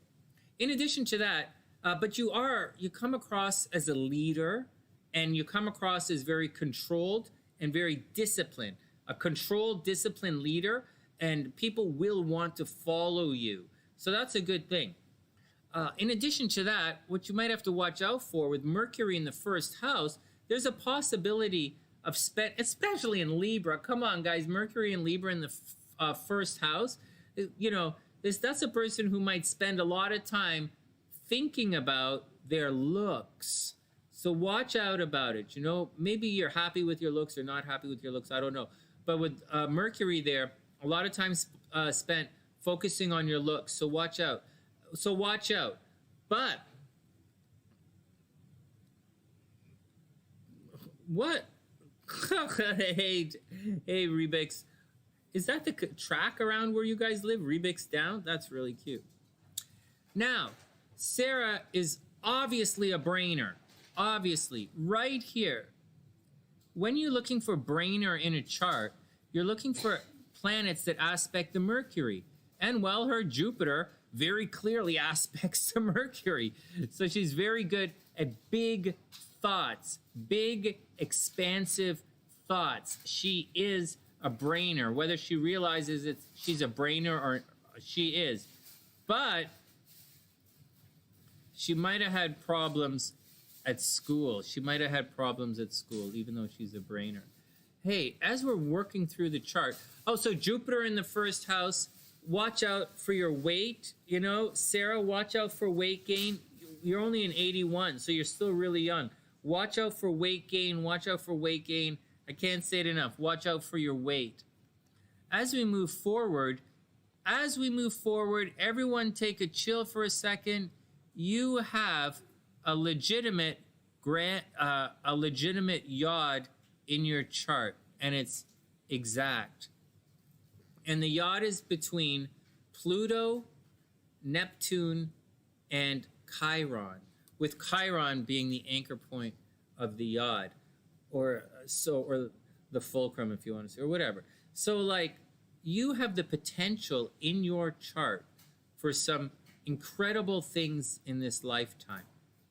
You have the potential for an incredible transformation.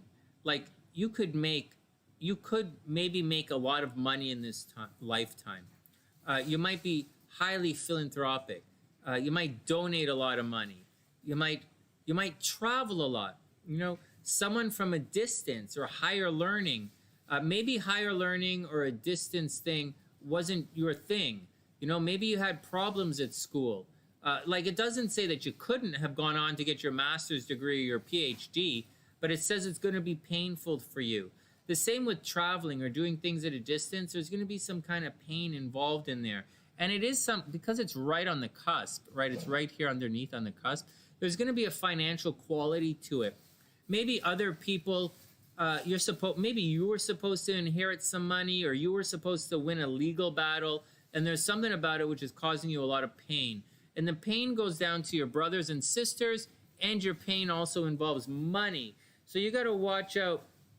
You know, you got to deal with all of that situation. You know, you got to do your thing. You got to do your thing, Sarah. So watch out. You have you have a yod in your chart, and it's not disruptive. It's not disrupting your chart. It just gives you the potential for something extremely good, but it can also go awry very quickly. And it happens with money, right? Inherited money, shared resources, and with things at a distance, traveling and things at a distance. And that's what you have to watch out for in this lifetime.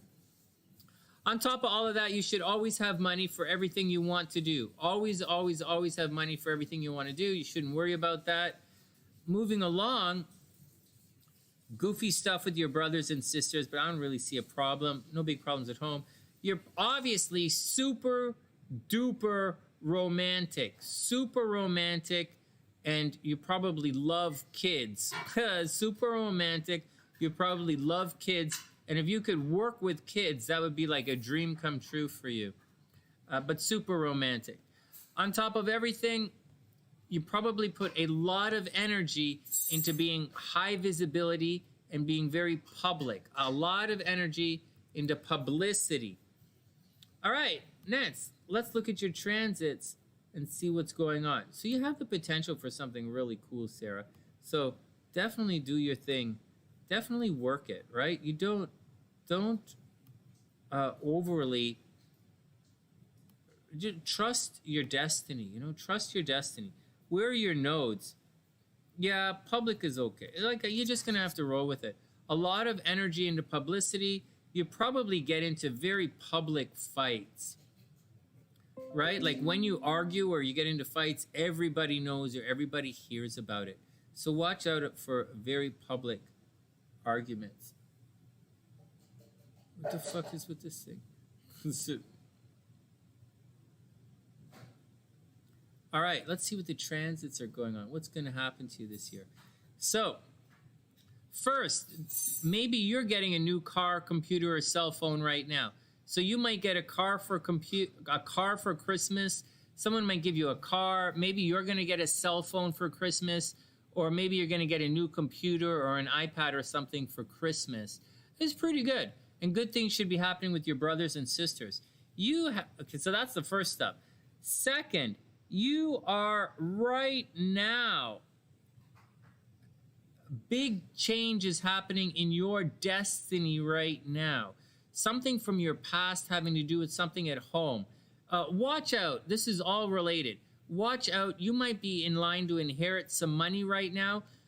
Maybe on the very negative side. Maybe you moved in the last year, or maybe one of your parents passed away in the last year. Maybe your mom got sick and she died last year and she left you a lot of money. Or maybe you moved into a new house, or you renovated the house, or something had to change with your house last year, and it's a big deal. You're going through it right now, where you might have right now moved, or you might have moved back home to your parents' house for some reason right now. Watch out for legal battles right now, and watch out for spending money on other people. You might have maybe you bought a house recently and you're dealing with your mortgage right now, or some kind of thing is going on with money that you have to absolutely deal with. Those are the two big things that are happening right now. On the plus side, money is entering through cars and computers, maybe cars and computers, good communication thing, lots of new sales right now and new business, but you have to watch out for people stealing your money or telling you how to spend your money. But there's money out right now, like credit card payments, like your mortgage is due, like you have to pay parking tickets or something. And then something big has recently happened at home, and it's time to move on. And that's the action, Sarah. Oops, what did I do with that chart? That's the action. That's the action. I hope everything is super cool. And that's your mini reading. They're only 10 minutes long, so I got to stop it before I read everything else.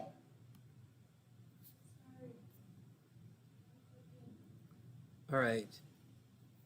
And finally, is there anyone else? Oh, you're super welcome. You're super, super, super welcome. And thanks, Wing One. I appreciate that. One sec. Let's see if...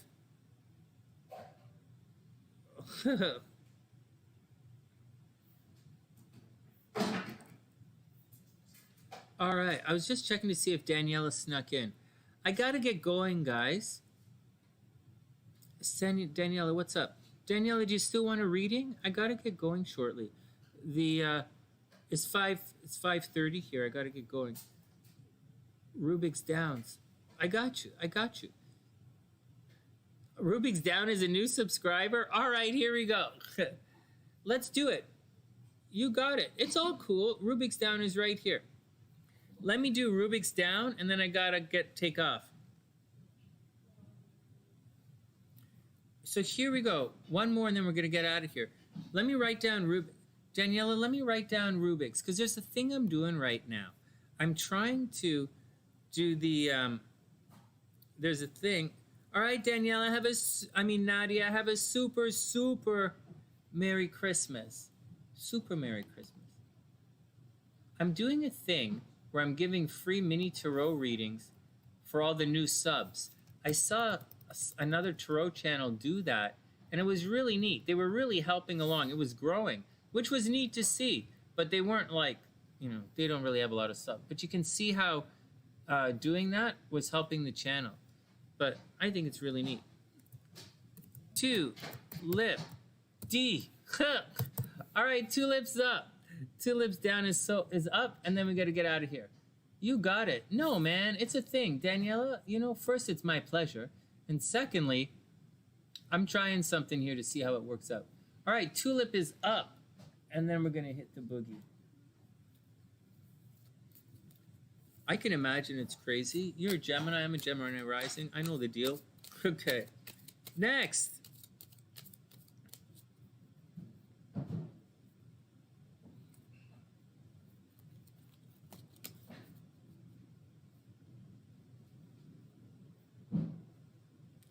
Next, Daniela, Tulip Downs.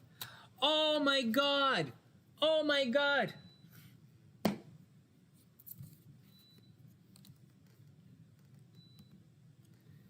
You guys don't know who Tulip is, do you? You guys don't know who Tulip Downs is.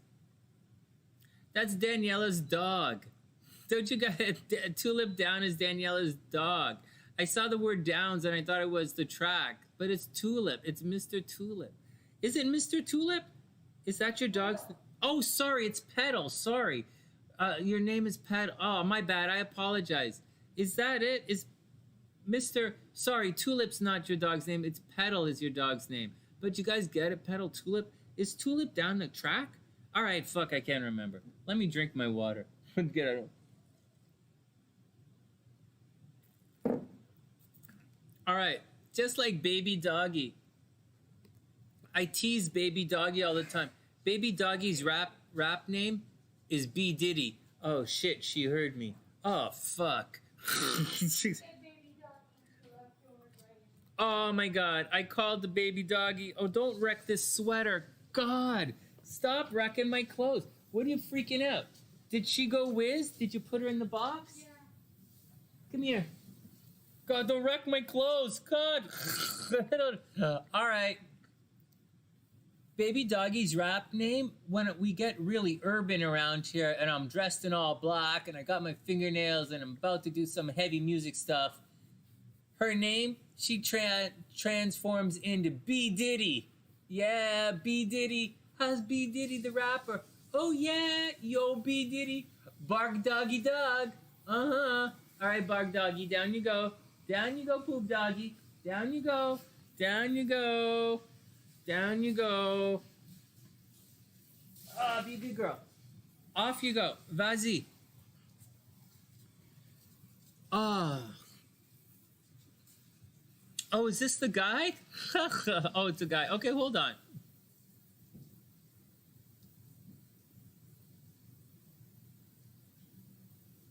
Let me pull this chart up and then we'll move on. March 27th, 1978. All right, just to let you guys know, though, so there's no misunderstanding, I'm not going to... So I'm only, for the free readings, I'm only doing the cards. Oh, he's Rubik's Downs? Very cool. But for the readings, guys, I'm only doing the tarot cards. I'm doing mini tarot readings for you guys for the new subs. Because, and this has nothing to do with Daniela or anything, it's because I'm one of the only guys that I've seen on all of YouTube or Facebook or anywhere who does live astrology readings, and I'm the only guy I've ever seen who actually gives a good astrology reading. Although there are lots of them that do, like Ursula. I haven't mentioned Ursula in a long time. Ursula gives a good reading. Everybody at Astrology Toronto gives a good reading. And I'm not the only graduate of Astrology Toronto who's out there who's really popular. So everyone at Astrology Toronto gives a good reading. And but most of the stuff I see on YouTube and Twitter, especially Twitter, most of the astrologers I see on Twitter are pop astrologers. They're pop astrologers. So take that with a grain of salt. It's like the bro science of astrology. Twitter is like the bro science of astrology. And I'm going to tell you something. Let me just say here and tell you something quite sincerely.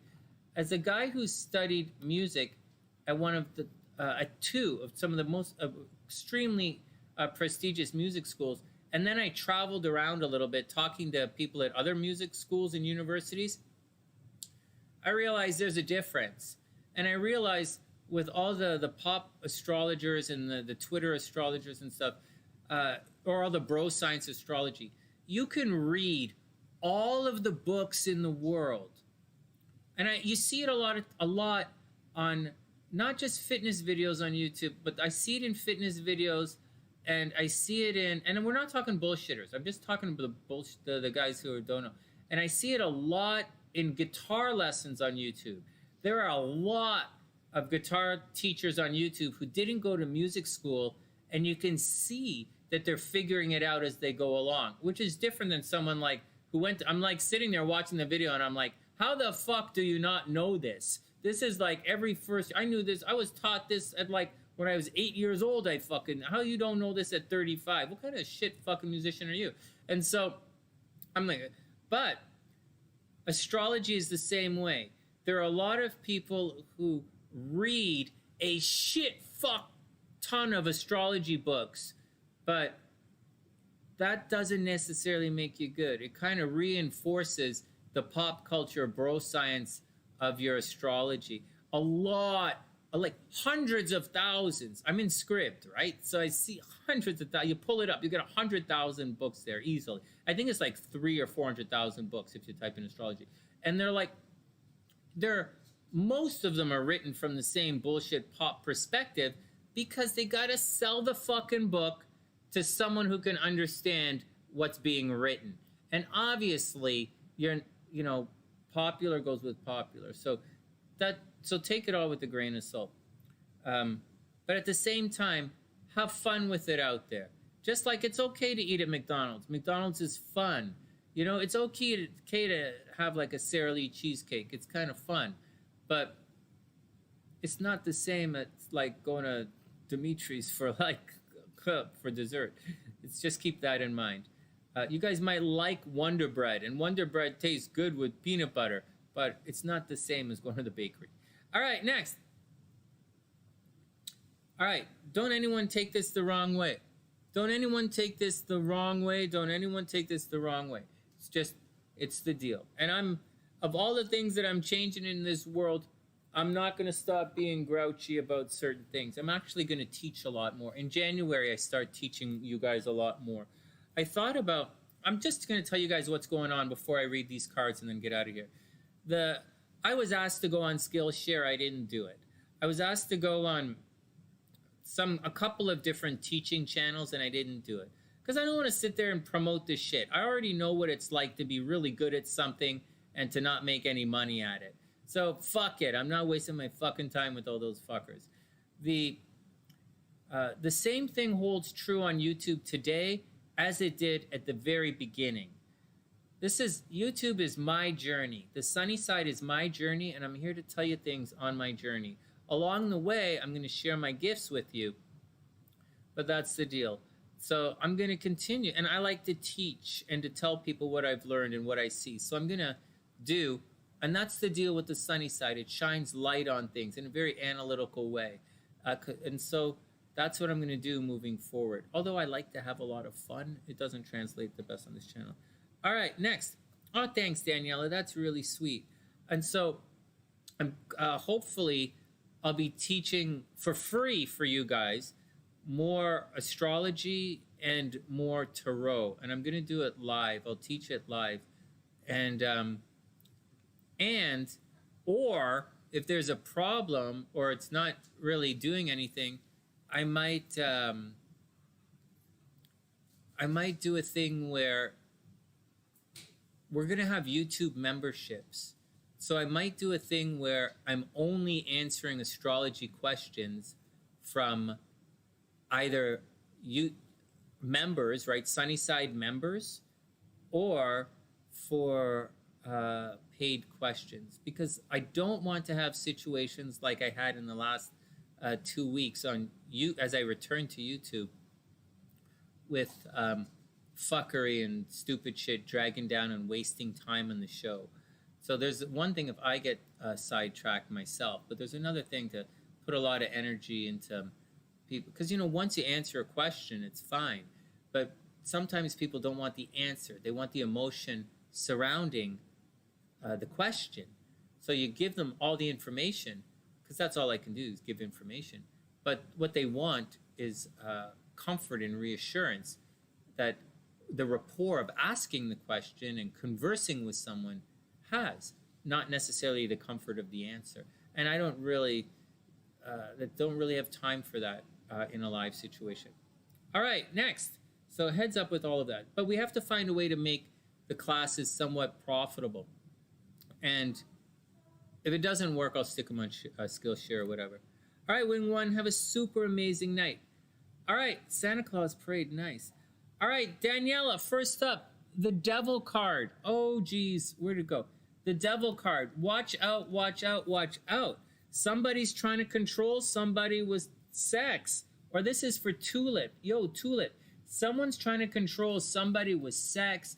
Somebody's trying to control someone with a good time. Someone's trying to do too much of a good time. Now, it is reversed. So maybe someone is a little cuckold.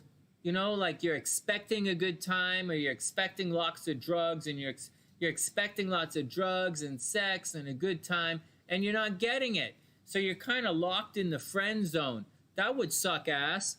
So I'm almost done. Some what? Can you wait 5 minutes, please? And we'll talk for a second.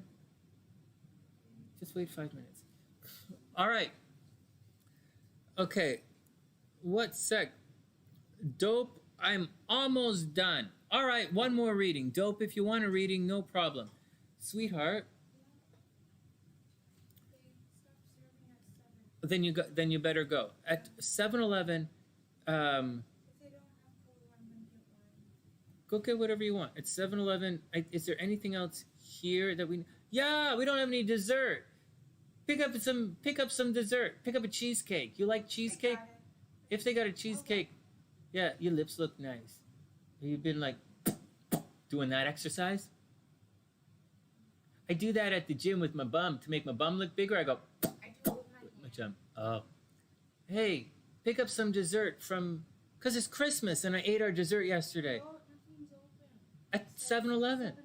Is CVS closed? I gotta go to a different 7-Eleven. Go to the different 7-Eleven. Is there... There's only one that's... I understand. You got to go way over there? I gotta go down State Street and then take a right. I understand. The one we went to before. So, Where the cops are. yeah, maybe if you walk up the street, you got to go now, though. Hit the grocery store on the way. Just whatever you see. Because I ate dessert yesterday, and see if there's any dessert. All right. Mwah, I love you. Be careful. Put her in her crate, please. Yeah, like cheesecake or like a pie. I like pie, but you don't like pie. But like, or maybe a little ice cream. You want ice cream? No, I want cheesecake because you like cheesecake. Surprise me. There's lots of money in my wallet. Take my wallet and just grab some money and then dessert. And I'm glad you're going because I've been busy here. So.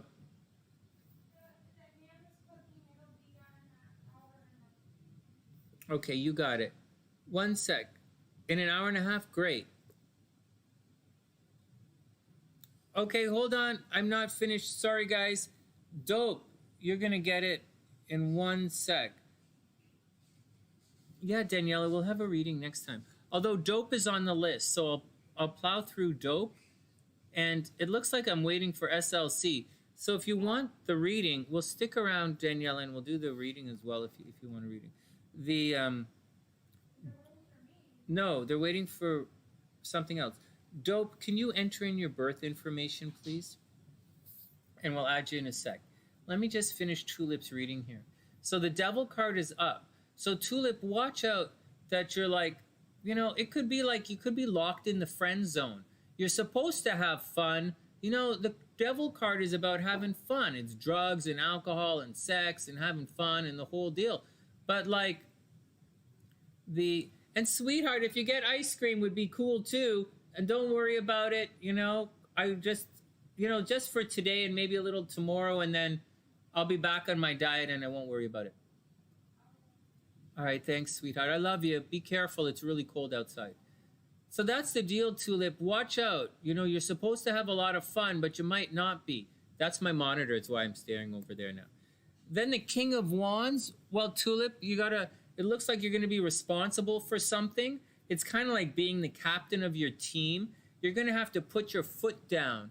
It doesn't necessarily mean trouble with an authority figure, but the Devil kind of indicates that you want to goof off, but responsibility is taking the wheel here. For whatever reason, you might be a little too cautious. Tulip, you're probably a little too cautious. Oh my God, then the Nine of Swords, maybe the deal is you're stressed out about something. Maybe you're worried about bad dreams, or you're worried about someone stressing you out. Hey, Hey, Daniela, someone's stressed out, man. Daniela, he's stressed out. Like the Nine of Swords. He's having bad dreams, so he's got to chill out. You know, or he's worried about something and he's not telling you what it is. Maybe he is telling you. I don't know. The cards don't say he's not telling you. Sorry. When you read tarot cards, you have to be very careful not to say things that the cards don't say. It doesn't say that he's not telling you. It does say that he's worried about something and he's having bad dreams about it. And the devil is there, so he wants to indulge. He's worried about something and he wants to make the right decision. So Daniela, you got to help him through this decision. He doesn't say that he has to make a decision, but it does look like he's trying to contemplate what his next move is. And finally, it says, work through your fears. Finally, he has to work through his fears. So then it's going to be okay. Just work through your fears. Work through your fears. Daniela, he's going to be okay. Work through the fears. Amy, what's up? Everyone's coming at you sideways. I know the way that is. Oh my God. Oh my God. Go to one of those parties and you fall down in the wrong spot. Everyone is like, and you're like, oh no, oh no. That's not the right door. I'm just being stupid.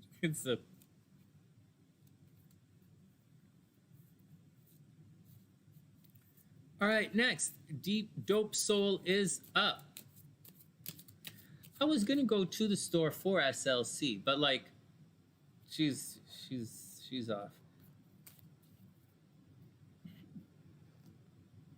Okay. Dope, you are up.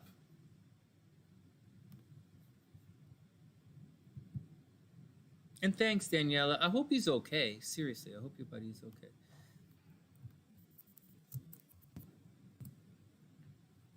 Dope Soul, May 19th, 1990. I mean, May 12th. What the hell is wrong with me? 12 May 1990. 12 May 1990, 10:06 a.m. 10:06 a.m. Newark, New Jersey. Here we go.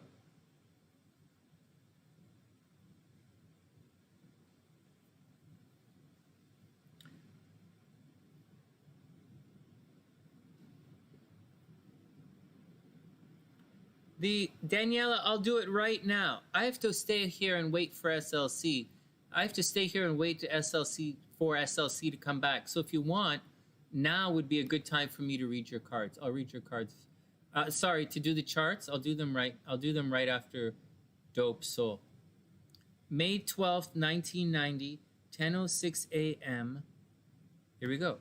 And I'll pull your charts up right now. Daniela, D-A.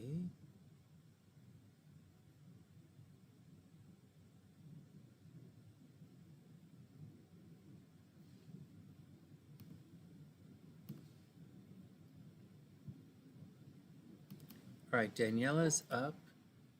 And Daniela, I'm going to write Mr. Petal. Not Mr. Petal, sorry. Daniela, I'm going to write Tulip D. Is that cool? Is this Tulip's? Daniela, is that Tulip's birth information? Should I put it done under Tulip?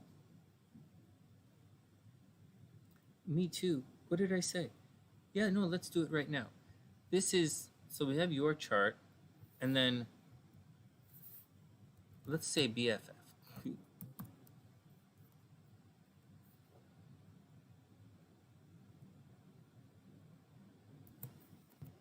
Tulip.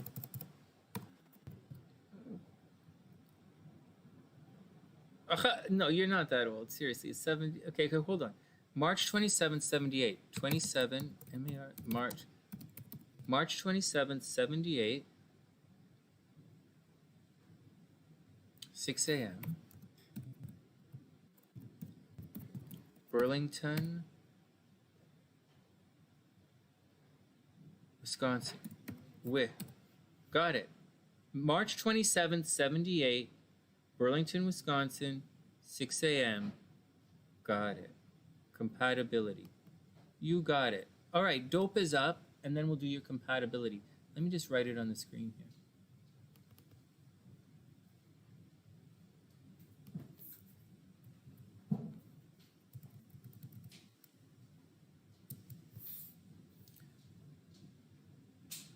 Oh, it's his? All right, hold on. Let me go back and... Okay, go.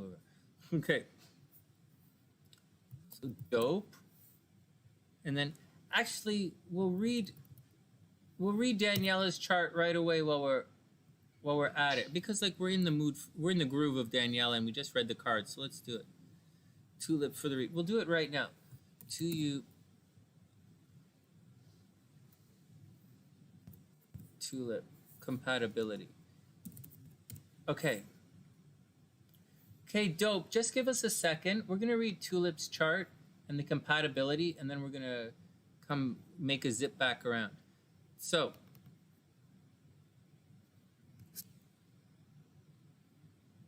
all right, so this is Tulip.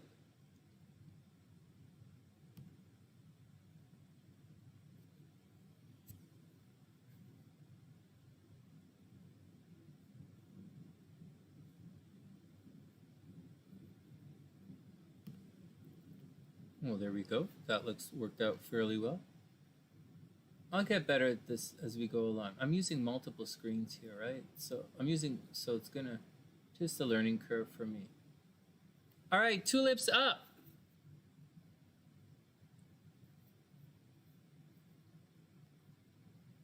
All right, Tulip, here we go. So I know I can imagine that it's been a crazy year. So this is a compatibility reading, guys. This is a compatibility reading, but I'm going to do a little bit of his chart first. Daniela, is that what you wanted, a compatibility reading? And so, all right, well, check it out. So Tulip, oh no, so check it out. So Tulip, dig this. Tulip is an Aries rising. This guy is a double Aries. Oh my goodness, this is an aggressive person.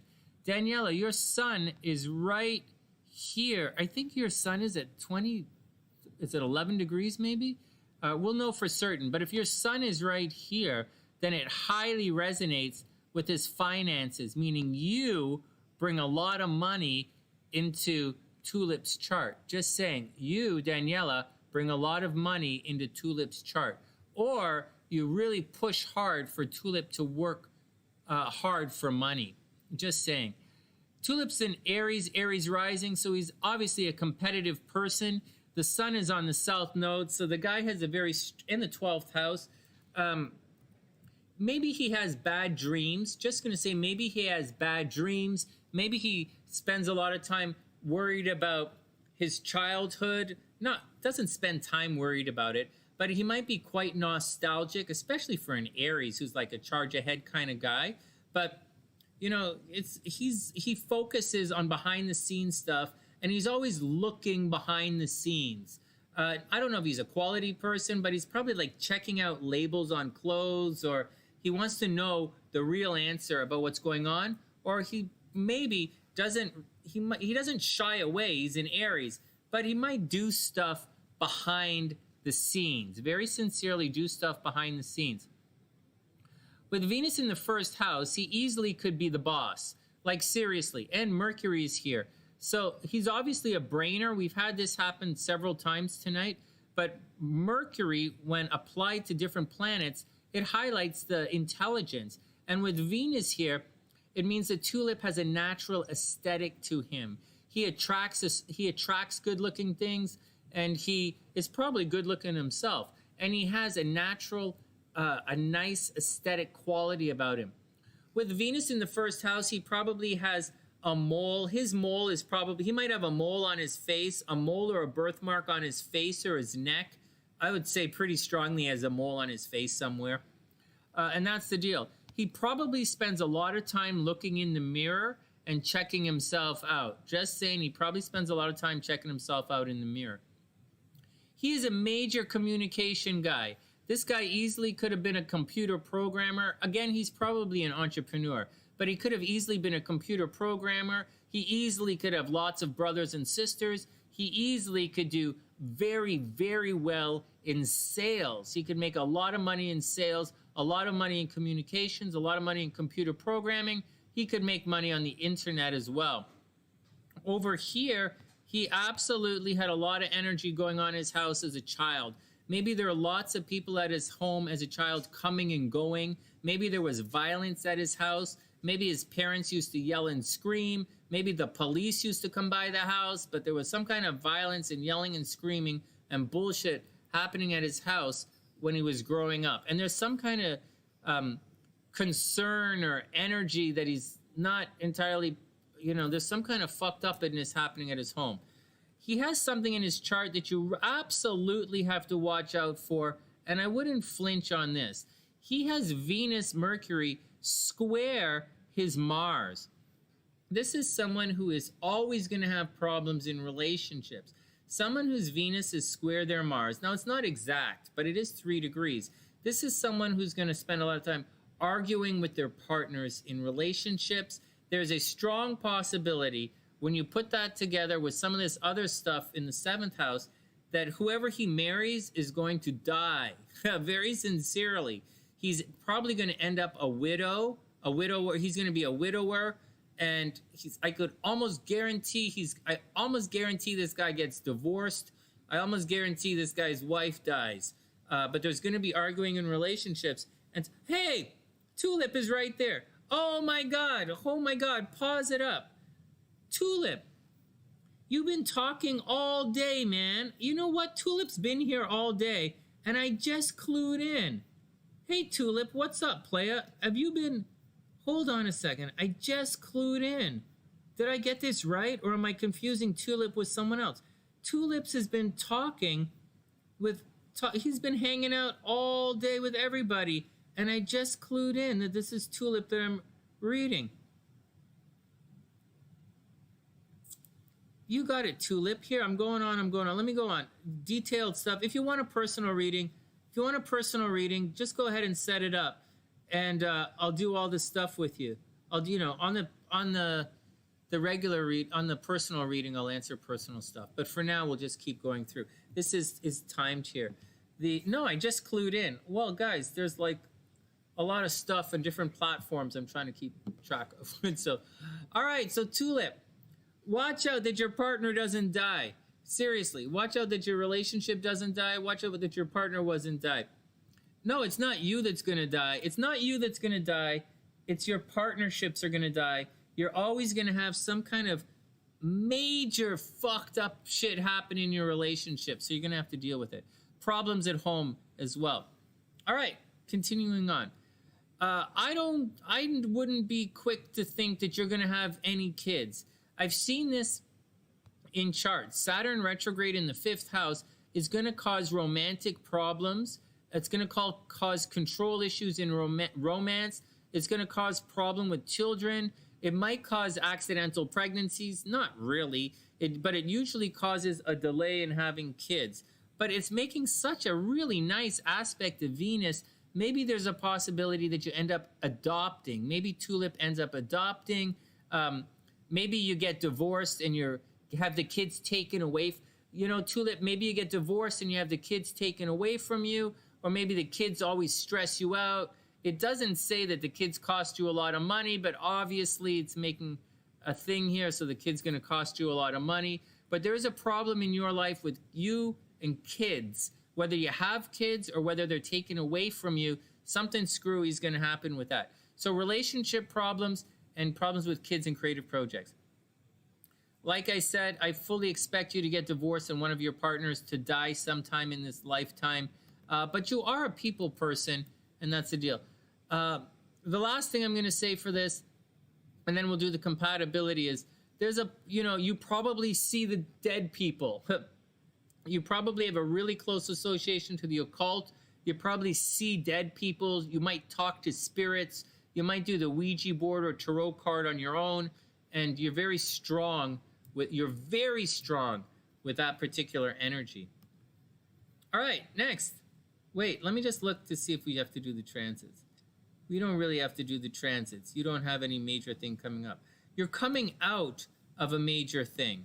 And I'll tell you right now, I will say right now, we'll do a little bit of the transits and then we'll do the thing because SLC is gone. So I gotta, so I will say without any question in my mind, can you guys see this? I'd say that very recently, very, very recently, you would have had everything at the top of your chart squaring your Venus. So I would say this. Now, instead of, I would tell you the exact date, but instead of telling you the exact date, because this transit went back and forth for the entire year. So I would quite confident to say something here. I would say that for 2020, I'd say that in 2020, there's a very strong possibility that in 2020, that you got divorced.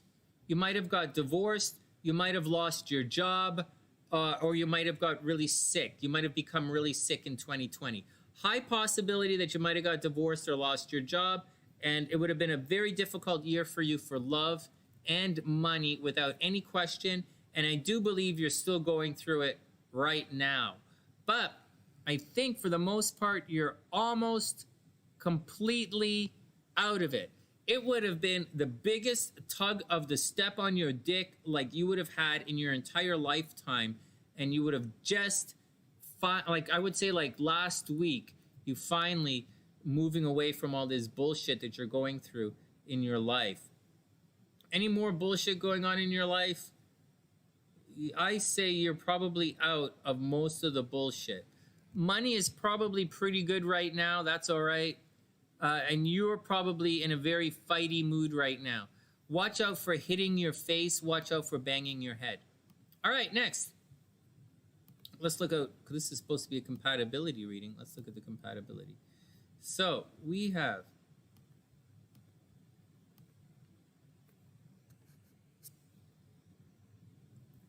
well, I'm going to tell you guys right off the top, this looks like a bit of a relationship vibe. You guys probably met or worked together, I would say. Just a wild guess. I would say you might have met at work or you worked together. It's a real strong possibility. There's an interesting thing in this situation.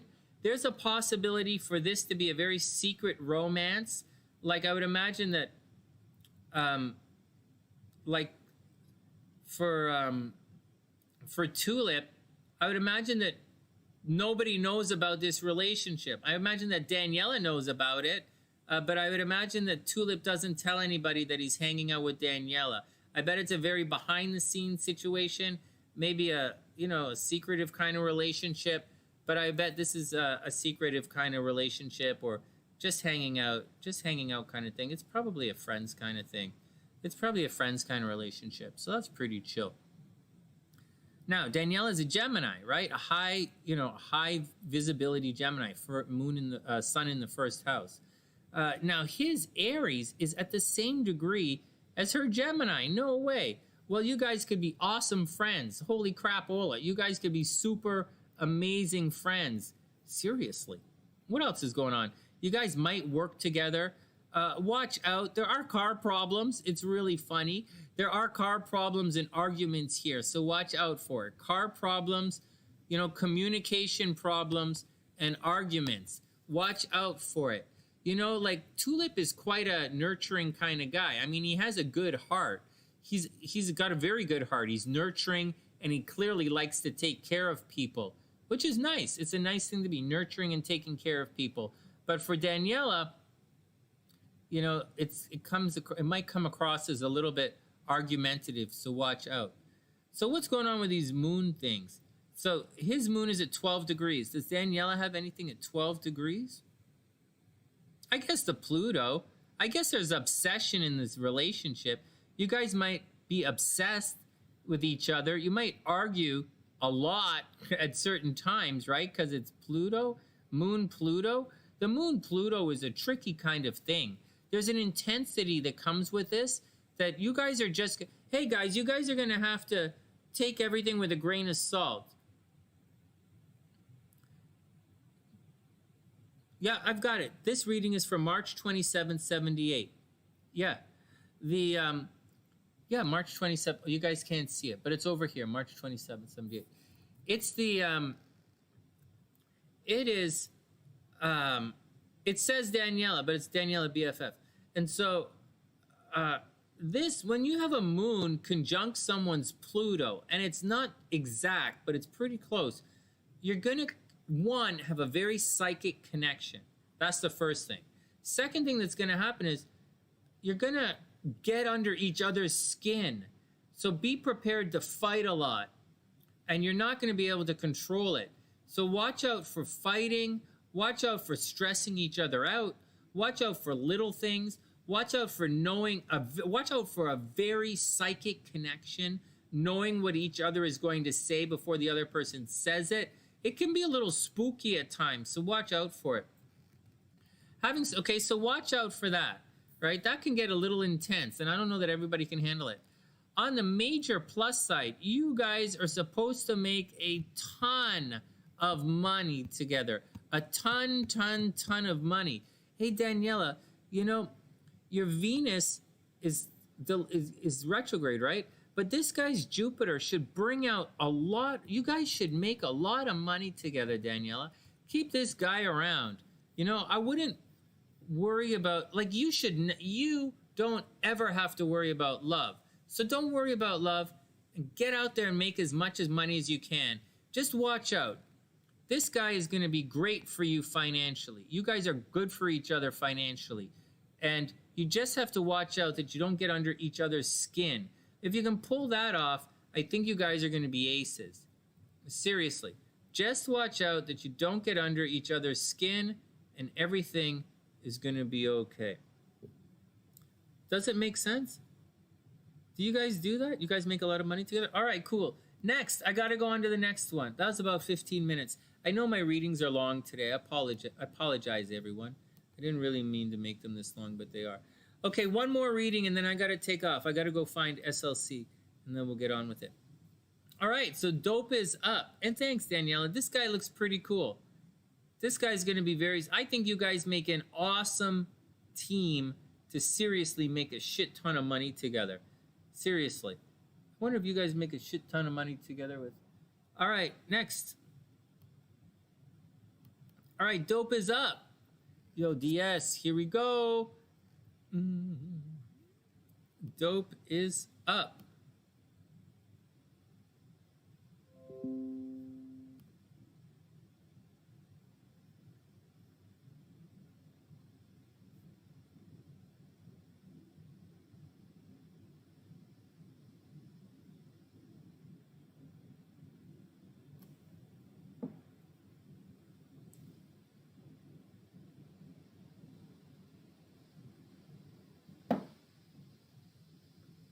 All right.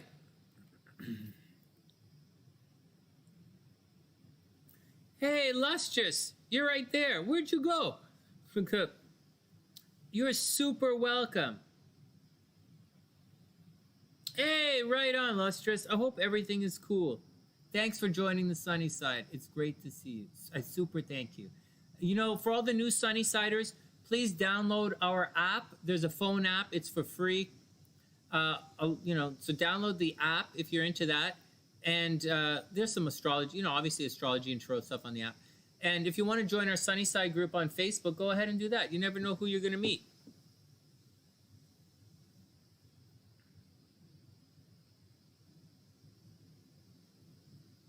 Well, there you go, Lustrous. Well, there you go. You're super welcome, Daniela. Super, super welcome. Good luck with everything. And make a shit ton of money. Yeah. And Lustrous, you are super welcome. Daniela, you're super welcome. Lustrous is super welcome. You guys are always welcome. Make sure you tell all your friends, tell all your friends about the Sunny Side. You can even say bad things about the Sunny Side. I don't really give a shit. Whether you guys realize it or not, when you're banned from the Sunny Side, all it means is I don't have to fucking talk to you. It's all it means. So that's the deal. All right, make sure you tell all your friends. That's really cute. All right, and Lustrous, tell all your friends. Okay, guys, and join the Sunny Side. There are a lot of sunny siders. People make a lot of friends on the sunny side. All right, next.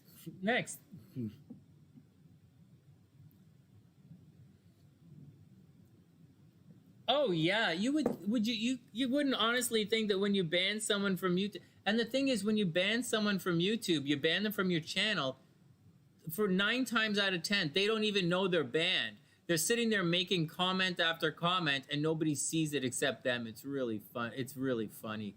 But that's the deal with people who are banned. You think because YouTube is not going to stop. YouTube makes money off ad revenue, so YouTube's not going to stop showing people your video, you know, because they want to make money from it. So if you ban somebody, they can still watch your show, as far as I know. Maybe there are settings that can change it. I don't know. As far as they're going to still watch your shit, you're still going to make YouTube revenue money from them watching your stuff.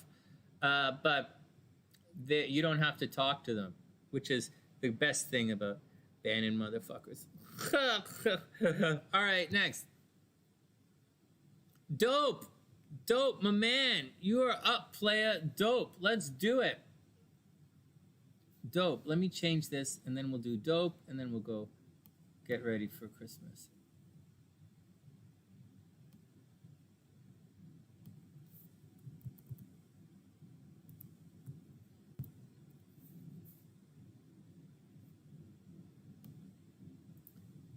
All right, dope is up. Wow, dinner smells really good, but I'm not even close to eating it. I got a bunch of stuff I got to do first.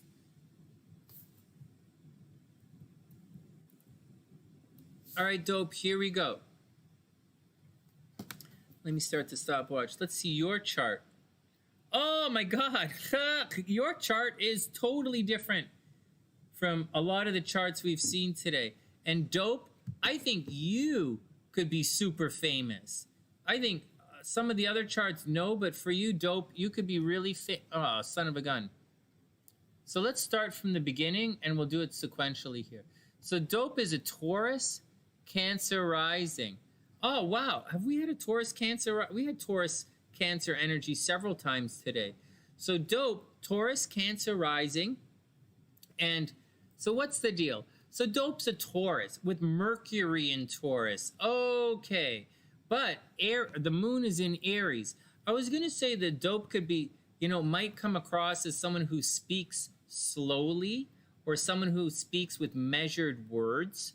But with the moon in Sagittarius, dope is probably quite optimistic at times. He's probably, or dope, I'm not sure if it's a he or she, but dope is probably quite playful, super romantic, okay? Like super romantic. Quite playful, and it's quite interesting. Actually, this is an interesting chart. So that's the deal. Let's move on with stuff. So although she's a Taurus, she could, because of the moon and Venus, she might be a bit of a fiery Taurus. But her energy, her Mars is in Pisces. That's a different kind of thing. I'll just tell you a thing before we get back to the beginning of the chart and move around.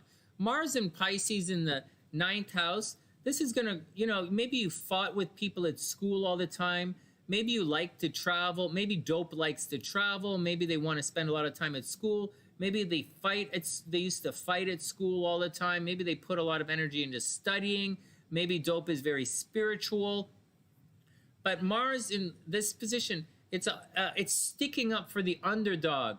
It's being a social justice warrior. It's freaking out really quickly. And when an idea gets into your head, you can't let it go. There's a you know, like if you see an injustice somewhere, you probably go crazy inside your brains, and you want to stick up for the underdog, and you want to right that wrong. You know, you could get very interested into being a social justice kind of thing. You're a guy, dope? Oh, very cool. Yeah, really spiritual. You probably read tarot cards. Like this is a major water trine. Like this is water. So you're Taurus, right? I get it. But you're highly you're a little fiery. I get it. But you're highly intuitive and ridiculously emotional, and you very seriously stick up for the underdog. There's a high possibility, you know, you're Cancer rising as well. There's a high possibility, I would say, that you're somehow involved in the arts. maybe you play guitar, or maybe you sing, or maybe you had piano lessons as a kid, or maybe you draw or do something like that. But the entertainment industry is a big deal, could be a big deal for you. And you're highly creative. You're highly creative. All right, next. A 91 is not old. So here we go. Let's cruise in. Okay, so as a Cancer rising, you probably appear very emotional. And so you're a Taurus. A Taurus is an emotional sign. They just have a tough skin. Taurus has a thick, tough skin, but Taurus is still an emotional sign. Taurus cares more than you guys realize. The thing is, you're probably very stubborn, absolutely stubborn, fixed in your ways, and you're probably extremely possessive. On top of that, you almost definitely over here put a lot of energy into being very popular. You probably think all the time about being popular. You could easily be a YouTuber, some kind, or a musician, a really popular musician, but you have a major communication problem, major, to the point of no one knows what you're talking about. Or you might have had a learning disability or problems at school. Or, when you speak, you have to do it a couple of times. People don't always know what you're talking about. You can be prone to gossip. So watch out if you're prone to gossip, right? And watch out if people gossip about you, very sincerely. But there's learning challenges here and communication challenges going on in your chart. You shouldn't have too much problem with your appearance. You're probably a regular guy. There are problems in relationships. Absolutely problems in relationship. You might get married later on in life, or you might get married to someone from a different age of yours, and there's a strong possibility you're going to get divorced. So watch out for it. Major control issues in relationships. Having said all of that, that's too bad, because you're super romantic, super romantic, super romantic. If I were you, not only are you super romantic, you're also, you have a close association with the occult and spirituality as well. Well, you already said you're spiritual. Tulip is funny. Oh, your old subscribers. Oh, that's cool, Deep Soul. Dope. That's cool, dope. You sing. Very cool. So it's all very cool. Watch out for things like, so watch out, when it's time to have kids, watch out for accidental pregnancies. Along your life, watch out for accidental pregnancies very sincerely. Obviously, watch out for miscarriages. Watch out that your chick doesn't have a miscarriage. Watch out that you don't have some kind of miscarriage or abortion. Abortion, accidental pregnancy, the entire thing is all in store for you. So watch out for the whole thing, for the entire trip there. But you're super romantic and you give a lot in relationships. Moving along, I'd watch your health. Watch your health. Watch your health. Absolutely watch your health. Don't, just stress it out. Watch your knees, right? Watch your knees. Watch your back. That kind of stuff. Relationships, I absolutely see problems in relationships. Don't let yourself get taken advantage of, because you could be kind of chill. Because you're so chill, people might mistake your being chill. And you're very nurturing, right? Jupiter is here. You're extremely nurturing. You're quite emotional. People might take advantage of you very easily. Watch out for it. But you know what, dope? If you're a musician, right? If you sing and play in a band, if you're a musician, then you should work it. Work your popularity, work your popularity, work your popularity. I can't stress it enough. You like guys, so no pregnancy? Good. Good. Good. So don't worry about the pregnancies. Seriously. Don't worry about it. And then don't worry about relationships. So don't worry about relationships. If you're not ever looking to get married, don't worry about it. I see unconventional relationships, right? Breakups, unconventional relationships. Don't worry about it. Don't worry about it. You're super, you could be super popular, super high visibility, so work with that. Let me just see if there's any screwy shit in your chart that we have to watch out for. I don't really see a lot of screwy shit in your chart. I just see problems with children.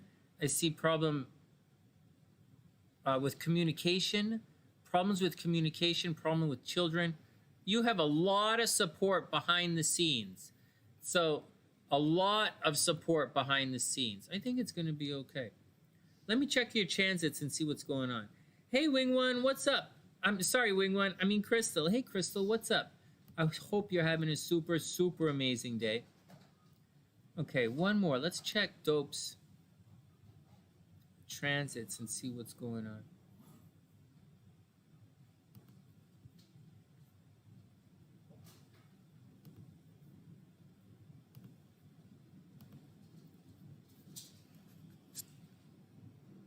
Actually, right now you're in a lucky and loves right now. Whoa. Oh, thanks, baby. Oh, did you get? Is that all you got? What?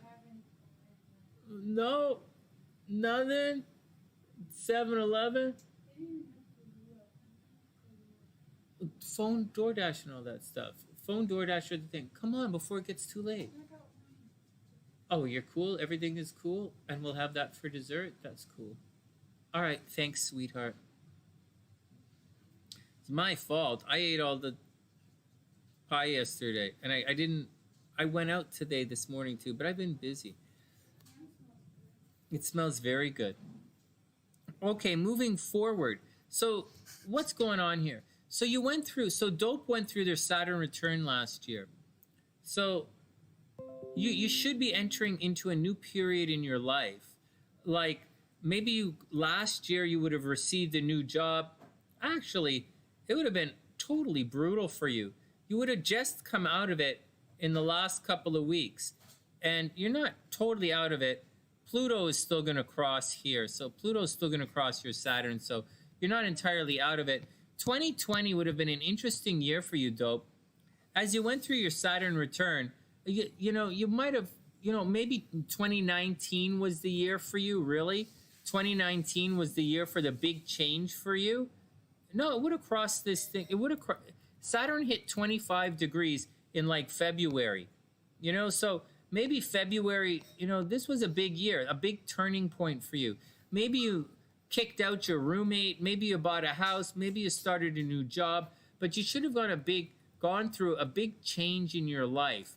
You're on the other side of it now, so all the power to you. Get out there and enjoy everything, but you're going through this new change. You're going through you're in a new 7-year cycle in your lifetime. So get out there and enjoy it. Get out there and enjoy it. You might have been very clearly, you might have changed your job recently, or you're in the process of looking for a new job. If you're looking for a new job, I think you're going to find one in January. Absolutely, I think you're going to find a new job in January if you're looking for it. And that's really the deal. Love is really good right now. No, thank you. No, thank you. I appreciate it, but no, thank you. The love is very good right now. Love is very good right now. You're in a love cycle. You're probably very creative and absolutely attracting love. It's a good time to go to the casino and gamble. So Dope, if you're a gambler, now's a good time to go to the casino and gamble. And if you wanted to get pregnant, now's a good time to do that. And anyways, I wouldn't worry about that. Now is a good time for you, super romantic wise. So get out and do it. So those are the two big deals. You're going through your Saturn. You went through your Saturn return, so you're going through a big change in life. There's a high possibility you're going to change your job or your career in the next month or so. In the next month or so, you might get a new job. And you're super romantic right now. That's the deal. Yeah, Danielle is going through good transits too. You guys are okay with your transits. Dope, you're going to be okay. I don't see any stress coming up for you. Not this year, not 2021 anyways. I see you went through it a couple of years ago. You went through your stress a couple of years ago. I don't see any stress coming up. Not at all. A couple of years ago would have been fucking brutal. Right, I know exactly. 2016 or 2000 2016 winter to 2017 would have been fucking brutal for you. But I think you're okay. And I think you have a new job on the horizon if you're looking. If you're looking for a job, you might get a new job.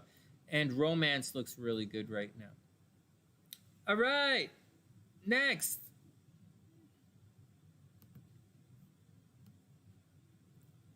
All right, guys. Well, that's the action. I think we made it through everybody. I think we made it. I think we did it. Holy crap. That was a lot of readings.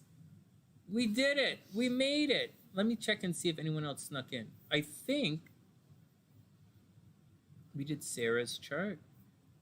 I think that's it. We made it. Congratulations. We did it. That was a lot of readings, man. That's like, how long were we on line for? That was like, we were online for like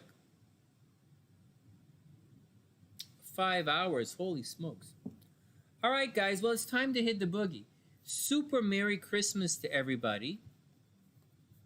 Right? Super duper Merry Christmas. I hope everyone has, you know, I was going to come on later. I was actually going to come on for an hour this afternoon just to see you guys and then come on a little later. But I don't think I'm going to be able to come on later. After all, I think I'm done for the day.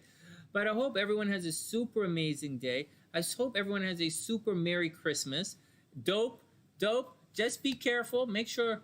No, I was going to make a baby making joke about it. But like, whatever. And so, thanks, Crystal. That's really sweet. But let me get out of here, guys. 5 hours. It's a long show. And that's the action. And I didn't have any breakfast this morning. But I ate dinner at 3 o'clock in the morning.